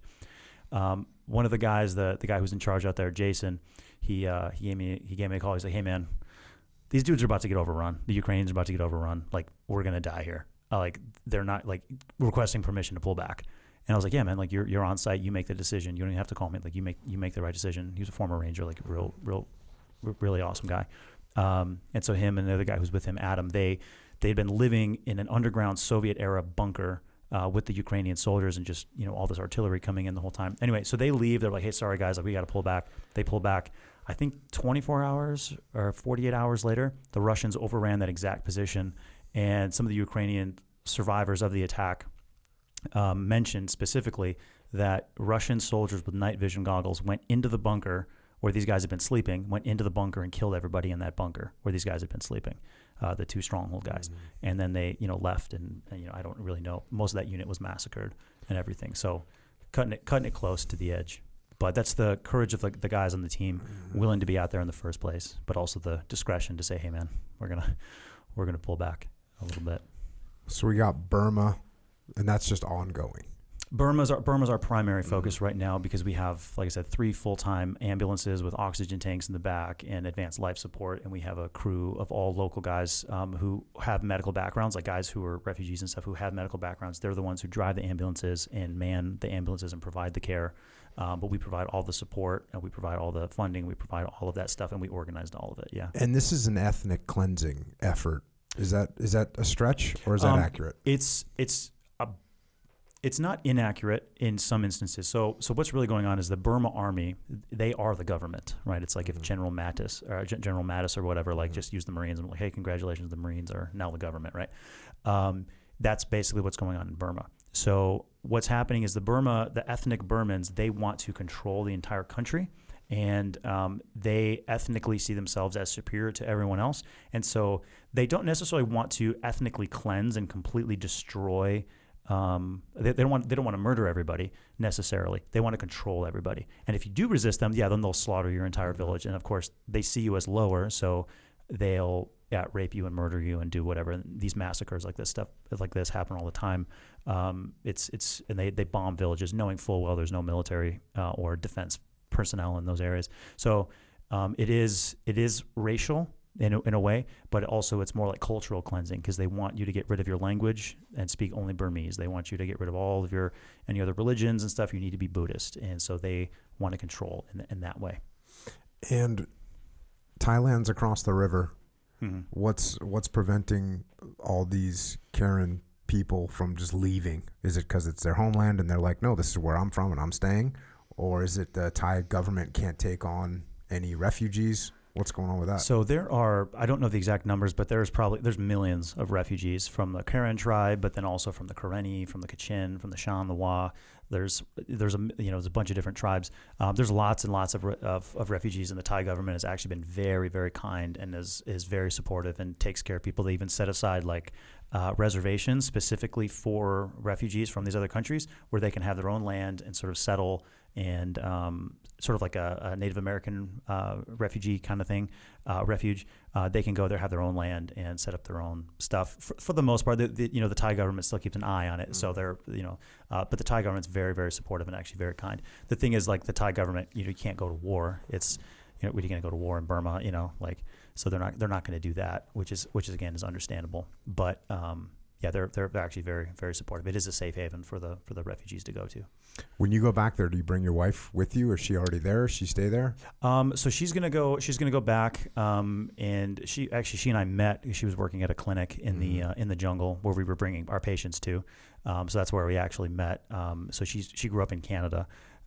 So She's going to go back. She's going to go back with us. We just were recently married, so she'll go back on this trip as well, and she'll also help in the ways that she can. She's very intelligent, like a really good teacher. Speaks English fluently. Obviously, growing up in Canada, so that's a big thing that she can do. And she has a degree in science, so she can teach math and science at the clinic where they're training more medics and things like that. And are you picking up the language too?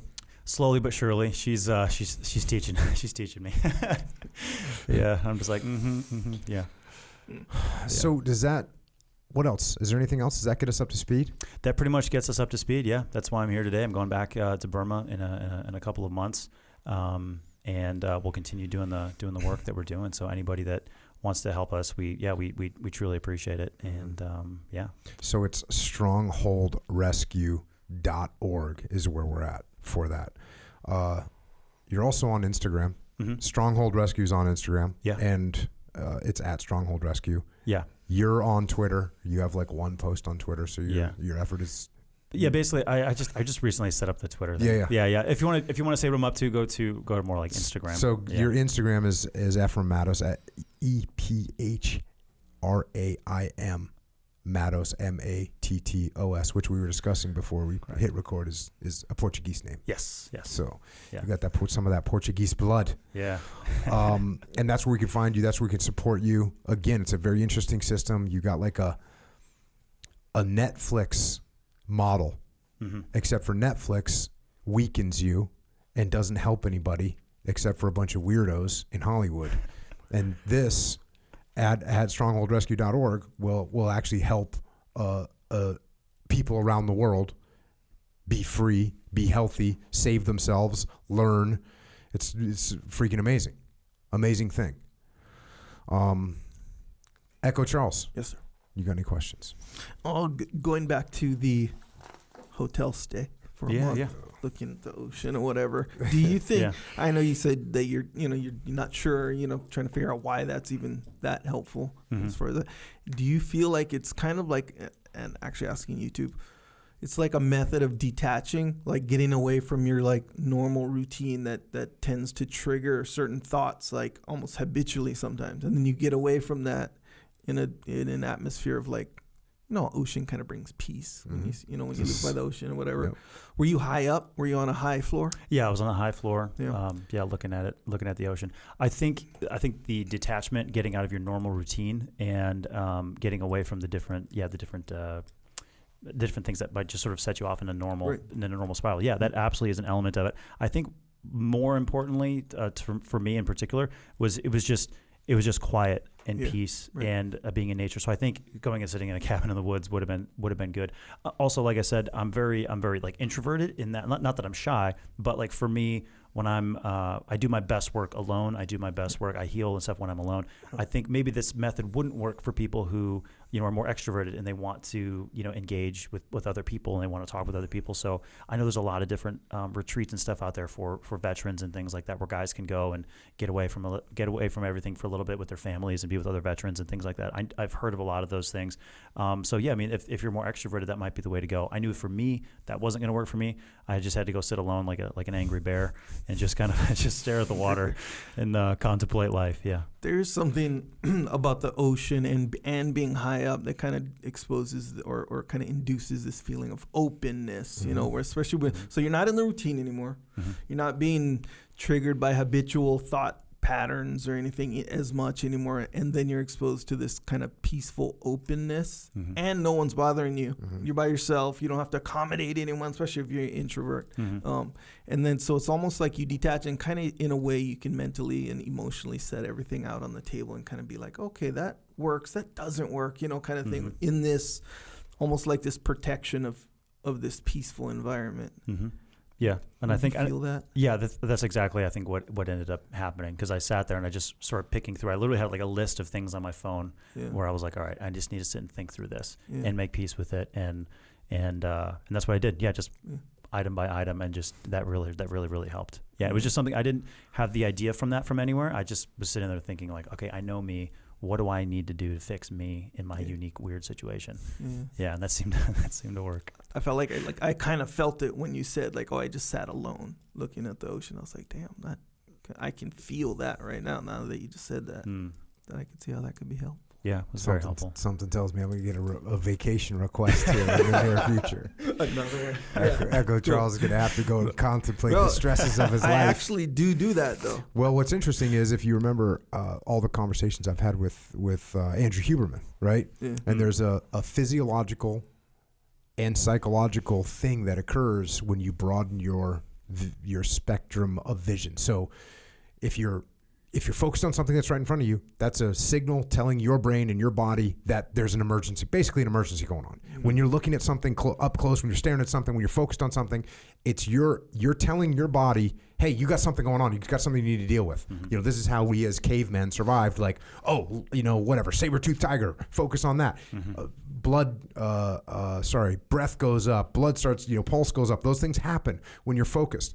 So what the opposite happens when you broaden your horizon and you open up your field of view. So what you're talking about, Echo, is like scientifically a thing. When you're saying broaden your horizon and open your view, you mean literally, like you're saying up high, stare at the ocean, it's open. Literally. That's why, why people go watch the sunset? Mm-hmm. Because that happens and they get that feeling. And they might not know it. They probably didn't know that until more recently. I don't know. I'm not the neuroscience historian, but it was interesting because as Andrew Huberman and I were having conversations about this, I had always sort of, in order to calm down, in order to detach, which was another thing I taught before I retired in the SEAL teams, like you got to detach, you got to take a step back. Take a step back. I would tell guys, take a step back, look around. I always did that. I did that because it made me calm down, look around, and I didn't really put the physiological thing together with what I actually did. But it's yes, it is true. That's why people like to go to the mountains and they like to look, see the beautiful view of a mountain. There's a way that you feel because of that. Mm-hmm. You feel, oh, I'm not worried about anything. Also, think about this: when you're patrolling through the jungle or patrolling through the city, you can't see everything. Mm-hmm. So you're a little bit like, hey, hold on, like I don't know what's going to hit me. That is some kind of a little psychological animalistic thing that you have. I can't see what's going on around me, so I'm a little bit sketchy. Yeah. But you're in a hotel room and you're looking at the ocean, you can see there's no threats. It's probably one of the few, for you, this is a huge moment for you to not have any threats, right? You're like, hold on, so that allows you to, as Echo said, detach, take a step back, and now you can start processing these things. Hey, what about this? What about that? And think through them. So those things, it's breathing as well. You can control your physiology to some extent, right? And some of the things that you can do that's one of them, is broaden your field of view. Another one is you can manually slow down your breathing, and that calms you down. So again, this is another thing that I've talked about is I would never want to key up my radio and be like out of breath or panicked. So whenever I was about to key up my radio and say something, take a big breath and slow down. So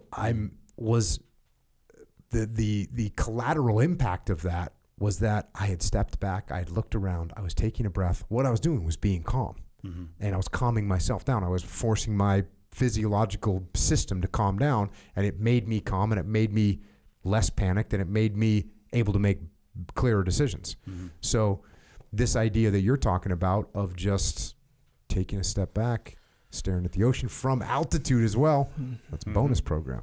Bonus program. Yeah. What else, Echo Charles? You got anything else? That's it. Keep up the good work. Awesome, man. To say the least.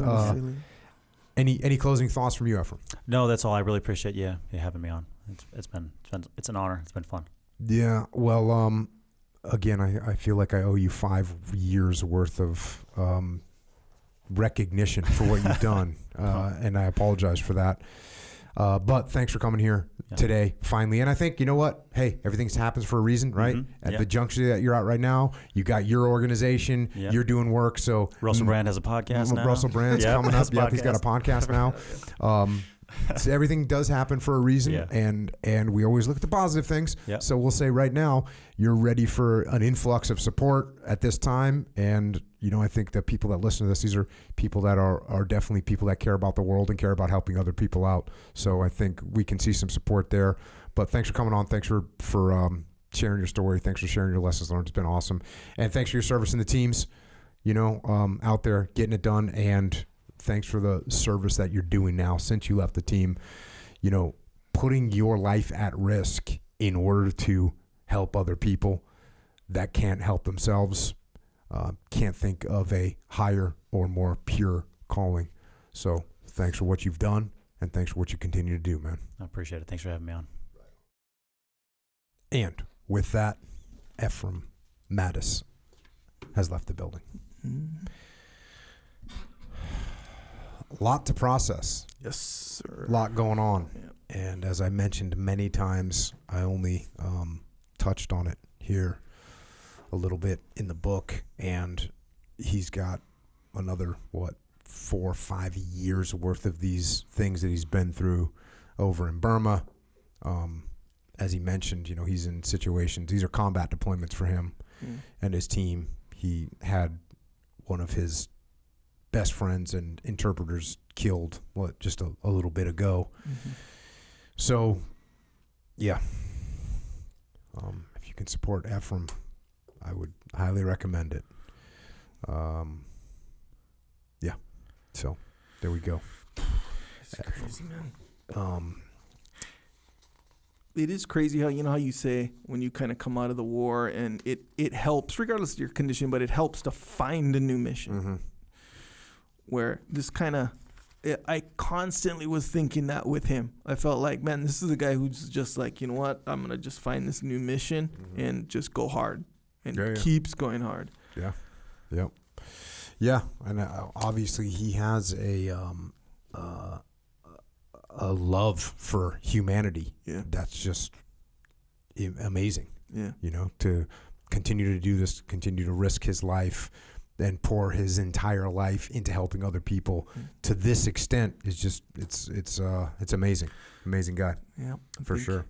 The world would benefit from that way of thinking when he was talking about, they're like in different countries and all that stuff, but we're all human. We're all humans. So these are my nieces, this is my nephew, these are my brothers, kind of a thing. And it's one thing to say that, but his actions are like, that is what he's doing. Yep, 100%. That's what he's doing. Yeah, it's amazing. It is. So if you can support Ephraim, please make it happen. It's without a question a worthy cause. Yes, so sir. There you go. With that, if you want to support this podcast and what we're doing, and you kind of want to support yourself too, you can go to jockofuel.com. You can get yourself some Go, which I've had 2 today. Good, by the way. Yeah, I had one. A couple of these cans are left over from the last podcast, which we did yesterday. We got another one. We're racking up a lot of podcasts. Yes, sir. We need some Jocko fuel. It's true. Mentally sharp, physically. You did squats today. Yes, am sir. I right? Yep. You got right on that milk train when you got in here. Yep. Get that 30 grams. Yep. Easy money. JockoFuel.com. You get everything that you need to be healthy. Go check it out. Yep. We got joint warfare. We got super krill oil. We got immunity stuff. We just got everything that you need. You can get it at Wawa. You can get it at Vitamin Shop. You can get it at GNC. You can get it at the military commissaries, AFES, Hannaford, Dash Stores, Wakefern, ShopRite, HEB down in Tejas, Meyer up in the Midwest, Harris Teeter, Lifetime Fitness, Shields. That's where you can get this stuff right now. And we're expanding as rapidly as we're starting to get a good, strong presence in Tennessee. We're in there. So if you're in Tennessee and you go by a local store, see if they got it. Go buy it. Go buy yourself some. Get yourself some Go. If you have a gym, maybe it's a CrossFit gym because we're doing CrossFit. Maybe it's a jiu-jitsu gym because we're doing jiu-jitsu. Email jfsales@jockofuel.com if you want to have the people at your gym get faster, stronger, and better and need a little help with that. You can sell Jocko Fuel too. So there you go, jockofuel.com. Check it out. It's true. Also, Origin USA. This is American-made gear. The real deal.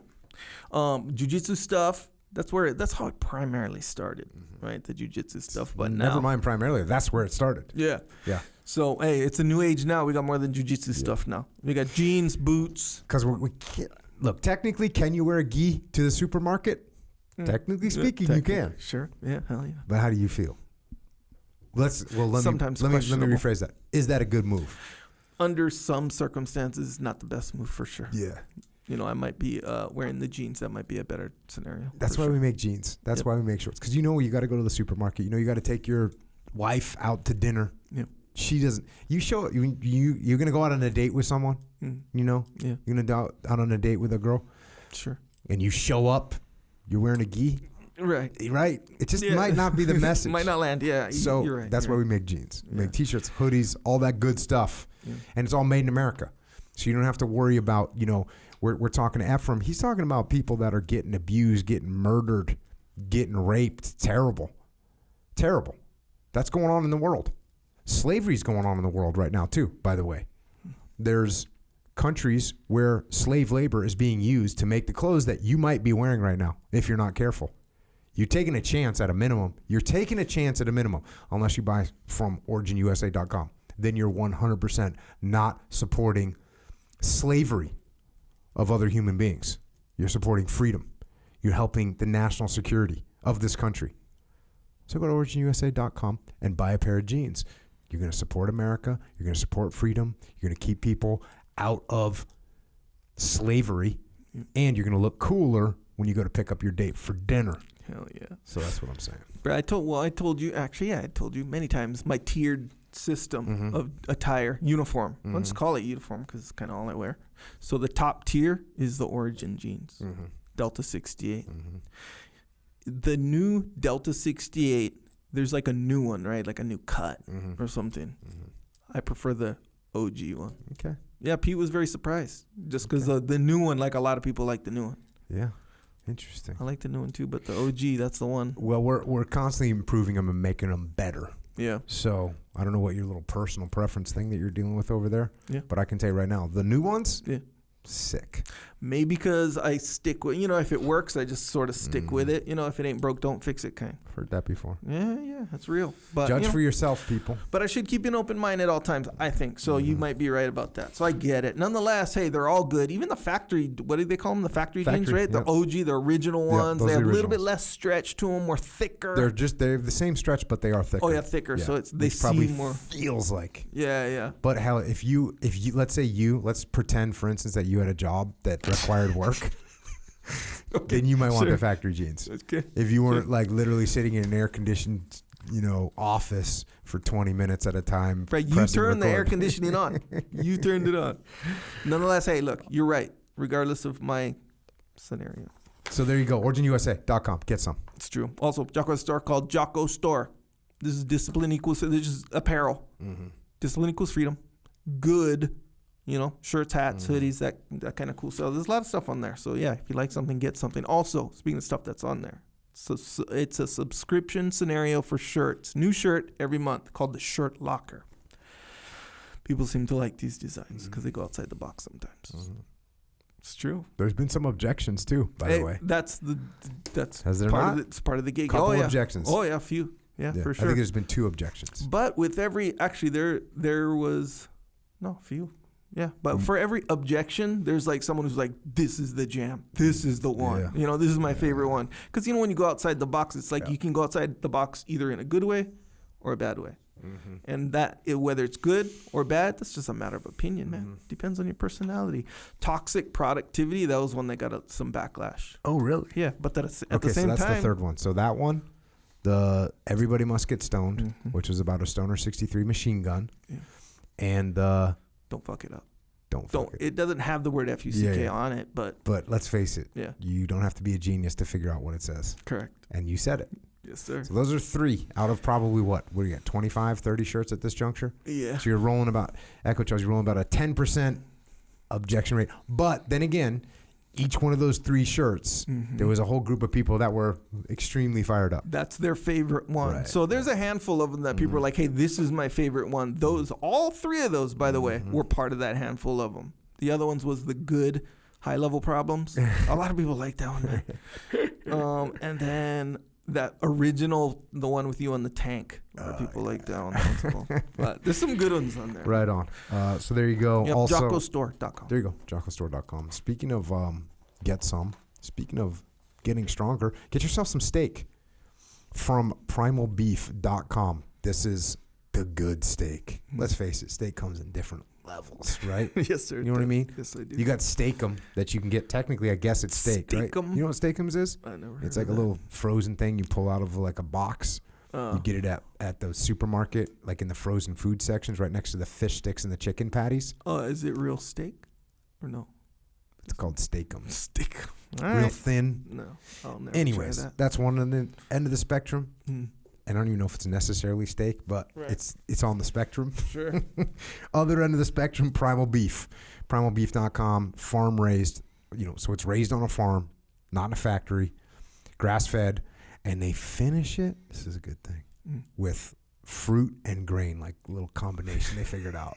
Because let's face it, dude. the I mean, jam. look, we like lean meat. I get it. I get it. But if you're eating a steak, you want it to have a little bit of marvel You in want there. that quality. You want that. So there you go. This is next level.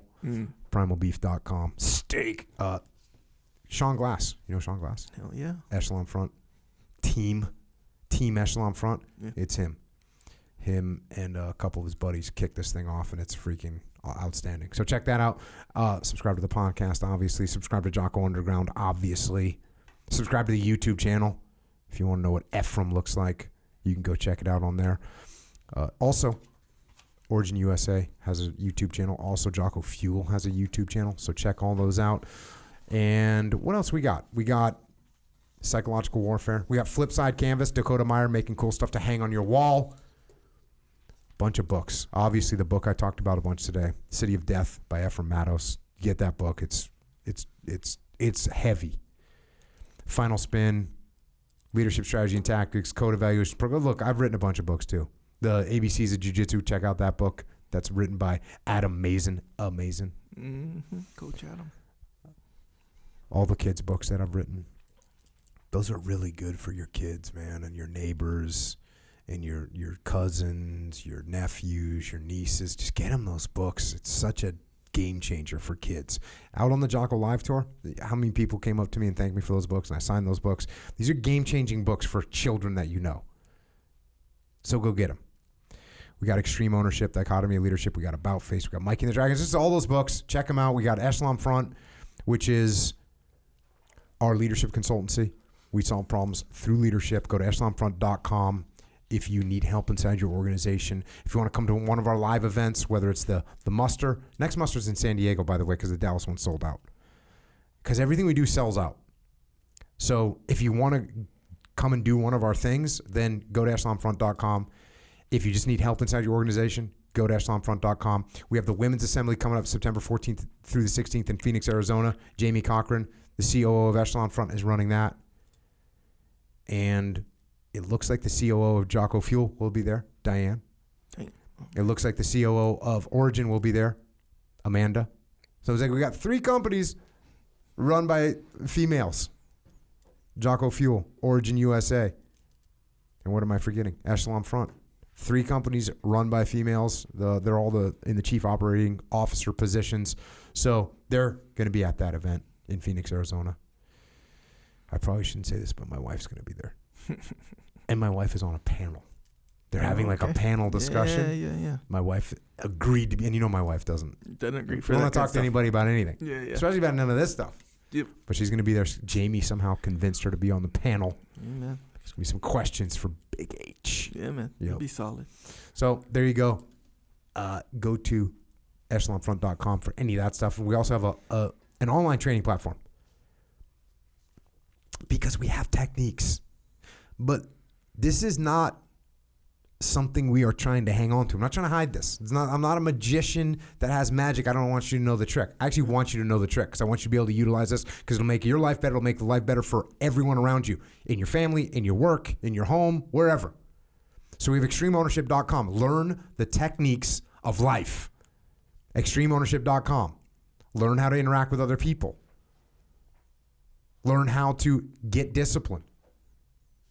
Learn how to lead. Lead yourself, lead others. Extremeownership.com. Check that out. And if you want to help service members, active and retired, you want to help their families, Gold Star families, check out Mark Lee's mom, Mama Lee. She's got a charity organization. If you want to donate or you want to get involved, go to americasmightywarriors.org.